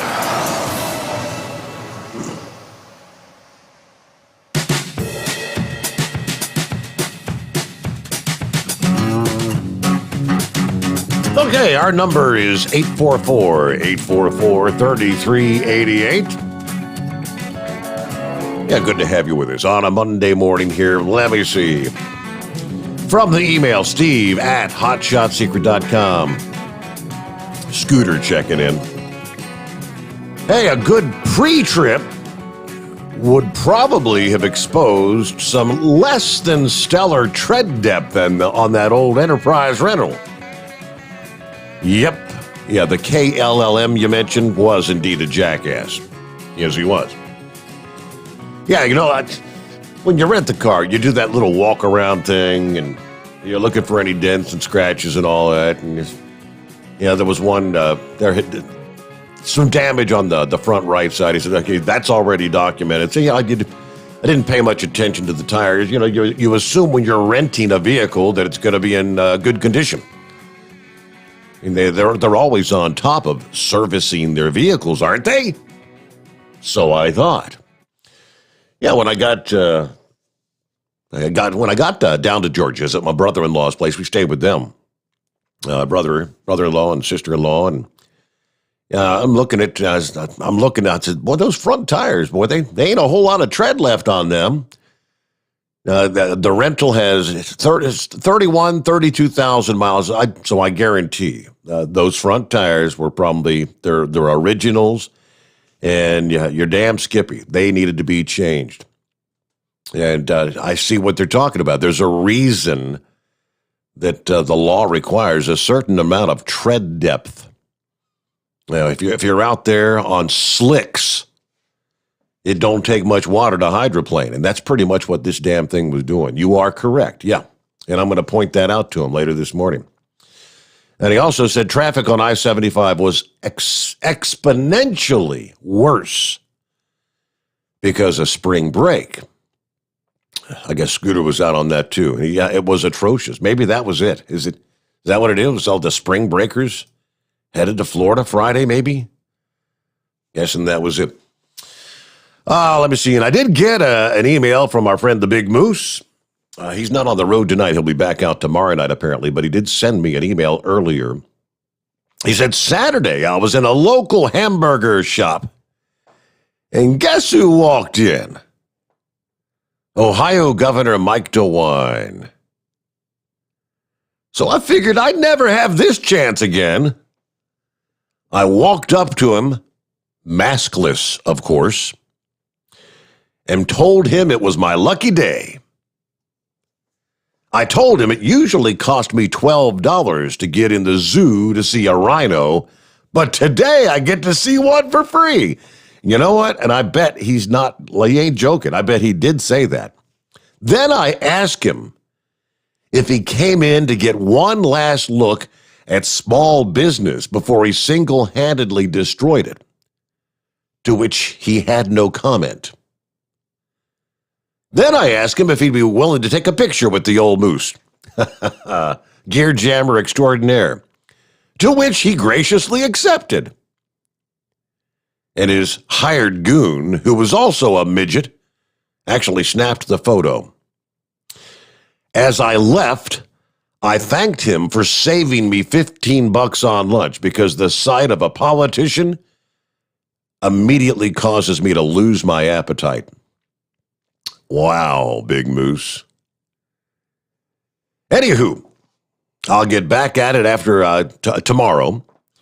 Y'all keep it between the spotted and the solid, and we'll catch you on the flip side. The one and only Big Moose on the loose. I guarantee he actually said that. Yeah, DeWine was probably standing there like with his jaw dropped. Oh. So did you come in here to get one last look at small business before you single-handedly destroy it? And the one about the zoo, I love that. Normally cost me $12 to see a rhino, but I get to see one free today. Classic, Big Moose. And he actually sent me the photos. He's got 2 photographs. Guess they did 2 because the first one both of them had their eyes closed. Oh, my. Mike DeWine stands, I guess, maybe shoulder height to the Big Moose. Let's get back to the calls here this morning. And what's going on with the heat wave? What's happening? Good morning, Senor. Real quick, Interstate 40 westbound, 2 miles west of Ludlow, California. They got a semi that pulled over. Apparently the driver was smart enough and fast enough to disconnect from his trailer and move his tractor up, and it's nothing but a burning mess right now. Wow. So anyone heading westbound 40, 2 miles outside of Ludlow, be careful. They do have CHP out there, and he's probably the CHP officer that passed me at Barstow and didn't stop me. I looked down when I saw him pass me by. Hell, I was done, 70. It's like, the gravity sure has a wonderful effect on making these trucks go faster. And when I hit that 15-40 split, that's when he came by me screaming. So I guess I was the least worry on his mind at that time. Lucky you. Yeah, sure enough. Saved me a couple of bucks and a raise in my insurance rate. Well, we've been just getting it right along. We spent 6.5 hours Friday morning at our yard in Bloomington, and they repaid us with a load going to Portland, and Portland sent us down to Salt Lake City, and Salt Lake City sent us down to Bloomington. And then Bloomington asked us for a favor, which, we're nice guys. We're generally not going to cause a fuss. They wanted us to run a 245-mile run from Bloomington to Las Vegas. I said, okay, we'll do that. And they turned us around, sent us back to Bloomington. It's like, okay. Apparently we were told, scratch our back, we'll scratch yours. Well, I guess it was another dispatcher in the Bloomington office that decided he's going to kick our asses back to Albuquerque. So I've already called our dispatcher and said, hey, you know how we are. We want to run. That's why we're out here. If you can kick us back out, that'd be greatly appreciated. He says, well, He says, well, it's too early now, but we'll plant the seed in these other dispatches' minds, and we'll let it grow. And he said, just call us 4 hours out. We'll see what we can do for you. I said, that's all I ask. So, other than that, well, what kind of car were you driving? It was a Chevy Malibu, 2020 Chevy Malibu. Yep. Wow. That's, you generally, you know, I had a Malibu when they reissued them back out in '98, you know, and that was a nice running car. I've had Malibus from Enterprise or their sister company, National, and you know, they were generally in very good shape, tires as well. So that is surprising that they would, you know what they probably did? They probably got the old penny out, and if Lincoln's head was still in the tread, then they figured it was good enough for another run. So, and then I was calling Porn Star the other night, and whenever you said your computer said, this is bitches Porn Star, and I was like, you know, that automated system you have, you know, it's kind of like when you try using Siri or whatever program to call somebody. Yeah. You'll say, you know, call this person, and then it'll call someone totally unrelated. So the only thing that we could come up with is he said, this is Porn Star, and then it sounded like, you know, what you said and what I just said a minute ago. So, yeah, we had a good laugh. Even last night we laughed about it some more. It's too funny. So, yeah, you know, these people out here, government, Democrats, you know, y'all got what y'all cheated for, and China got what they spent money for. And I think you, as a party, owe me gas money. I didn't vote for this. I didn't vote for higher fuel. I didn't vote for a tax on every mile that I travel in my personal vehicle. You know, what the hell is the tax money on fuel going for if it ain't going for, you know, the road fund, right, to rebuild these roads in these different states? You know, old butt plug there, yeah, he only has maybe 7 miles to travel. So it wouldn't cost him anything. And besides, he's probably already chauffeured, like a lot of them damn politicians and government workers up there. So, yeah, it's not going to affect them. But out here living in the West, holy smokes. My parents live 650 miles from where I live in New Mexico. And they live in Central Texas, just outside of Fort Hood by about 50 miles. I mean, that's a lot of real estate.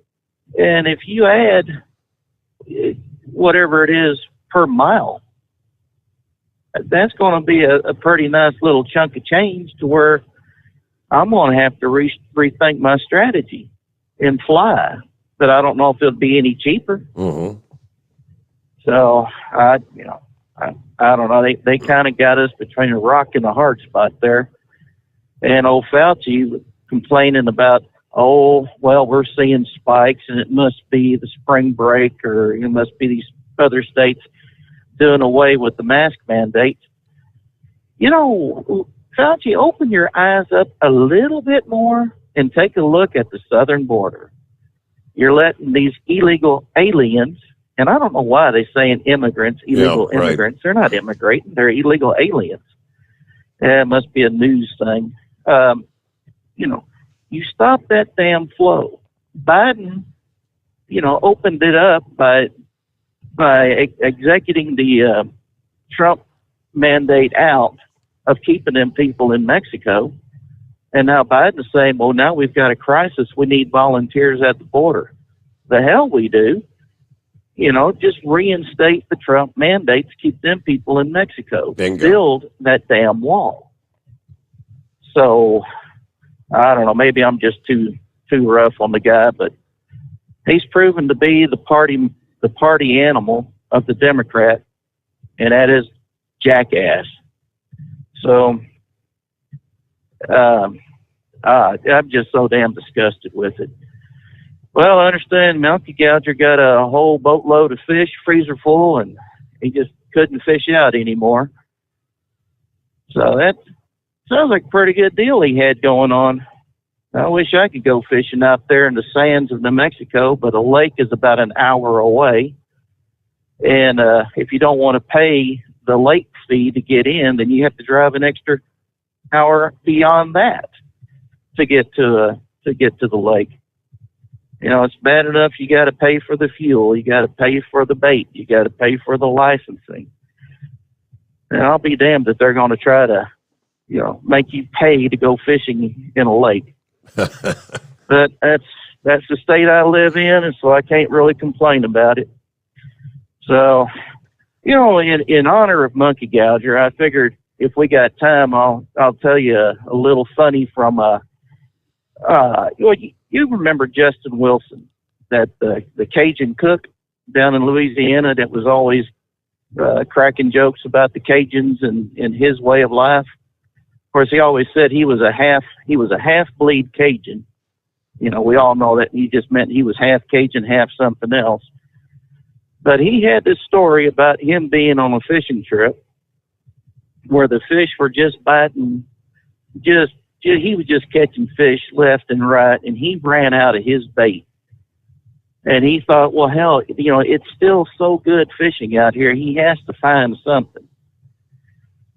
Then he said he seen this damn snake swimming around in the water and had a frog in its mouth. So he went ahead and caught that snake, pulled that frog out, and he said, you know, that snake, he looked just so pitiful and pathetic. And he felt sorry for the snake because he took away his meal. So he said he put the frog down and under something so it wouldn't get away. And he had himself some adult beverage there that was pretty high octane. And so he held that snake and he dropped about 3 or 4 drops of that high octane adult beverage in the snake's mouth and then set him on his way. You know, that made him feel good that he did something for the snake. Yeah.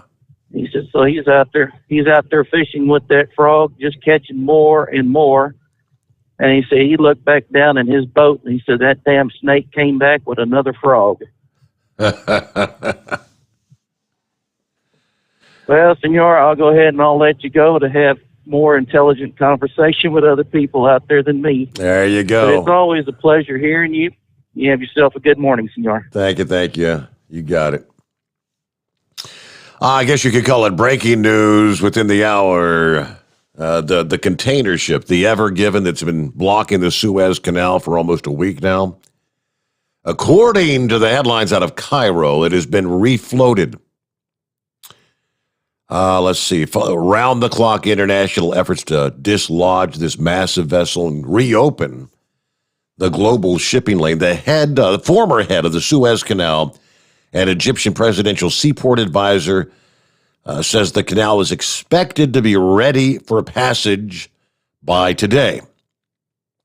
The Suez Canal Authority hasn't officially confirmed that the ship has been dislodged, but video footage from the rescue operation showing the stern or the back of the ship has dislodged and is facing the canal after significant movement. The status of the bow or the front of the ship not confirmed, but people at the canal began cheering as the news came in. Thank God the ship has floated. You can hear one say it in the video as the surrounding boats are blasting their horns in celebration. Marine traffic says we cannot confirm movement of Ever Given. It appears to be partially refloated. There's still some work to do until it's completely free, but progress indeed has been made. Crews from Egypt and around the world have been working literally nonstop to try and refloat this thing. 10 tugboats, sand dredges, salvage companies working for the past 7 days. Yeah, all the previous efforts, of course, had failed, but this latest attempt was being executed during high tide. The time when the water in the channel is at its highest.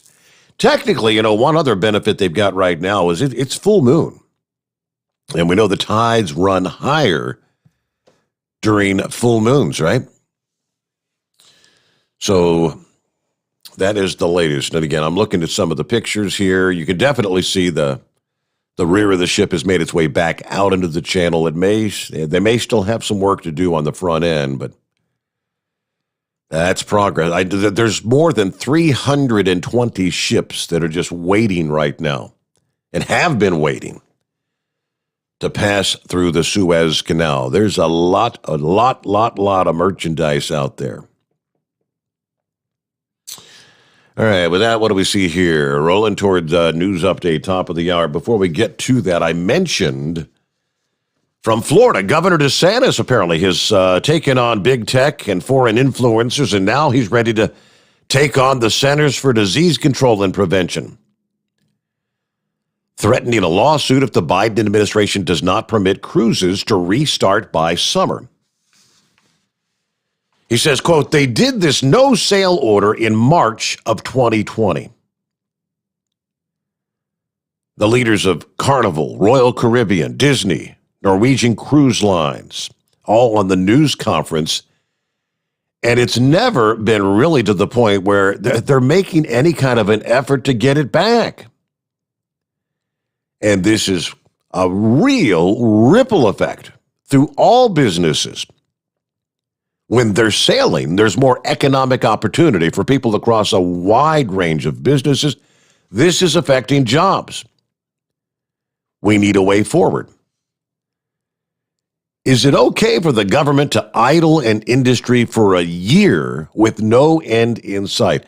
Florida has a bustling cruise industry with Miami, Port Everglades, Port Canaveral, among the largest in the world. Millions cruise through them on any given year, and it's billions of dollars for the state economy.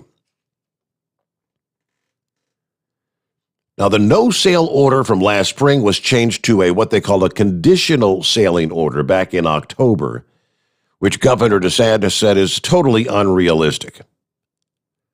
The CDC responded to the effort this past week, reaffirming their commitment to the framework, saying this is going to stay in effect. The conditional sailing order. They're trying to say through November, to the end of another year. If there's one thing we've learned over the past year, it's that lockdowns do not work. Floridians deserve the right to earn a living. The cruise industry is essential to our state's economy. And if you're talking about keeping it shut down to November, that's going to be devastating to the men and women who rely on the cruise lines to provide for their families. A.G. Moody said the order is based on out-of-date medical information that's no longer valid. That's going to be the crux of the lawsuit.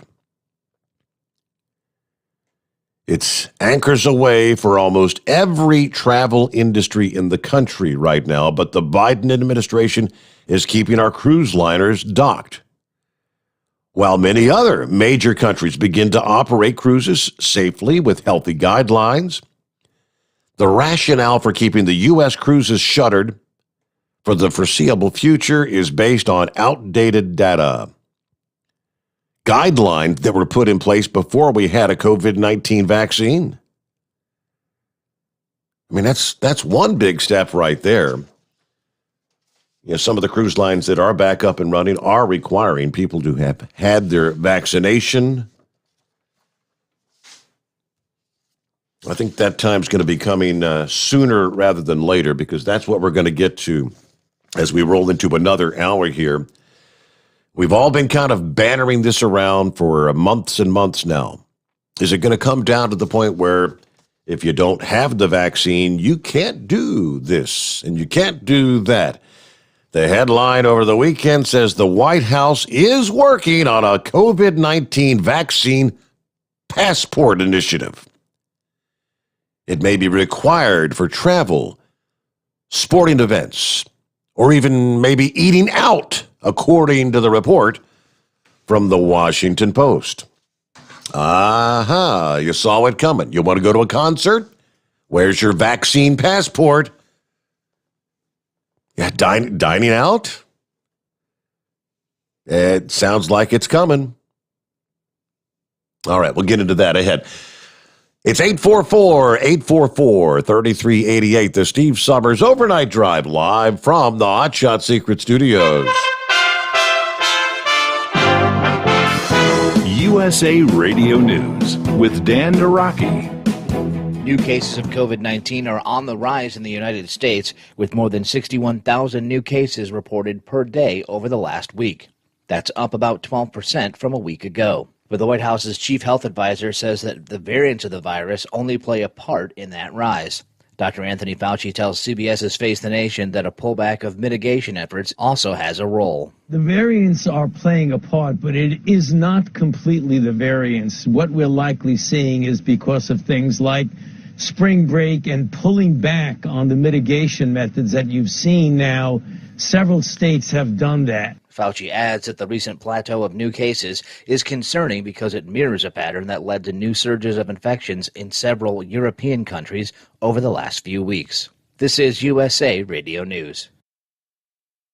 At the American Veterinary Medical Association annual convention in Washington, D.C., I spoke with Dr. John Howe, AVMA president, about One Health.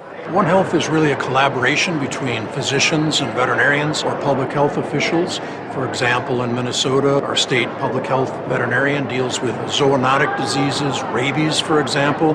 Animals are sentinels for humans, and humans are sentinels for some infections in animals. There's more valuable information at avma.org. Balance of Nature's fruits and vegetables in a capsule, changing the world one life at a time. You guys, your customer service and everything, you guys are great. And the commercials talk about it, but I don't know if it really gives it true justice. People need to know this is maybe the most amazing product I've ever tried. It's so pure, it tastes so good. I'm just blown away by it. Balance of Nature is now offering 35% off on any new preferred order. Go to balanceofnature.com today and use discount code USA. Major League Baseball will begin its season later this week, with all 30 teams welcoming fans back to ballparks at a reduced capacity.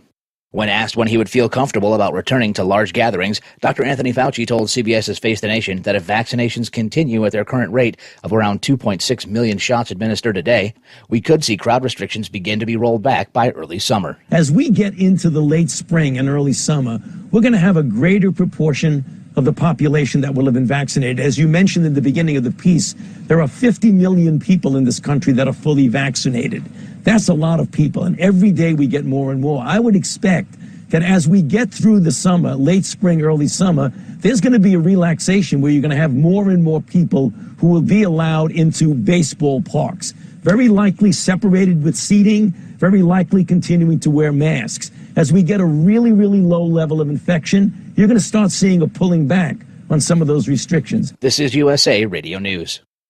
Hi, this is Dr. Joel Wallach, and I want to tell you that arthritis is not a genetic thing. It's not a disease of aging. Neither is osteoporosis. Get a hold of my book. It's all in your head. It goes into the 25 different diseases you get when you have osteoporosis of the skull. These are all reversible. You take the Healthy Bone and Joint Pack, the MSM, vitamin D3, stay away from all the bad foods, including gluten, and guess what? You'll regrow all your bones, including your skull and your legs and your hips and everything else. Contact us at usaradiohealth.com. That's usaradiohealth.com. The Senate voted last week to extend the Paycheck Protection Program through the end of May, as thousands of small businesses are still looking for help to weather the pandemic. But House Subcommittee has also found evidence of mismanagement of the program that led to billions of dollars in fraud. The Justice Department announced last week that it had already charged 474 people with fraud schemes connected to the pandemic, and the House Select Subcommittee on the Coronavirus says there may have been as much as $84 billion worth of fraudulent loans from the PPP. Representative Raja Krishnamurthy says that Congress tried to make it easy for businesses to get the help they needed, but the Illinois Democrat tells CBS News that additional resources will be needed to make sure those loans reach the businesses that truly need help and not fraudsters. The PPP and the EIDL programs were set up to provide vital assistance to small business people. I was a small business person in the last Great Recession, and I had a hard time getting any assistance from banks and lending institutions, so we tried to make it different this time.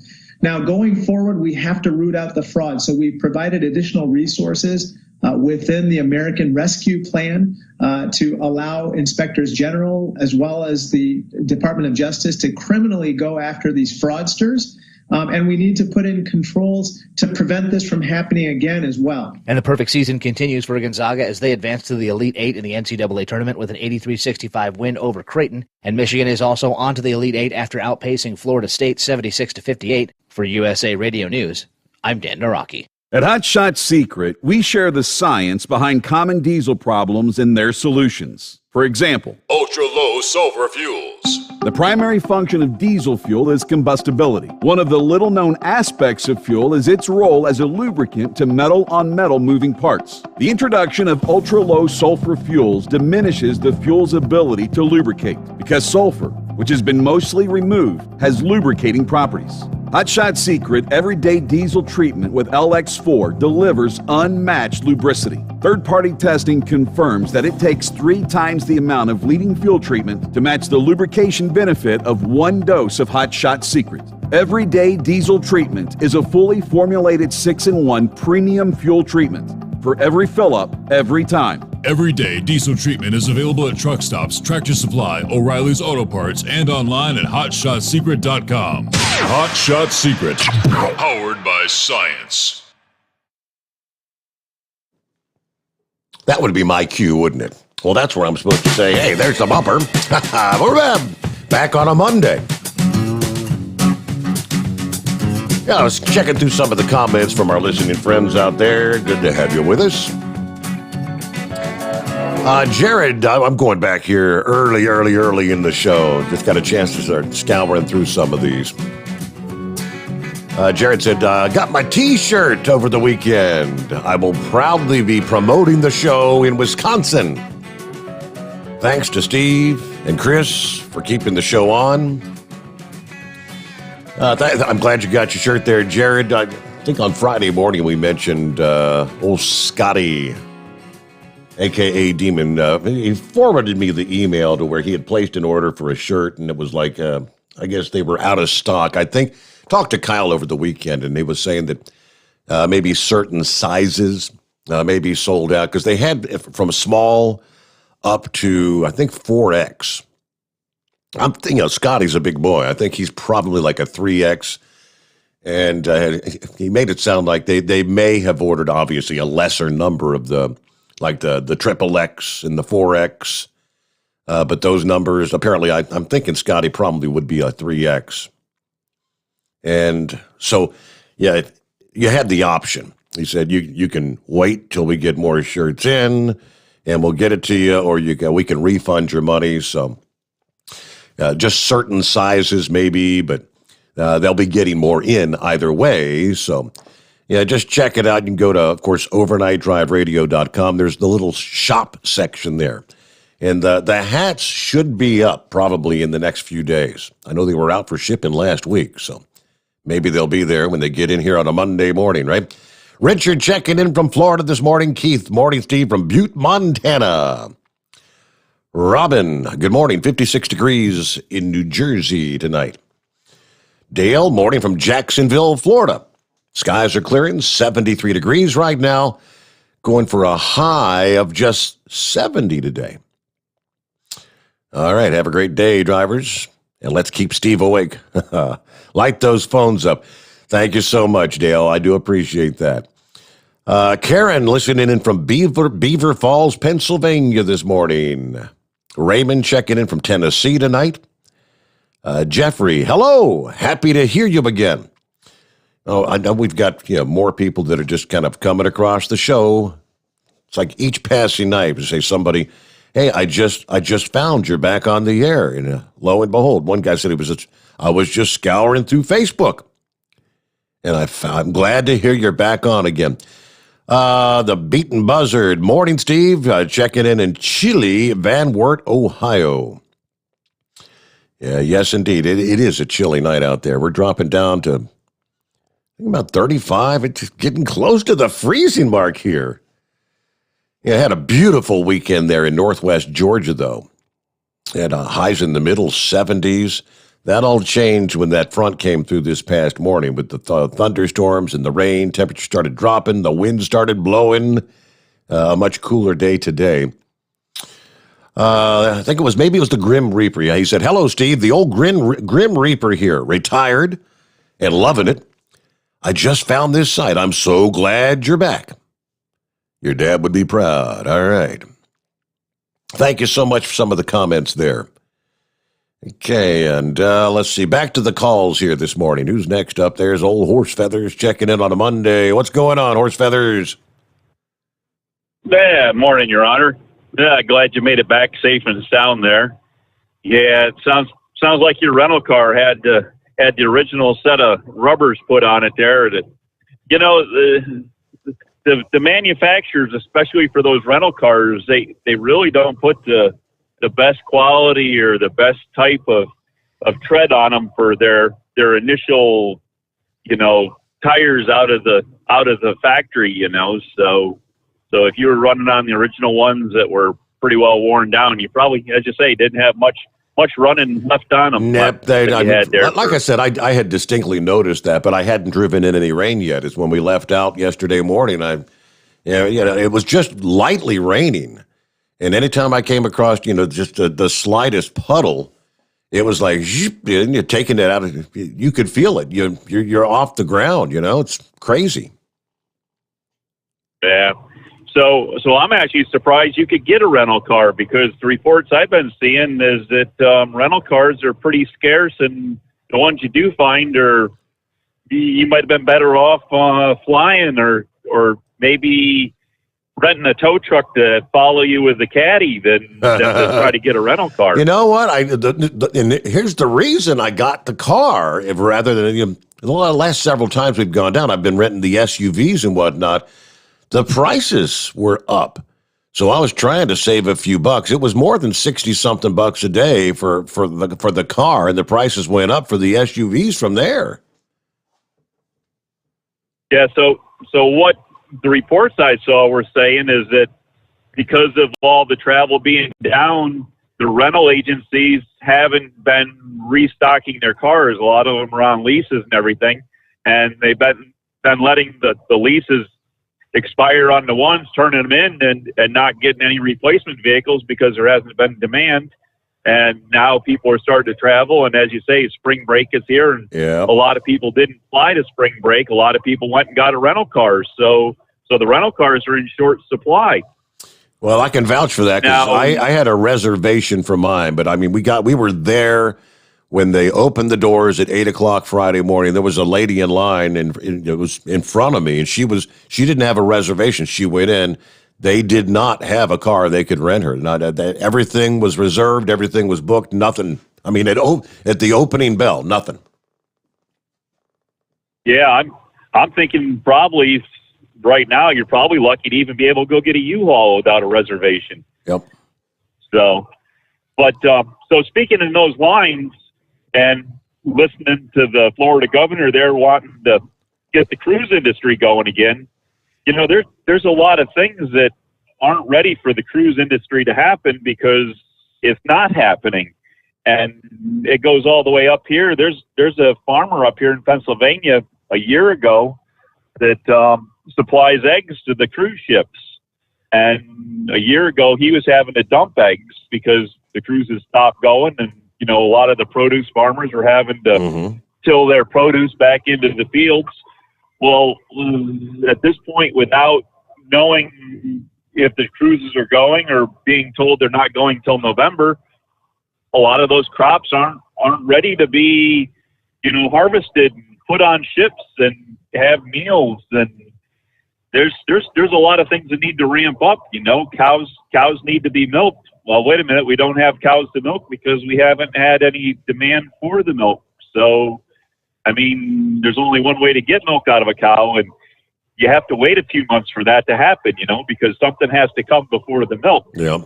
And there's a lot of infrastructure that has to start gearing back up, but not knowing when it's going to be the demand to have it is going to put a hurt on things. So the supplies we have now are going to get stretched. So what do you think that's going to do to the prices? Undoubtedly, that'd make them a little more expensive. Yeah, it's the law of supply and demand. And when there's more people demanding and there's not enough supply, there you go. But so anyways, with all that good news, did you happen to see, I sent you an email there towards the end of the week last week, and I forgot to mention it there.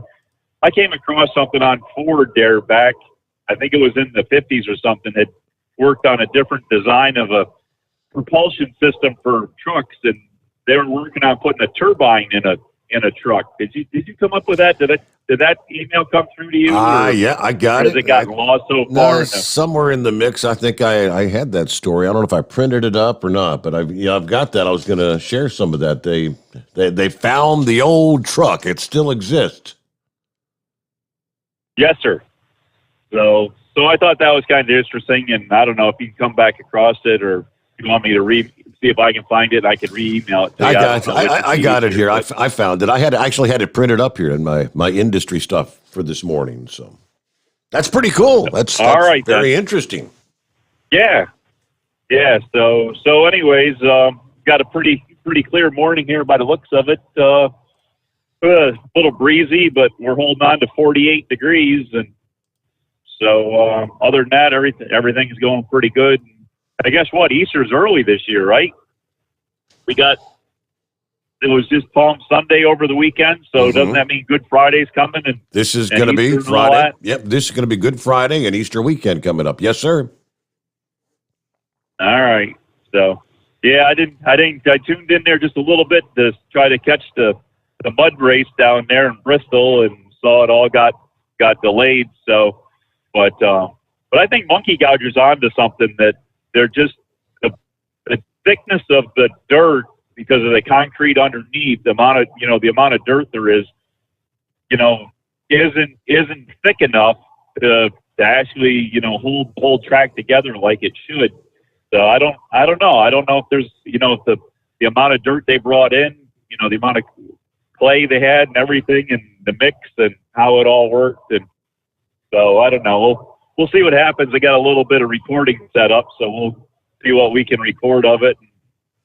I don't get to see the truck race because, of course, they didn't put that on regular Fox. They had that over on that FS1. So I'm not able to see that with the package I have. So I guess you know about that. There, you spend all that money on some package, and then they go and put stuff on other packages, and you right. can't see Yep. what you did. So I don't know. It's all a scam. It's this big scam. There was something I wanted to see that was, and it's a series that ends up on Discovery Plus now. It's going to be a TV, like a 6-week event or something, and it's on Discovery Plus. So now, if you want to see that, now you got to subscribe to Disney Plus or Discovery Plus, I mean. And then there's something else that's on HBO Max, and now you got to subscribe to HBO. And it's all getting crazy, Steve. It's just all getting crazy.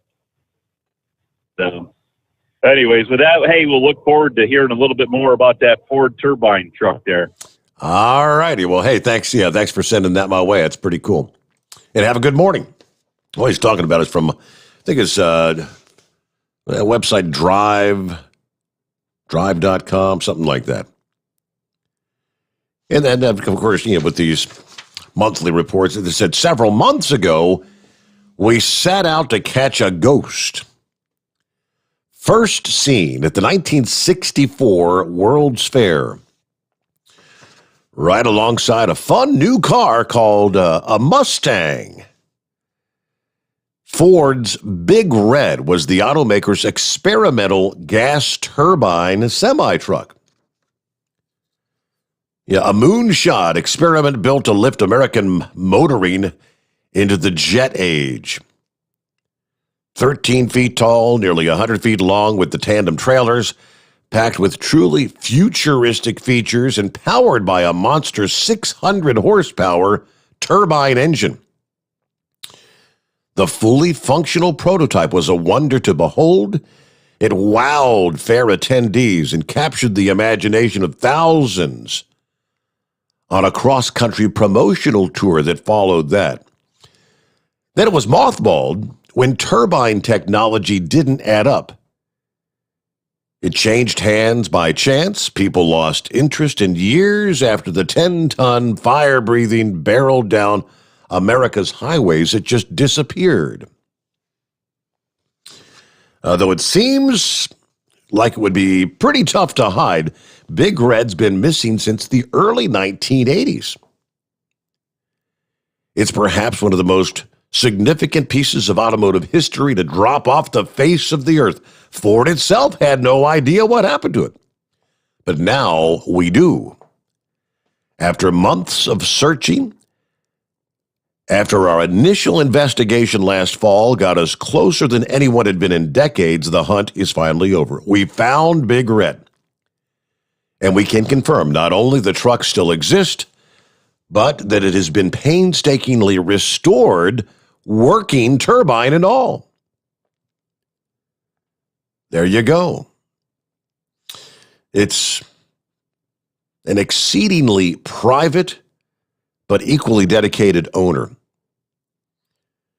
You may have questions, we've got answers, but got to lay out some caveats. After we tracked him down and made contact through an attorney, Big Red's owner, a man who insisted on remaining anonymous for the sake of privacy, finally agreed to share the story of his prized possession with a few restrictions. We will not reveal his identity or the truck's current location, which we have confirmed. We can, however, tell you just about everything else. Why he bought it, how it was restored, and why it's been kept a secret for 40 years now. Now, in the course of tracking down Big Red, we've also come in contact with several key figures who were involved with the truck at one point or another throughout its history. We can kind of fill in some of the gaps in the publicly known timeline of how it went from being at the World's Fair to just a discarded curiosity ripe for the picking. We also found a treasure trove of original Ford documents with technical diagrams, mechanical specs, and marketing plans for the mammoth truck, some of which we can publish and others coming in future stories. But that's kind of the gist of it. They got some of the photographs from back there at the World's Fair, 1964. So how about that? They found the ghost. Yeah, but whoever owns it does not want to be divulged for whatever reason. All right, here's another guy that's back on the road again after a week off. Philip, how we doing this morning? I'm doing pretty good. How you doing, Steve? Doing all right. We missed you last week. Everything go okay? Oh, yeah. I had a good time with the family. I spent all week with my family and celebrated my daughter's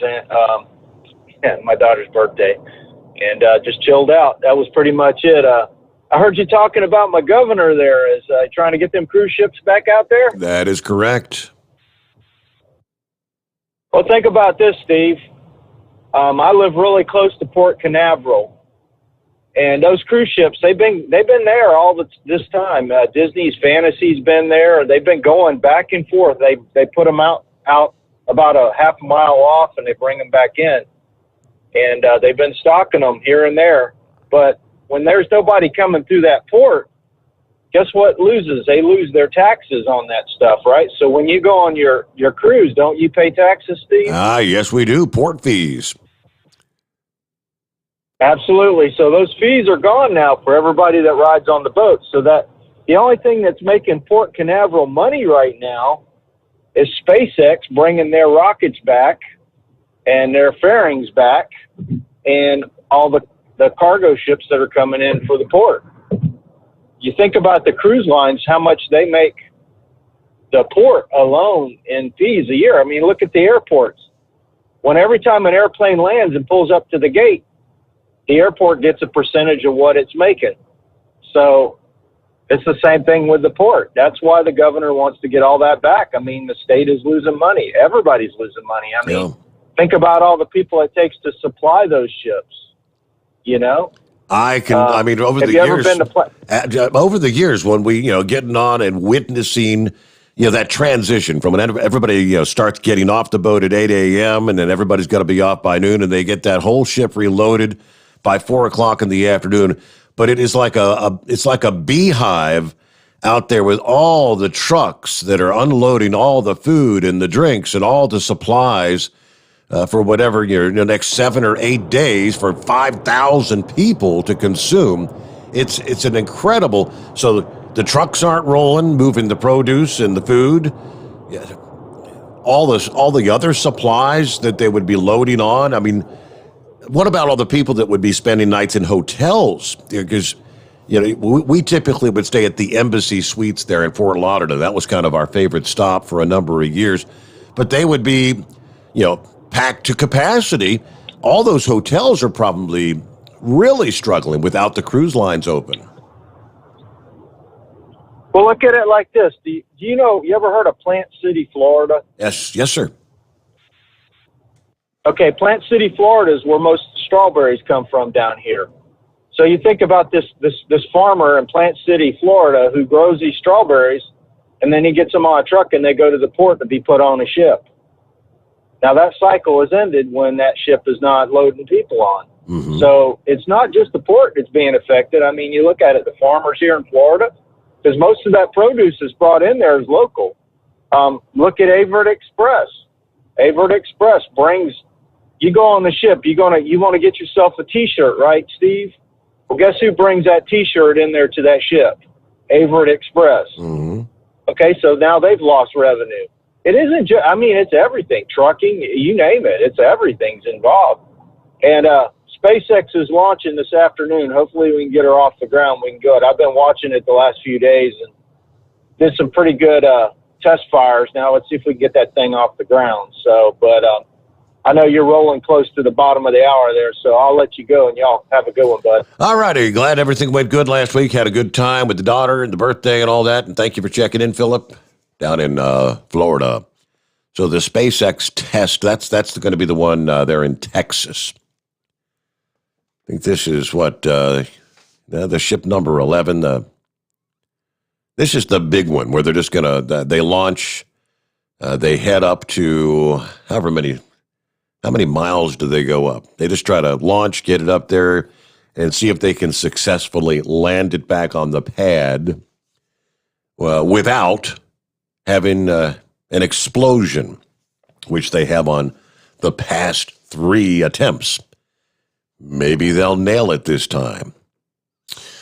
All right, yeah, we are rolling toward news update time here. News break, as we call it, bottom of the hour.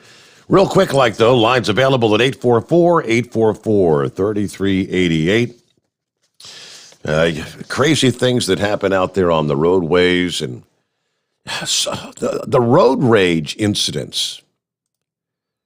Now, this is one such event that transpired over the weekend. It's hard to fathom. A mother of 6 children was fatally shot in North Carolina during a case of road rage last Thursday, as the woman and her husband were on a trip to celebrate their anniversary. Officials responded about the noon hour to a report of a person shot on I-95 in Lumberton, North Carolina, about 125 miles east of Charlotte. 47-year-old Julie Eberly of Manheim, Pennsylvania, had been shot through the passenger door of the vehicle that her husband, Ryan, had been driving. She was taken to Southeastern Health, where she later died. According to the sheriff's office, her husband was not injured. They had celebrated their anniversary last week.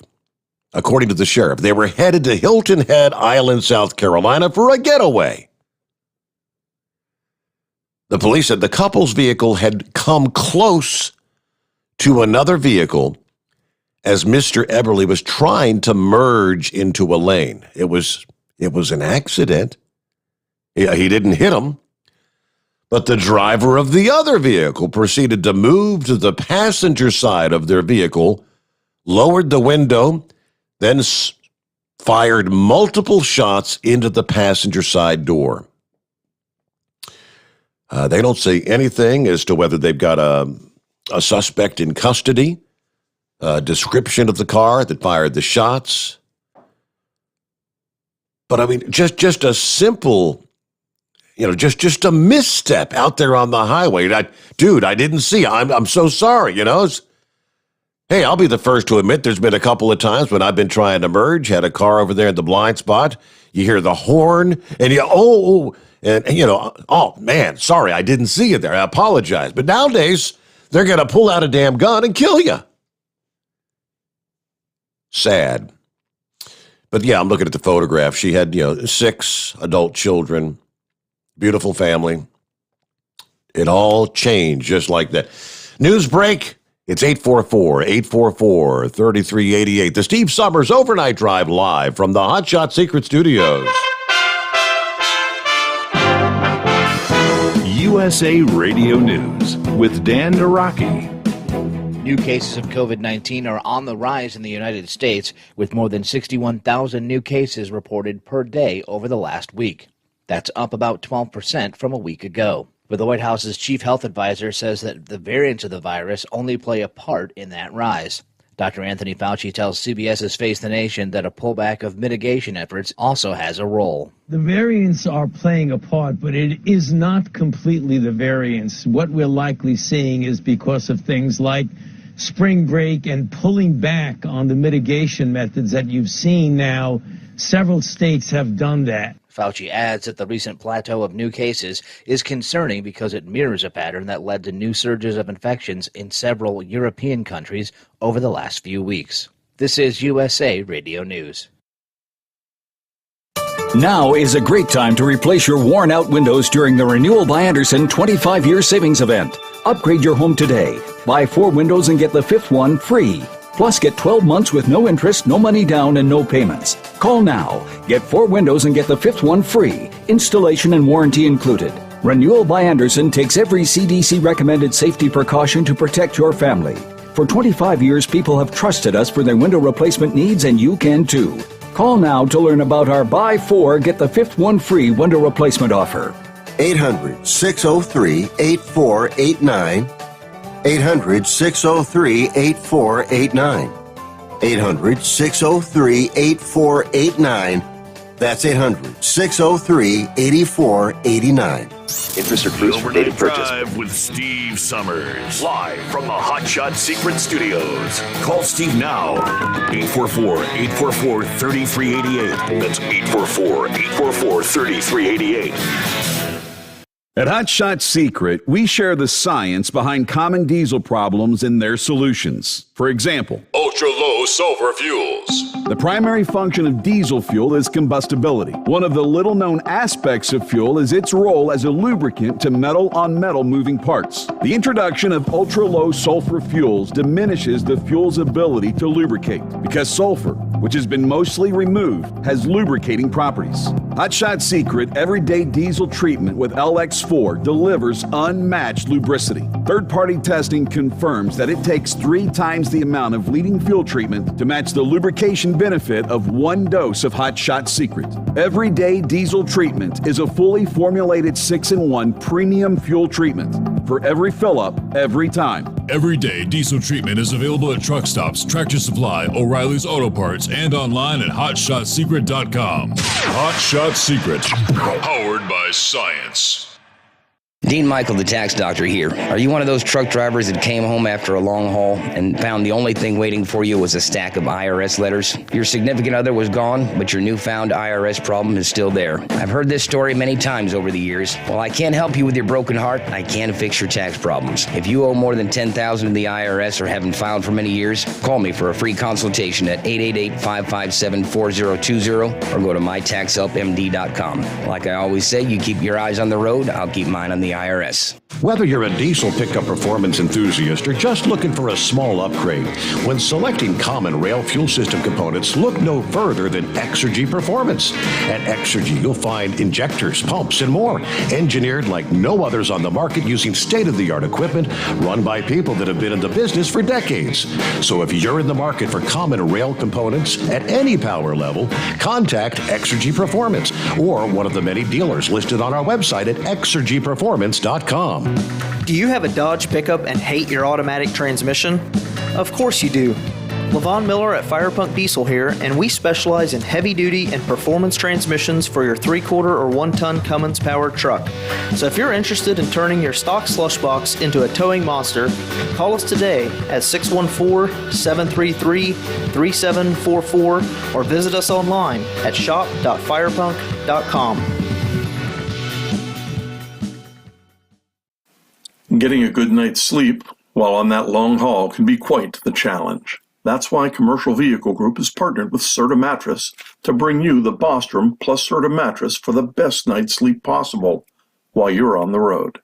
The Bostrom plus Serta mattress, manufactured with Serta's patented Cool Gel memory foam, acts to dissipate body heat and eliminate pressure points, which reduces the tossing and turning that can be so disruptive to your sleep. The Bostrom Serta mattress comes in 2 thicknesses, 7 and 10 inches, offering support to drivers of all shapes and sizes. The mattress comes in the standard 80-inch length with 4 widths, 32, 36, 39, and 42 inches. For more information on the mattress or where to buy, call us at 800-459-7328. That's 800-459-7328. Because Channel 19's a little congested. Call Steve now at 844-844-3388. The Overnight Drive.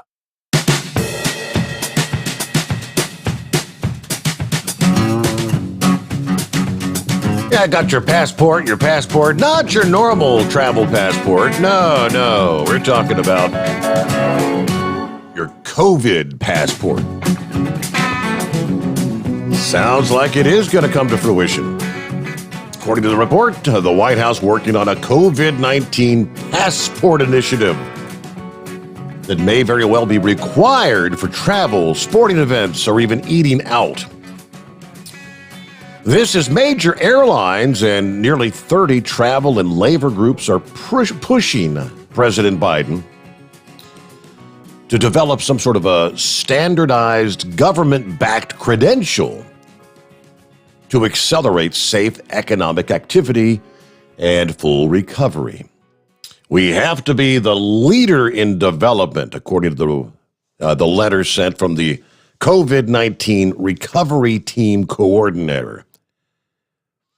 The current diverse, fragmented digital health credentials that we use to implement for different countries, for air travel requirements, testing requirements, is causing confusion, reducing compliance, increasing fraud. The Department of Health and Human Services and Zients, Jeff Zients, is leading the way. According to those who spoke with the Washington Post, White House declining to answer questions about the initiative. They directed the news outlets to public statements made by Zients and other officials on the topic. Our role is to help ensure that any solutions should be simple, free, open source, accessible to people both digitally and on paper. Oh, yes, and it has to be designed from the start to protect people's privacy. That's a big concern. Let's see. This initiative, according to the story, a collection between tech and healthcare companies that would store a secure copy of an individual's vaccination record in a digital wallet on your smartphone. It's already in the works. The busboy, the janitor, the waiter that works in a restaurant wants to be surrounded by employees that are going back to work safely, they say, and they want to have the patrons ideally be safe as well. Now, some experts say this is a little premature. It's premature to talk about how we get people these immunization certificates. Right now, our focus should be on getting people vaccinated. Once we get enough vaccinated, then we can maybe leverage that vaccinated pool for analysis. Remember going back here, a couple weeks ago, when we were hearing the statements from, I can't recall if it was the CDC or Health and Human, whoever it was, but they were saying, yeah, people are, right now they're lining up for the vaccinations when they become available. Well, we'll probably get maybe 130, 150 million vaccinated, and then we'll have to start incentivizing those that are, for whatever reason, skeptical, that kind of thing. It's like, I think at the time we had several people called and said, well, what does that mean? How are you going to incentivize people to get the vaccination? That sounds like that's an incentive. That's how you incentivize. Well, if you want to take a cruise, you got to get your vaccine. If you want to go to the baseball game, you got to get your vaccine. It's a roundabout way of saying we're going to mandate. You don't have to get it, but if you don't, there's a lot of things you're not going to be able to do. It's coming together. Yeah. Hello, Eagle. What's happening? Yeah, what's going on this morning? Not much. Back out here working again, trying to make this money while it's still good. And the trucking business is still pretty good right now.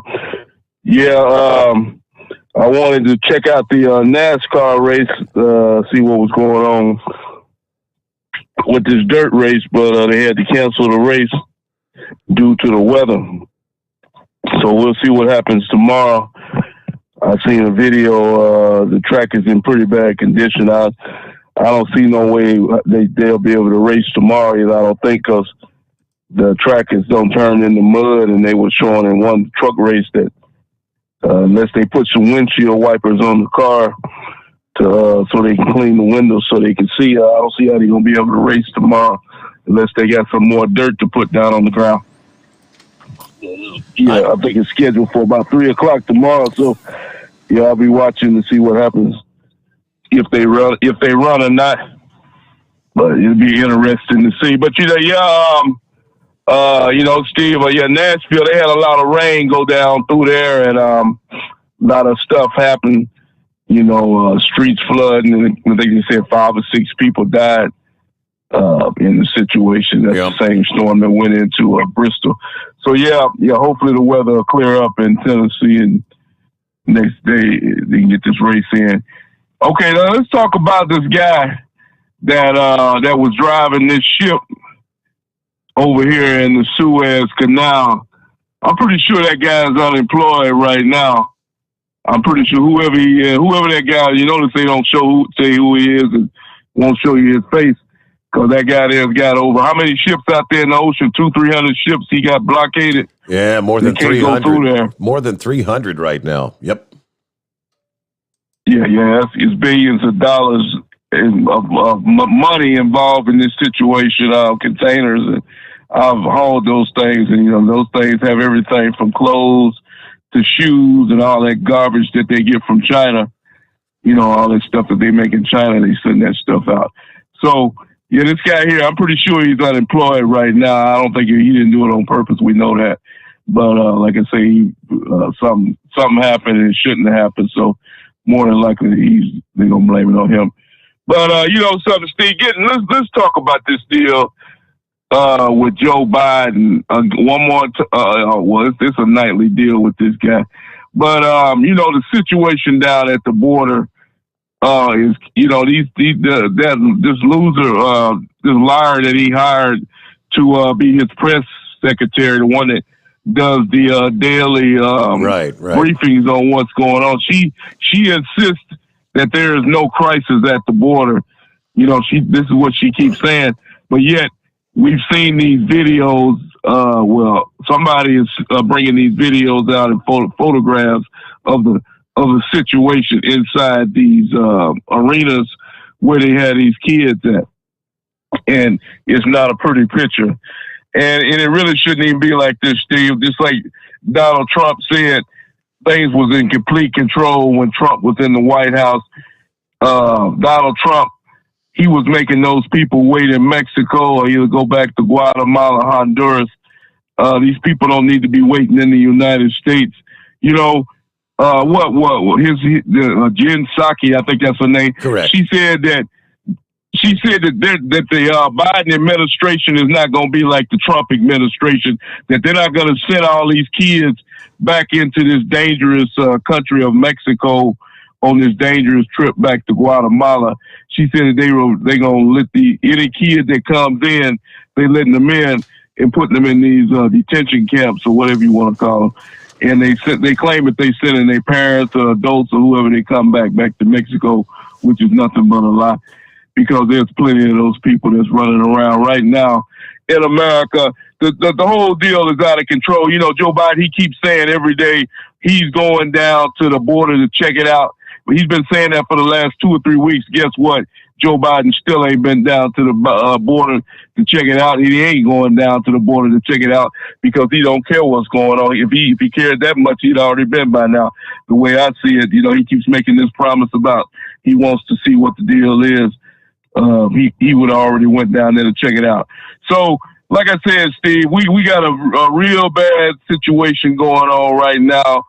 We got, this Dr. Fauci knucklehead. He keeps trying to scare people with this coronavirus deal. The virus is not gone, Steve, but it's about herd immunity, right. And they're trying to scare everybody with all these other variances and this and that. There's nothing to be scared of. This virus, if you get your vaccine, if you choose to do that, then go ahead and do that.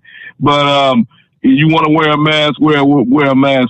But as far as these schools need to be opened up, these restaurants, just like that one guy you said earlier, Steve, you said he saw the governor of in Ohio, and then that's exactly what that guy is doing. He's destroying small businesses, and he's nothing but a rhino. He's a fake Republican and he's Democrat posing in Republican color. That's all this guy doing, and he ain't the only one that's doing it.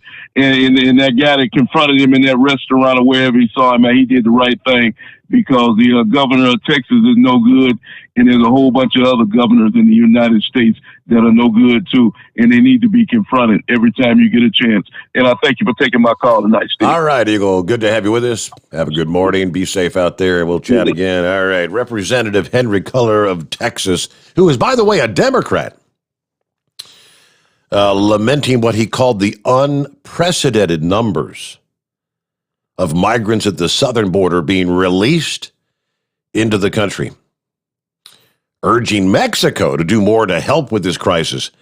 He appeared on Face the Nation. He said over 2,000 have been released into the United States without a notice to appear. I emphasize, without a notice to appear in an immigration court. I mean, they're supposed to appear, as in show up maybe 60 days later at an Immigrations and Customs Enforcement office. This is unprecedented. According to Culler, 71% of the 100,000 who passed in February were adults. Those are being returned, expelled back. Some family units are turned back into Mexico, depending on the age of the kids. 13 and above are being returned, he said. I know the president's right about saying they're working with Mexico, trying to get Mexico to do more, but the rest of them, the family units, are being released into the United States. That's where the burden of the border communities are felt. The cities, the counties, the non-government organizations. I said there's no simple solution. The White House border coordinator, Roberta Jacobson, is going to be concentrating on getting Mexico to do more. They can do more. All right. Well, you know, we could do more as well. As another representative over the weekend said, all you have to do is go back to the policy that was in place under Donald Trump. That'd be very simple to do. Yet re-implementing the stay in Mexico policy. If they did that, I think that would be the catalyst for Mexico to do more to keep them from coming through their country. If they're just going to be using Mexico as a gateway, I don't think they really give a damn. Yeah, Mexico, okay, come on through. They're letting you in, go ahead. But if all these thousands and thousands are going to be piling up, yes, taxing the Mexican government, the Mexican people, they don't want that. All right, get back to your calls here. Just ahead at 844-844-3388. Philip mentioned the test. The Starship, the prototype. All right, SpaceX have plenty of goals, and it looks like they're saying no earlier than today. SpaceX is targeting no earlier than today to conduct the 4th high-altitude test from Boca Chica, Texas. Be Starship SN-11. It's going to become the latest prototype subject to the same test flight that has destroyed the previous 3 vehicles. They launch, they get up a little over 6 miles up into the atmosphere, and then they descend horizontally over the Gulf of Mexico before flipping upright just in time to land. That's the final part that the previous prototypes have not survived, at least not for very long. Let's see, standing down SN-11 until probably Monday. We had to do some additional checkouts, doing our best to land and fully recover. What they mean by that, fully recover, would mean SN-11 survives the landing, does not explode post-landing, which has happened to the last 3 tests. What did we have? We had SN-8. The takeoff, the aerial descent, that went fine, but it exploded upon trying to land. Second test in February, the new prototype, SN-9, also pretty much the same ending. Ended in a fireball during the landing attempt. They almost nailed it with the most recent flight, SN-10. They launched, successfully landed, then exploded just a few minutes later. Today, maybe today, if conditions are right, SN-11. Let's see, they have not yet announced the launch window, but they do plan to live stream the test flight when it does happen. And they're targeting sometime probably this afternoon. There you go, if you want to try to check that out. Hello there, Knucklebuster. Morning, Mr. Steve Summers. Well, just beam me up, Scotty. That's what I'm looking for, right? Yes, sir. Teleport me right on to somewhere else. I know that's right there. Hey, I was reading last week there that Oceania's 180-day worldwide cruise sold out in 1 day, Steve. But it don't set sail until 2023. So, I mean, what's the point? I guess you're buying it in advance there, right? You got to have a COVID card for that, too. I feel your pain there about being tired. This was my weekend to watch my 92-year-old mama, and she woke up 4 times to go pee last night, Steve. And I had to get up and help her in there, and then I come on out of the bathroom while she does her business, and then when she's done, get her back in the bed. So I told her, I said, can't you do this all at one time? She said, boy, if you don't watch your mouth, I'm going to take a persimmon switch and wear your britches out. I said, I'd just have to let you, wouldn't I? Yeah.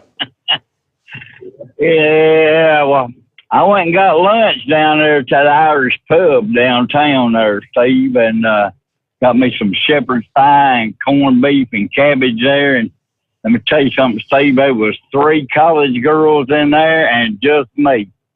But let me tell you, I was right up my alley there about blowing smoke. But I kept thinking, boy, if they only knew the truth, they wouldn't have nothing to do with me anyway there. I'm 63, bald, can't hear too well.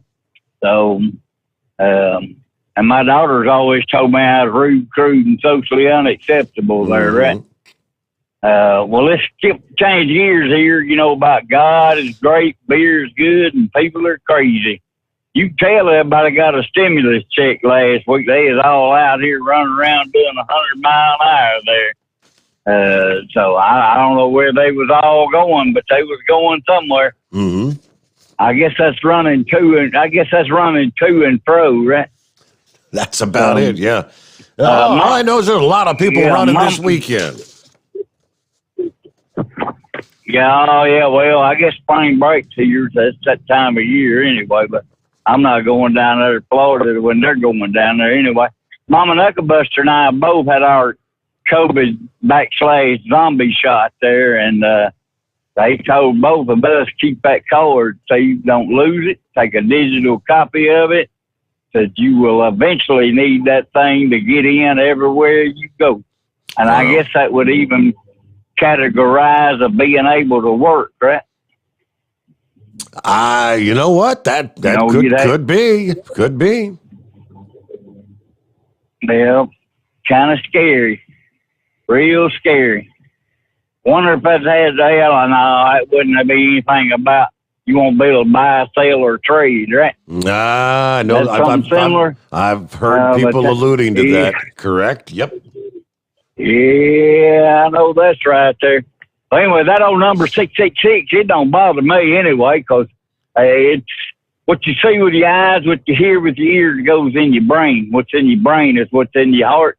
What's in your heart is what comes out of your mouth and what your hands do. So that stuff don't bother me at all there. But anyway, that's all my old baloney for this morning. Have a great, blessed day, and God bless you and your family, Mr. Steve. All right. Thanks for checking in this morning, Knucklebuster. And glad you had a good weekend watching Mama there. All right. Thanks to funds raised through a candy promotion, Travel Centers of America was able to make a donation of $24,960 to the St. Christopher Trucker Relief Fund. Barry Richards, president of Travel Centers of America, said, "We're pleased to offer this donation to the St. Christopher Trucker Relief Fund. We're grateful for the millions of professional drivers, the backbone of the industry. We'll continue doing what we can to support such an important organization." So this was a guest of TA and Petro Travel. He had the opportunity to purchase world's finest chocolate candy bars, you know, the kinds we sold when we were kids. And to this day, every once in a while, you'll see kids selling the world's finest chocolate candy bars. I remember going door to door as a kid. One thing I do remember about the candy bars when I was selling them as a kid, they were a hell of a lot bigger than they are today. You notice that? Either way, a portion of the purchases went to the St. Christopher Fund, the nonprofit offering financial assistance, health and wellness programs to ill or injured professional drivers, right? Since they began supporting the St. Christopher Fund back in 2010, TA has raised nearly $3 million for the organization. A number of campaigns. Speed radar cameras for municipal police could soon win approval in Pennsylvania. Believe it or not, Pennsylvania is the last state in the country to prohibit municipal police from enforcing speed limits with radar. Since 1961, only state troopers are allowed to use radar. The House Transportation Committee has voted unanimously to advance a bill to permit local officers to use radar to nab speeders. To date, local police are limited to electronic tools, VASCAR. You're measuring the vehicle speed by the time it takes to move between 2 points, point A and point B. State police have said radar's the most effective, the most accurate speed control device available, but local police are not permitted to use it. Okay, is it really about safety? What's it really about? Tickets cost north of $170. The money that doesn't go to the municipalities will go to the Commonwealth. The legislature has an enormous financial stake in voting in favor of radar for municipal police. See, that sounds kind of like it's a money generator. He adds that the state would be better served to follow what they call the 85th percentile speed rule, the speed at or below which 85% of vehicles travel in free-flowing traffic. All right, well, and I can tell you this much, when traffic was flowing along I-75 this past day, which occasionally it did, it was somewhere akin to 75 to 80 miles per hour, the average flow of traffic. But you'd get to go a few miles, and then it was on the brakes again. But when things open up, boy, they're opened up. With that, we're at top of the hour news update. It's 844-844-3388. Final hour just ahead. The Steve Sommers Overnight Drive, live from the Hot Shot Secret Studios. USA Radio News with Dan Naraki. A suspect is in custody after firing at rangers in Everglades National Park in Florida. An active shooter was reported Sunday evening in the Flamingo area. In a tweet, the park says that the suspect, a 33-year-old man, fired at park rangers unprovoked. About 20 minutes later, they reported the suspect had been apprehended. The main park road in the area remains closed to the public. No injuries have been reported. And the CDC has rejected a request from the cruise ship industry to allow it to resume using American ports in July. Instead, the CDC says its original framework for letting cruises resume will stay in place, which won't allow ships to sail again until November. The Cruise Lines International Association had asked the CDC to lift the framework, saying it was outdated and didn't take into account the mitigation efforts cruise lines have been taking in other parts of the world. This is USA Radio News. Friends, Mike Lindell is a great supporter of conservative radio, but most of all, he's a man who has invented a great USA product that will help you get a great night's sleep. For over 3 years, I've told you how the MyPillow Premium Pillow has changed my life. I get the best sleep of my life. But more importantly, the pillows don't go flat. You can wash them and dry them as many times as you want. They maintain their shape, and they are made in the USA. Here's the best deal you'll ever get on a MyPillow Premium Pillow. $29.98 for a standard or queen size pillow. King size only $5 more. You're saving $40. Go to mypillow.com, click on the radio listener square, use my promo code USA, or call 1-800-951-8175. You can save up to 60% on any MyPillow product when you use my promo code USA, or call 1-800-951-8175 and ask for the MyPillow Premium Pillow Special. The Border Patrol says they're likely to encounter nearly 150,000 illegal immigrants in the month of March. NBC News reports that the Border Patrol is averaging about 5,000 encounters a day, putting the month of March on pace to surpass May 2019's 140,000 illegal immigrant encounters, then a 12-year high. Senator Lindsey Graham was part of a group of lawmakers that visited the border late last week, and the South Carolina Republican tells Fox News that he was told that the Biden administration was warned that the border would become overwhelmed if the Remain in Mexico policy was lifted. I've been twice in the last 2 months, and here's what I learned this time that was different than last time.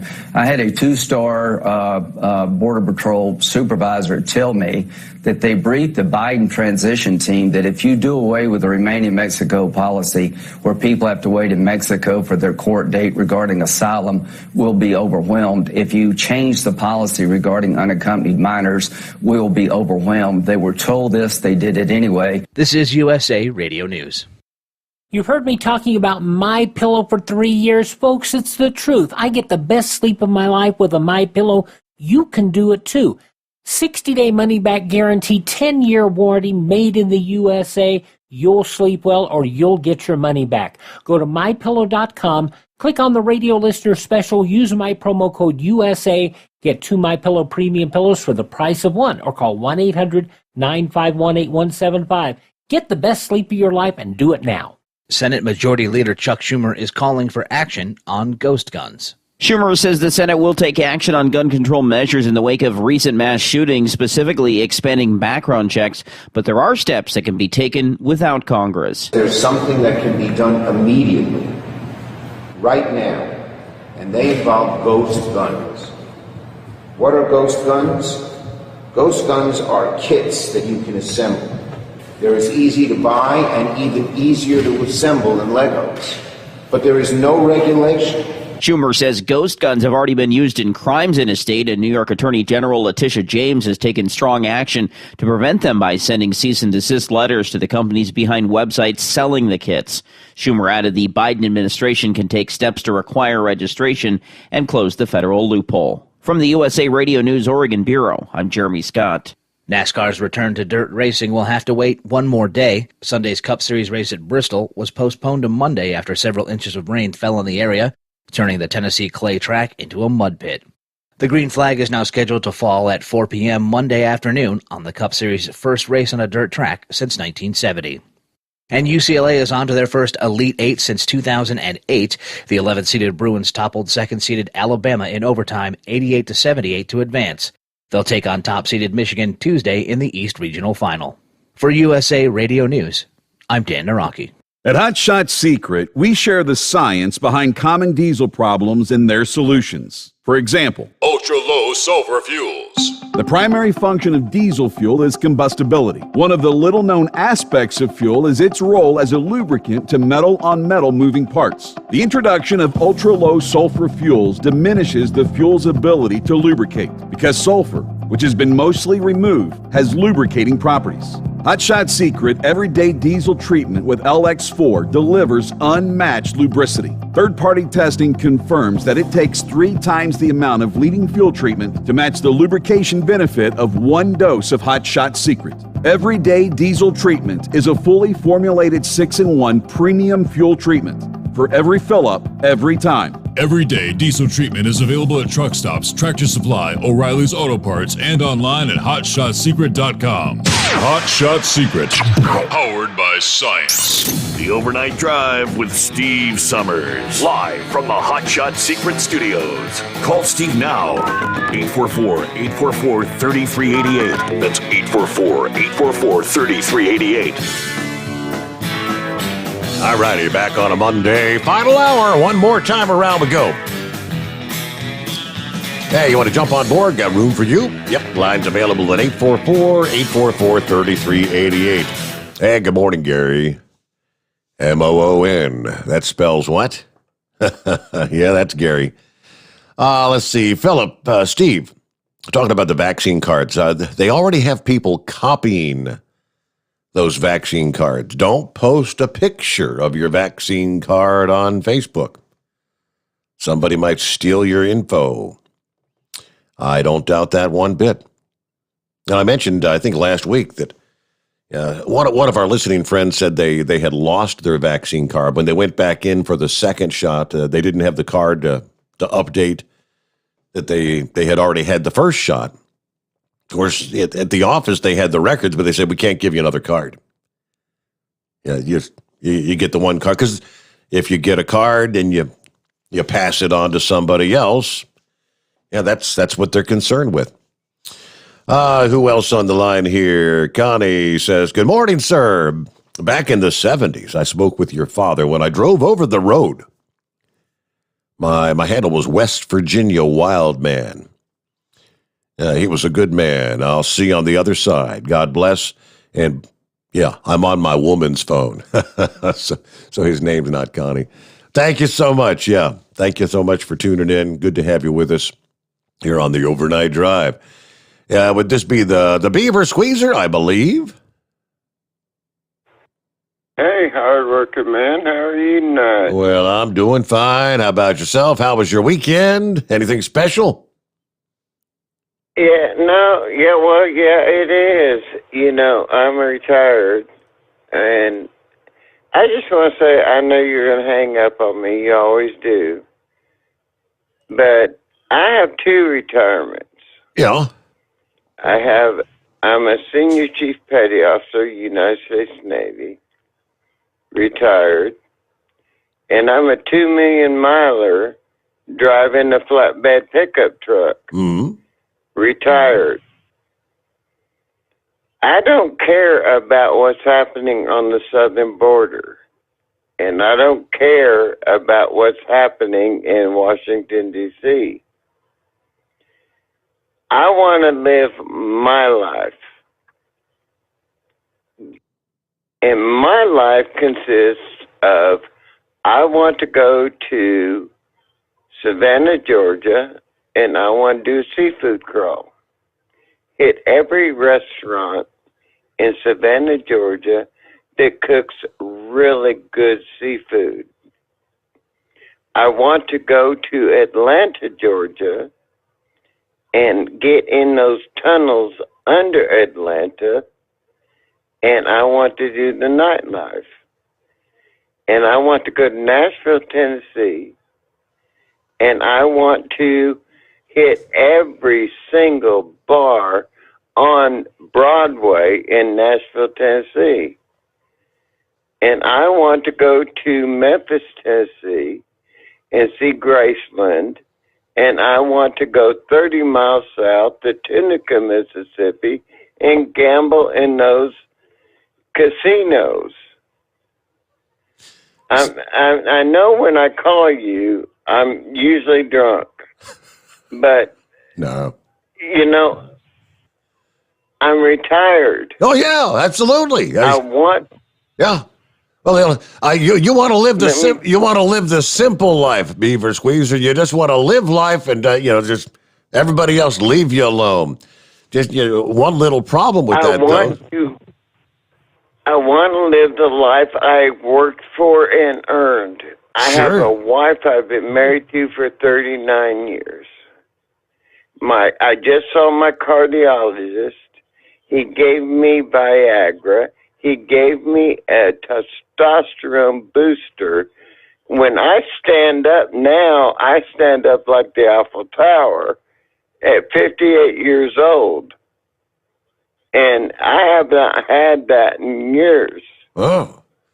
Well, you got a bit of an early retirement there at 58. Wow, that's not happening. Only problem, Beaver Squeezer, is what happens on the southern border does impact your life, and what happens in Washington, D.C. does impact your life. I mean, you can't just turn a blind eye to everything.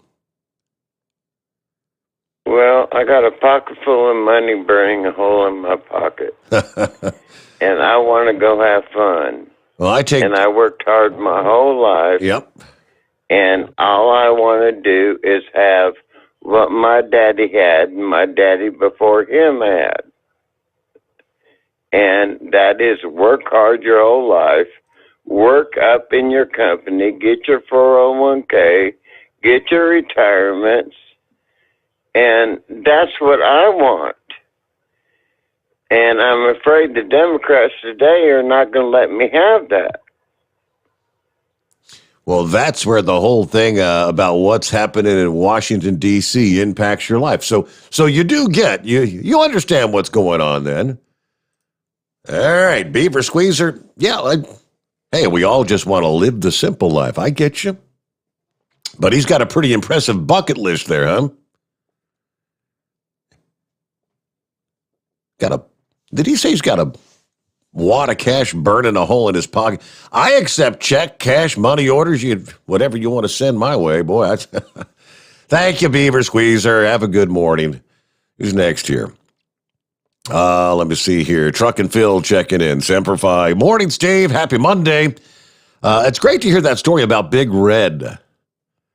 Like other technology, the technology that dips into the pockets of big industry by making too much sense, and it really works.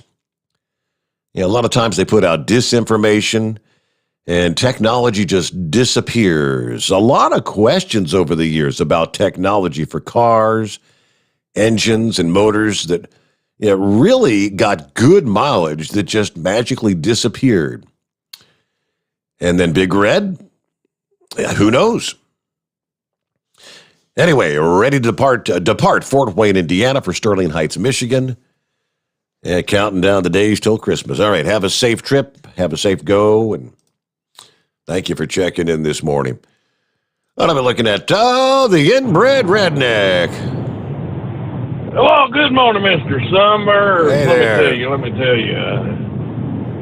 It's becoming crazy, as everybody knows, Steve.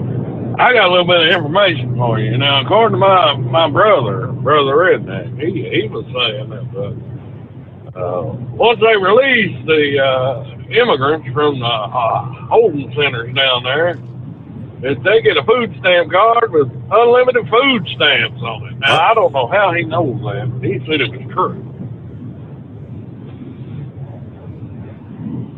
I can't say unlimited. What do you mean? Like, they could go, feed the entire, find a place to move in and feed the whole neighborhood. Yeah, buddy, I'm telling you, and it's crazy, Now they just let in the baby. Used to, though, there was an anchor baby. You know what I'm saying? Yeah. Hop over there and have the baby. But they still got the daisy chain rule in effect. Once they get that person in there and get them legal, they can get the whole daggone family up. So it's crazy. And, I was on vacation last week out fishing and whatnot, and I catch the news every now and then and whatever. I got to looking, Steve, down there at them detention centers, or whatever they call them, pods, or I have to circle back with you on that, but Steve, is it just me? But I believe them Democrats are wanting to eat those people. And now this is what Hogzilla was telling me. She said, look at them. They look all scrumptious. They're all wrapped up in tinfoil. They're ready for the oven. This is crazy. They got them in plastic. Behind plastic, they're going to suffocate them, then cook them. Well, those are called blankets. It's a Mylar blanket. That's to keep them warm, Redneck. Well, I'm going to have to get her appetite under control or something. Lord, Steve, she's gone off the deep end. Have you not been feeding her or what? You starving her? Well, we're splitting up. She's down in Florida. I've got to, every now and then send in some food rations to her because, I know the cruise ships ain't pumping and stuff. And, a lot of times she would just go out there the Bay of Tampa, wait for the cruise ships to dump the scraps off the side. You know what I'm saying, buddy? Right. Just, gobble them up. Worse than the Great White. Got your firm well, all combined, But, it was pretty bad, buddy. I mean, they got them down there laying on top of each other. Now they're telling everybody that they got to have a card. Oh, get your COVID passport. Steve, hit the alarm button. Hit the sirens right now. It's time to get the dirty sock out, brothers and sisters out there. Tight to that mirror. It's time to get out here. We got to shut the country down, Steve. I've been laying back, reserving the rights of the dirty sock, but it's time. It's time, Steve. It's time. We've come full circle. That's right, buddy. It's time to shut them down. All you have to do is tune your CB radio to channel 69. I will be there, and we can all get it together, and we will be able to shut this country down, stop this crazy stuff. I mean, think about it, Steve. They want you to go get a shot. Thank God I got a niece that gives out them shots. I got my fake card already, and I'm going to be okay. But for the rest of you truck drivers, hey, I get you if you don't want to take it. I don't want to take it myself. Yeah. 98% of the people, 99% of the people, it don't hurt them. So what's all the hubbub about? Mm-hmm. Let's call it evolution, Steve. That's what they always done. You know what I'm saying, buddy? It's evolution. If the people that don't take it, if the politicians deem us to be stupid, well, then just let us kick the bucket. You know what I'm saying? The hell is it? It doesn't make any sense, Steve. And I'm still, hey, I'll tell you what, I've been mad at Ronald Reagan for a year now, buddy. I'm still waiting on the HIV stimulus check. Where's them at, buddy? Mm-hmm. This is crazy. Absolutely crazy.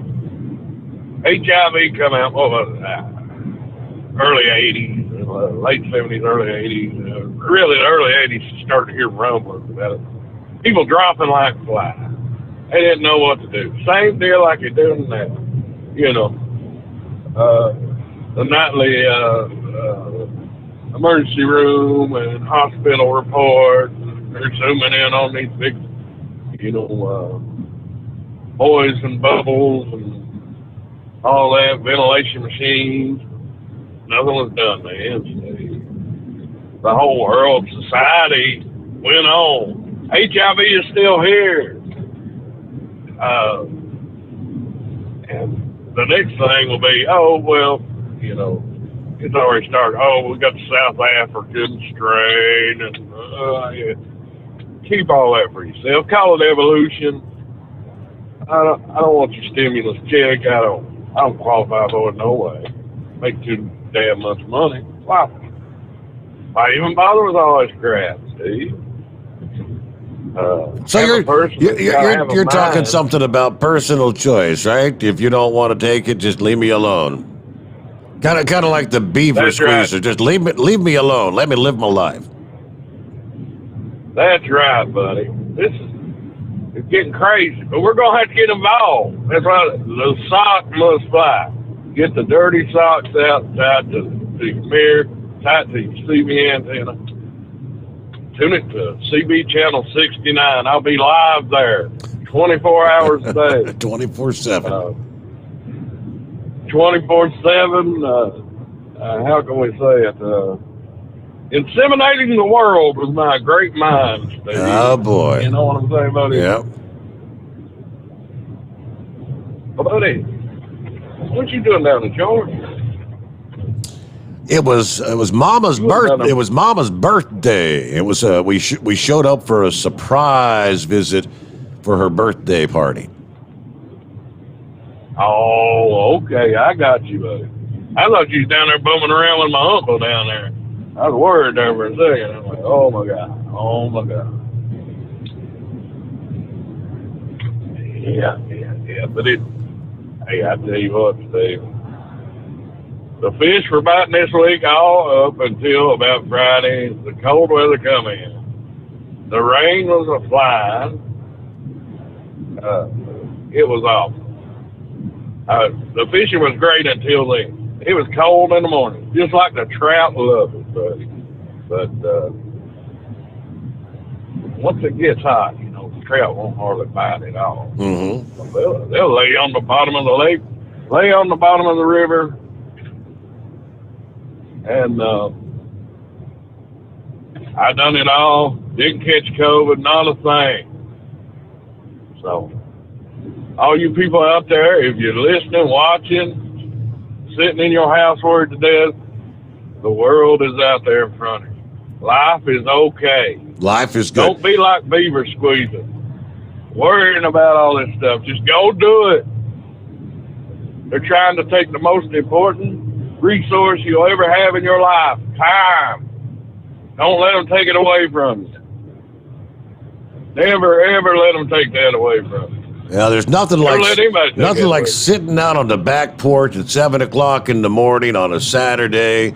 Yeah, I can't hear nothing but the roosters crowing and the cows in the field next to you going moo, and the redneck over yonder firing off a weapon.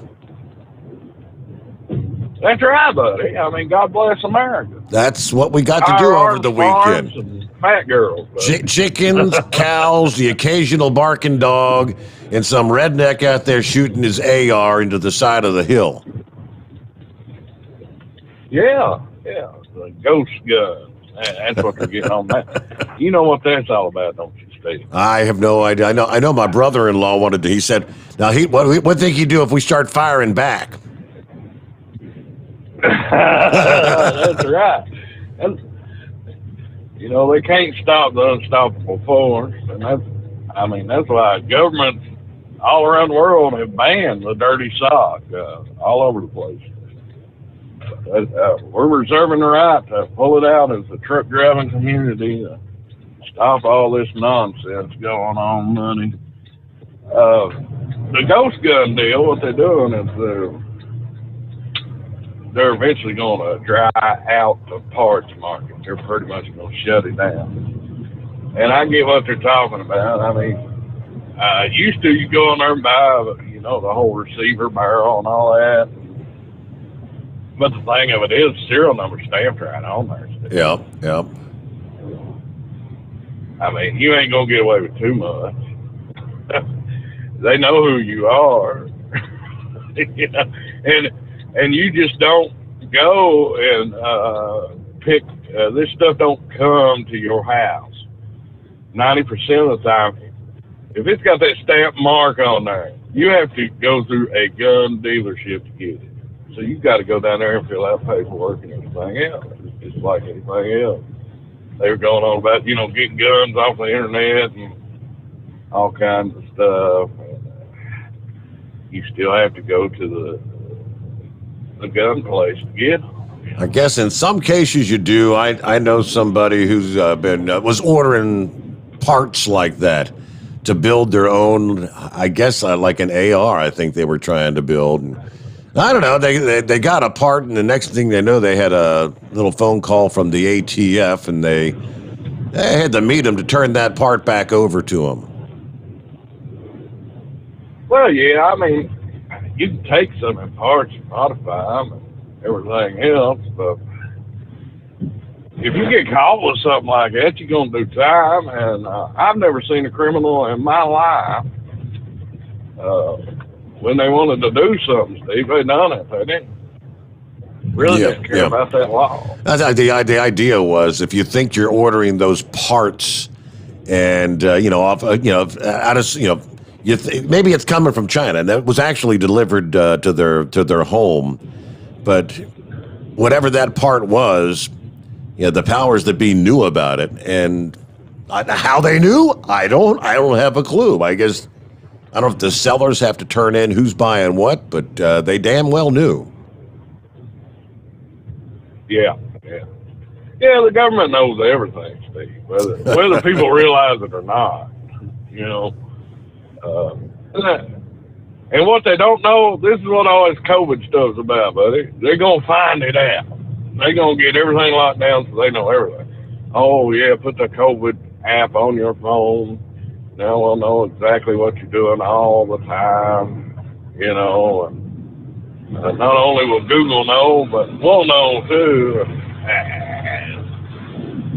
You've got to open up our minds, Steve. Yeah. Well, break out the dirty socks, redneck.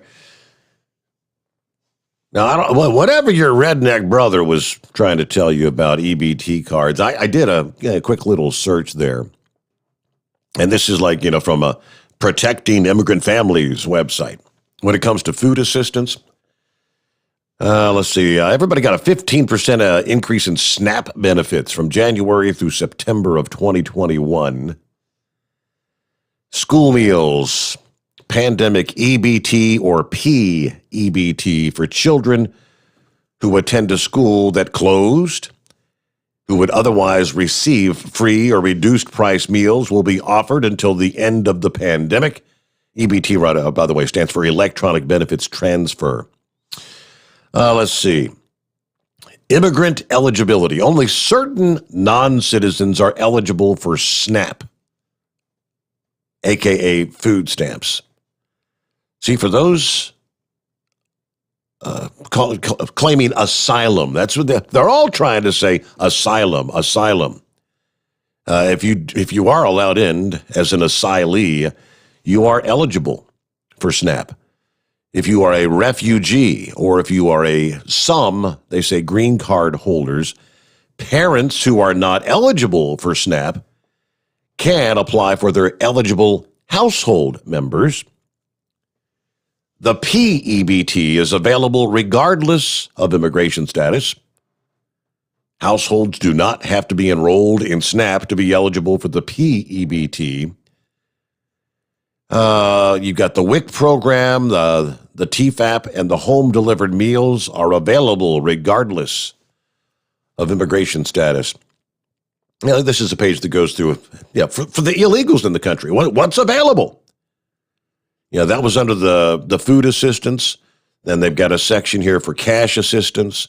They got a section for health care availability. And they even break down who's eligible for the stimulus payments, right?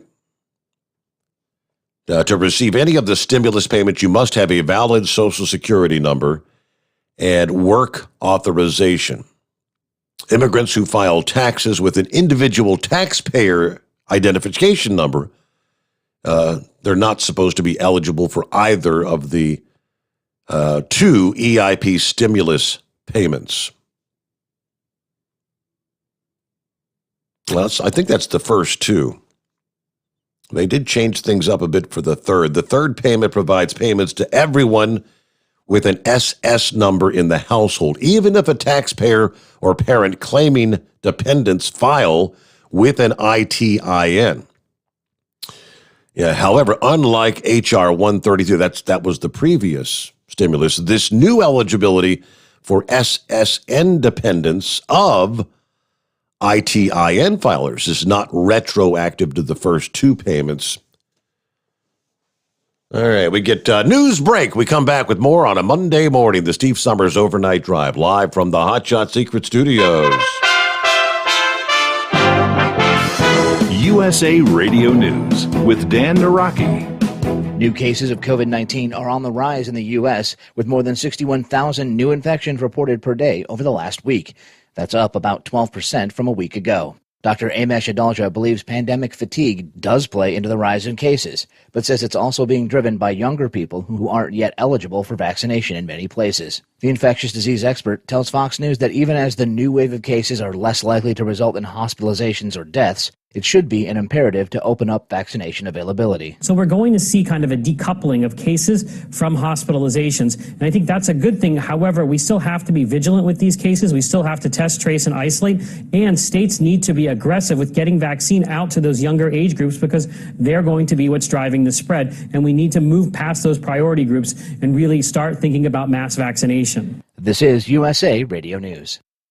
Why do you think bank presidents and jewelry store owners trust ADT to protect their homes and businesses? Because they feel safe, and you can too. How would you like to monitor your home from fire, floods, and yes, robberies without even being there right from your smartphone? That is peace of mind. You may even save money on your homeowner's insurance just by having an ADT system installed. And there's even a money-back guarantee. How about that? We guarantee 100% satisfaction. You have nothing to risk. Why do you think people who have so much to protect trust ADT? Because it works. Call right now for a free quote. We'll even give you a free gift for calling. So pick up your phone and call Protect Your Home, an ADT authorized premier provider now.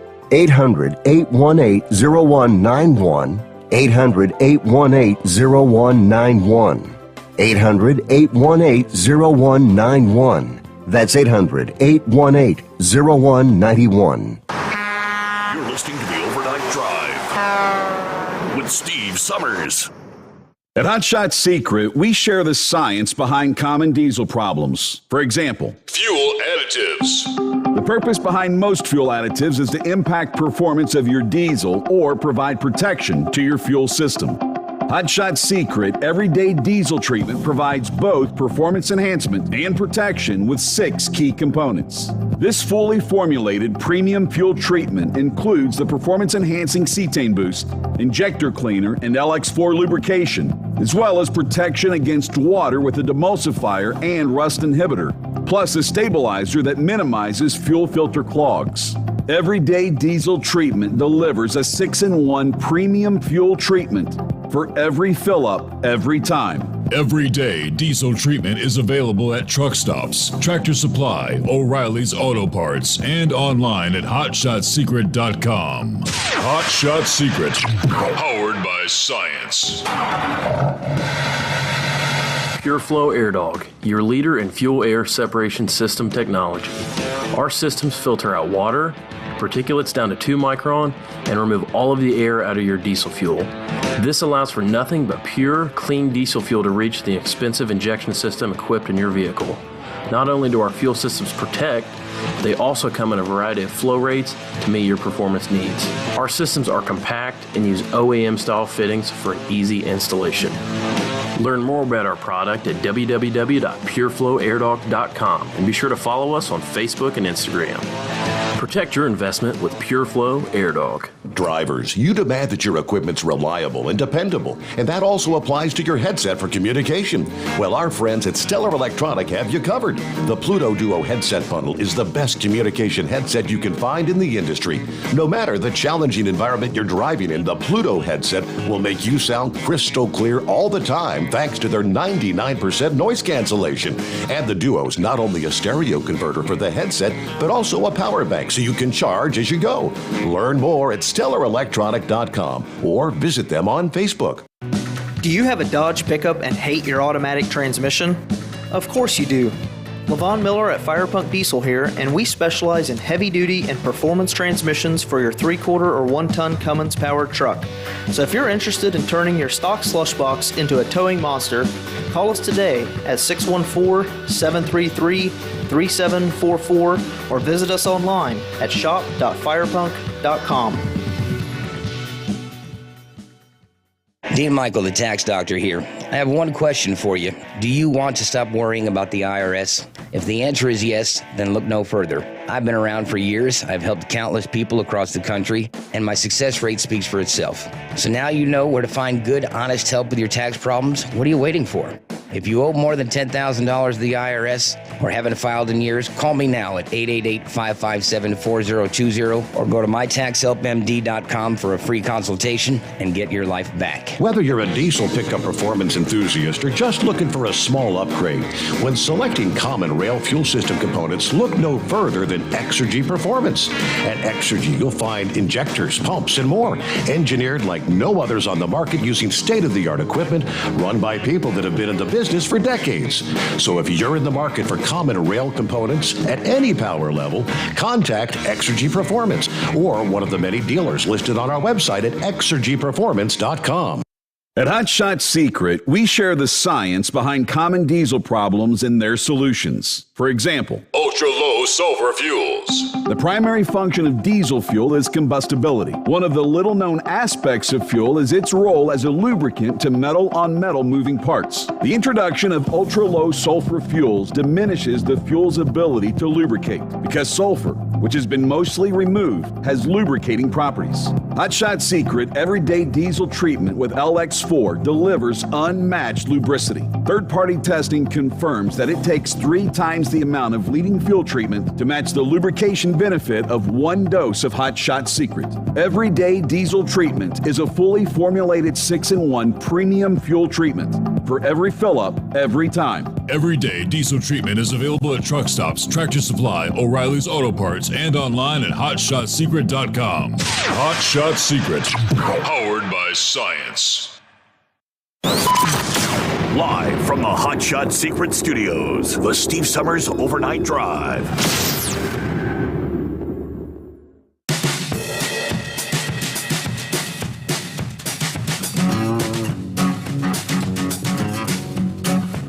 Okay, where'd we leave off there? Get back to the calls momentarily. Traveler's weather. Yeah, we need to take a look to the northeast there. You had almost summer-like warmth just a couple days ago. Well, it may be something like a April Fool's prank. Got another wintry blast set to push into the region well below normal temperatures, biting winds. Looks like, this past Friday, Philadelphia International Airport hit 81 degrees at 2 o'clock in the afternoon. They normally don't hit 80 till the first week of June. Yeah, felt like summer, didn't it? The final high for the day ended up at 82 degrees. They beat the previous record set back in 1921, which was 80 degrees. Atlantic City, New Jersey, also Friday, recorded what was a record that was previously set in 2003 when you hit 71 degrees there. Temperatures climbed to 83 degrees on Friday. Wow. Richmond, Virginia, you hit a milestone surpassing 80 degrees for the first time this year. Not only did the temperature surpass 80 degrees for the first time since last October, but the temperature kept climbing until you hit 86 degrees. Wow. Approaching 90 at Richmond, Virginia, that high beat the previous record set in 1939 that was 85 degrees. Well, a change. That's all a distant memories. Temperatures take a tumble for the second half of this week. This potent storm is going to be tracking through the Canadian prairies, tapping into some of the last remaining Arctic air, and it's going to be plunging into the eastern half of the country later this week after temperatures 10 to 20 degrees above normal. Yeah, both Tuesday and Wednesday. By Thursday, you're going to be 10 to 20 degrees below normal to start April. And we're talking stretching from the Great Lakes through the Appalachians and into the Northeast. Places like Buffalo, New York, and Pittsburgh, PA, you're going to go from high temperatures around 70 on Tuesday to barely reaching the mid-30s by Thursday. So, come Tuesday, you're thinking, hey, maybe we can pack away this winter coat. Nope, keep it handy. Boston, New York City, Philadelphia, you'll struggle into the lower 40s maybe by Friday after being in the upper 50s and 60s, both Tuesday and Wednesday. Now, the cold won't be the only wintry aspect in the Northeast. Along the leading edge of this cold air, another storm is going to begin to shape up and move northward, tracking from the southern Appalachians up into New England and on into Atlantic Canada. Rain tracks from the Ohio and Tennessee Valley Tuesday night into the mid-Atlantic and Northeast on Wednesday into Wednesday night. That kickstarts the cold shot moving into the region. For portions of the Northeast, you'll see a mix or a change to snow as the cold air catches up. Some locations from upstate New York on up into New England may pick up several inches of wet snow by Thursday morning. All righty, there you go. Well, at least the temperatures, daytime temperatures, the next couple of days are definitely going to be working on warming up the ground temperatures. So the best chance for snow accumulating at this time, mainly on the non-paved surfaces and in the higher terrain of the Appalachians of West Virginia and Pennsylvania. Much of upstate New York and parts of northern New England.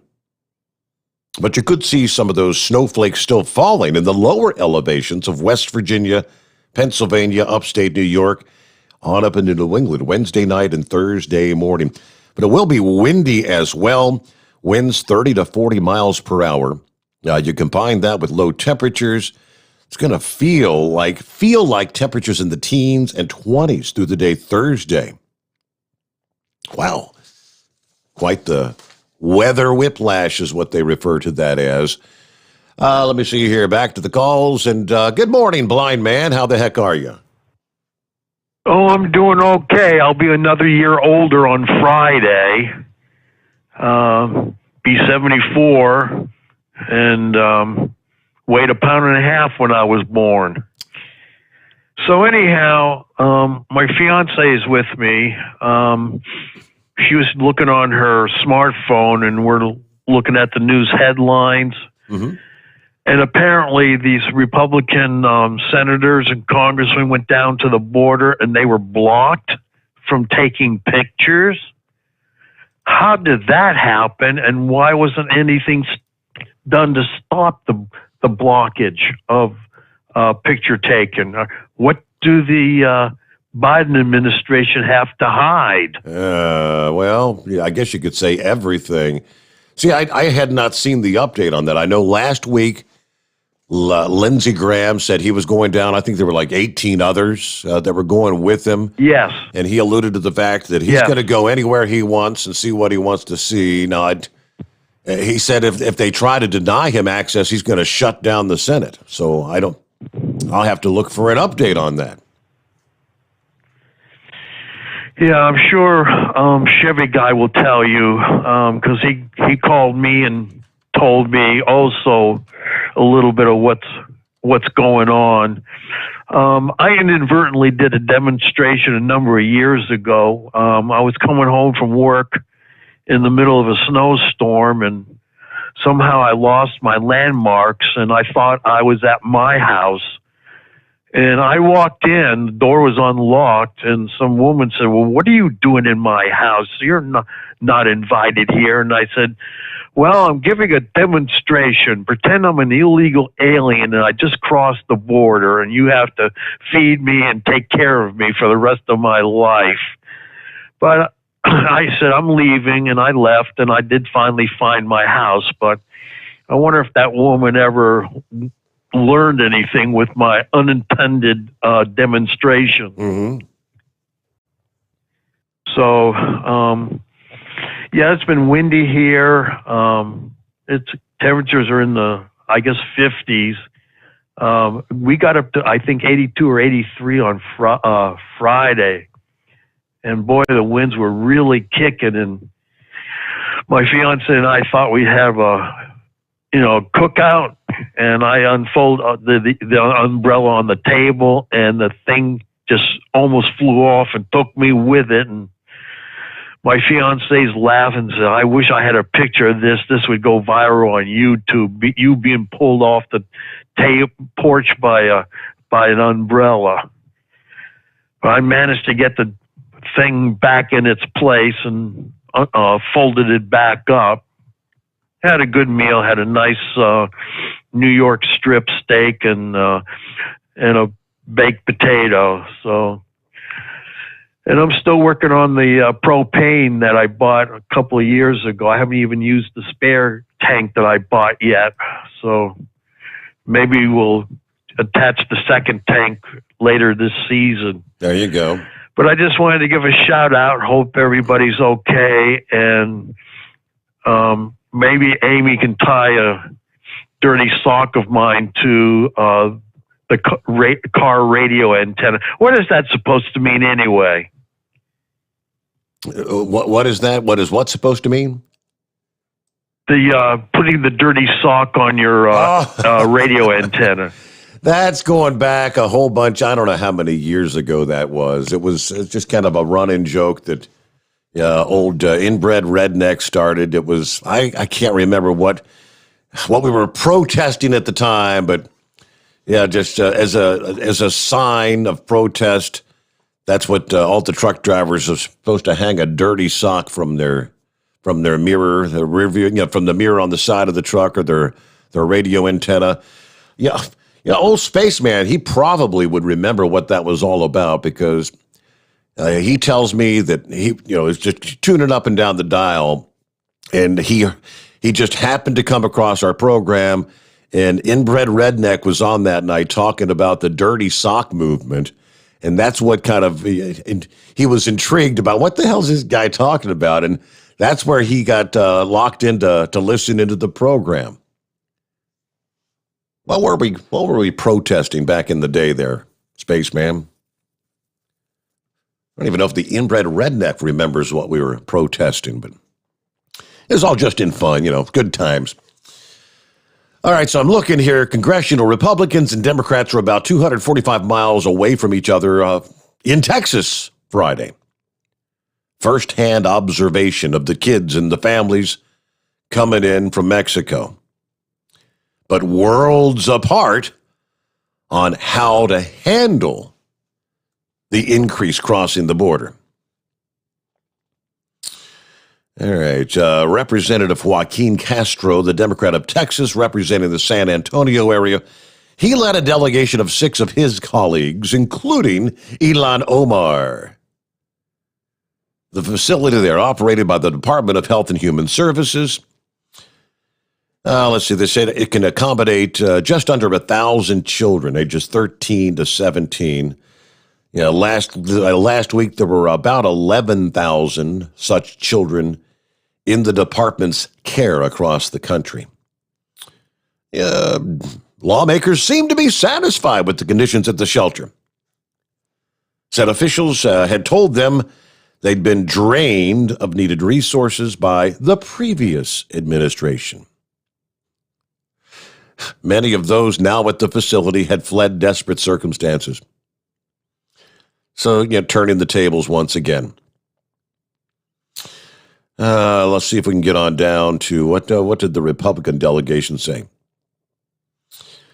Unlike the facilities along the border, other facilities, the Carrizo Springs facility is not suffering from overcrowding. During a visit by White House officials and a Democrat congressional delegation earlier in the week, reporters were not allowed inside on Friday.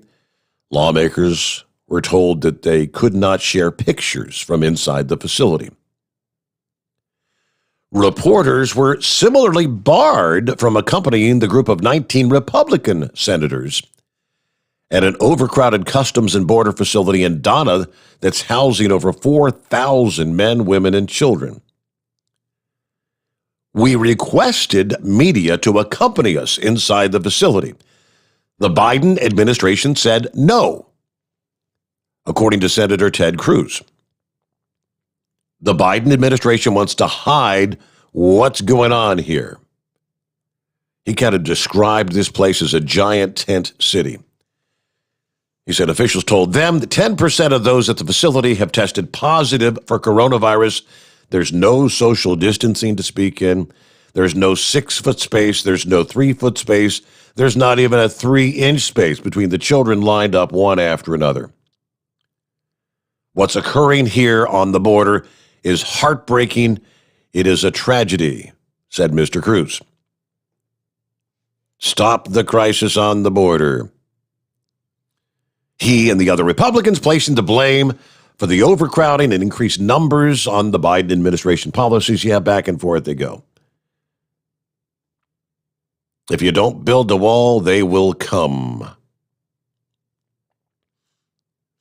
All right, who's next up here? Let's get back on up to Knucklebuster. Check about something else for us. Yes, Knucklebuster.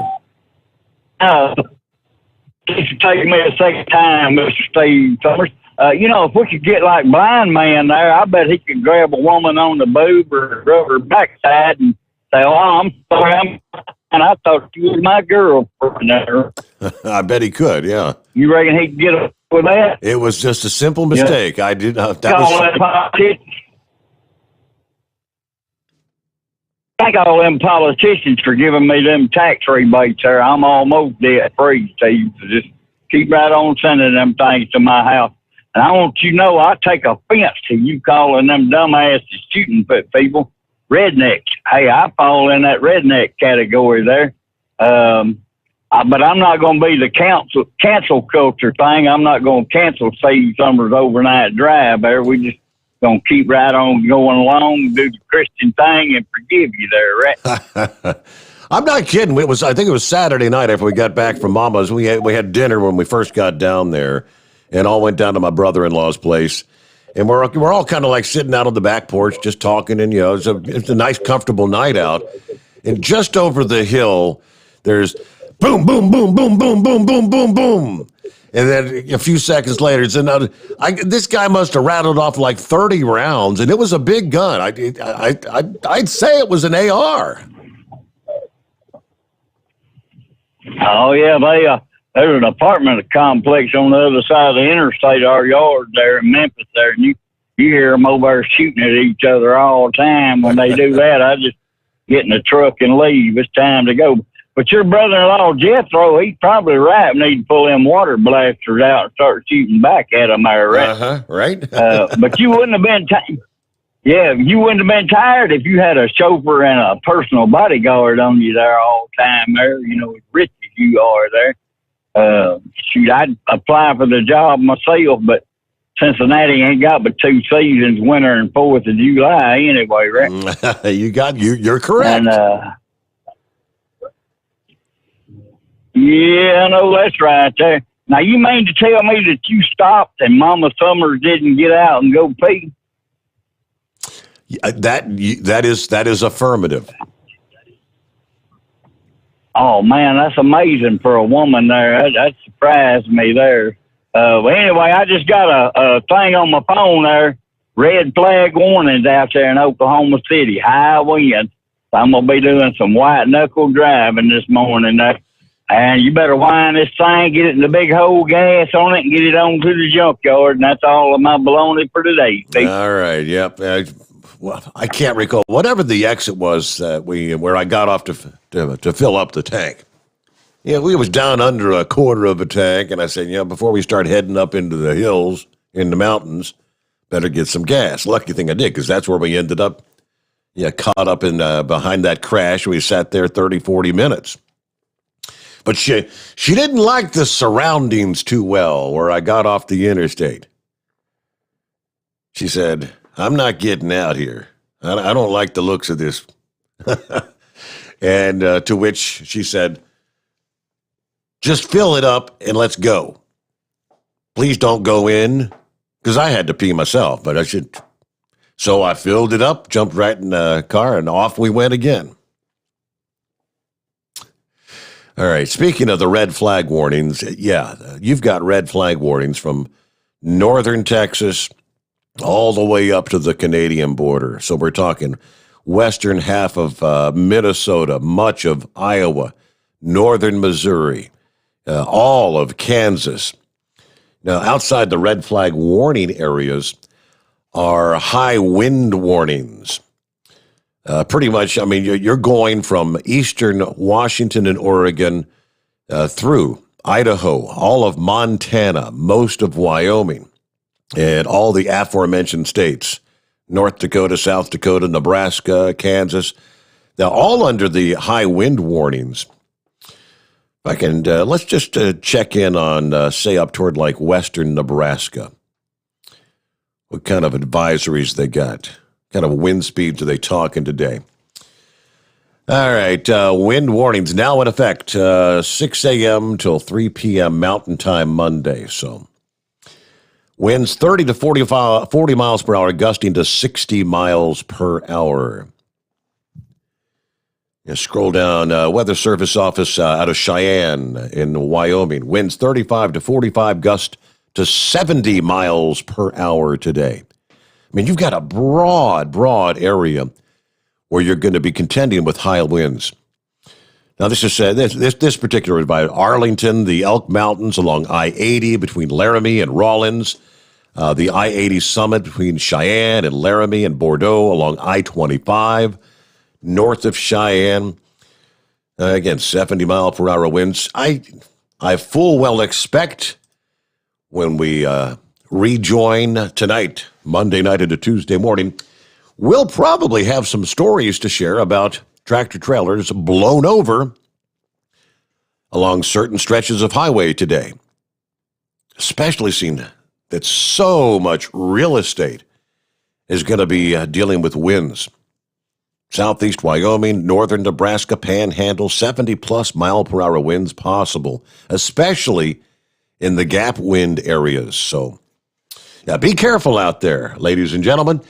With that, we close things out here on a Monday morning. Thank you so much. Another week off to a good start. Have a safe day. We'll hope you'll join us back here at the midnight hour tonight. The Steve Sommers Overnight Drive live from the Hot Shot Secret Studios.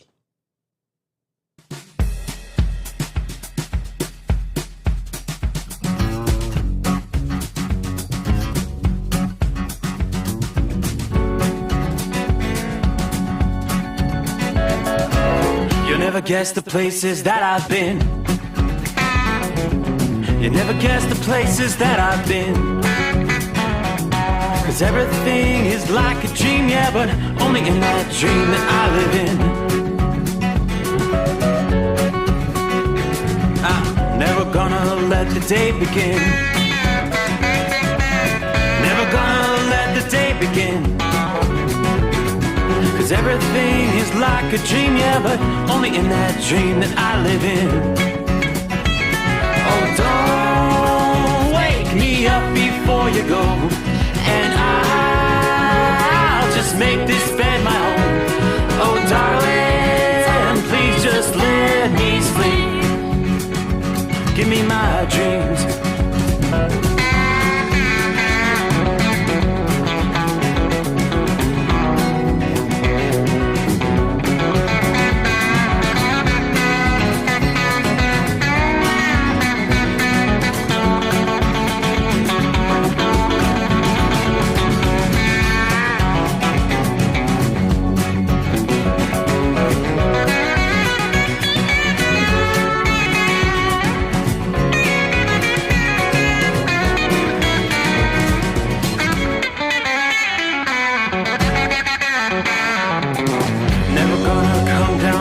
above. 'Cause everything looks better from above. Nothing's ever as it seems, yeah, except in that world that I dream of. Never gonna lose the ones I love. Never gonna lose the ones I love.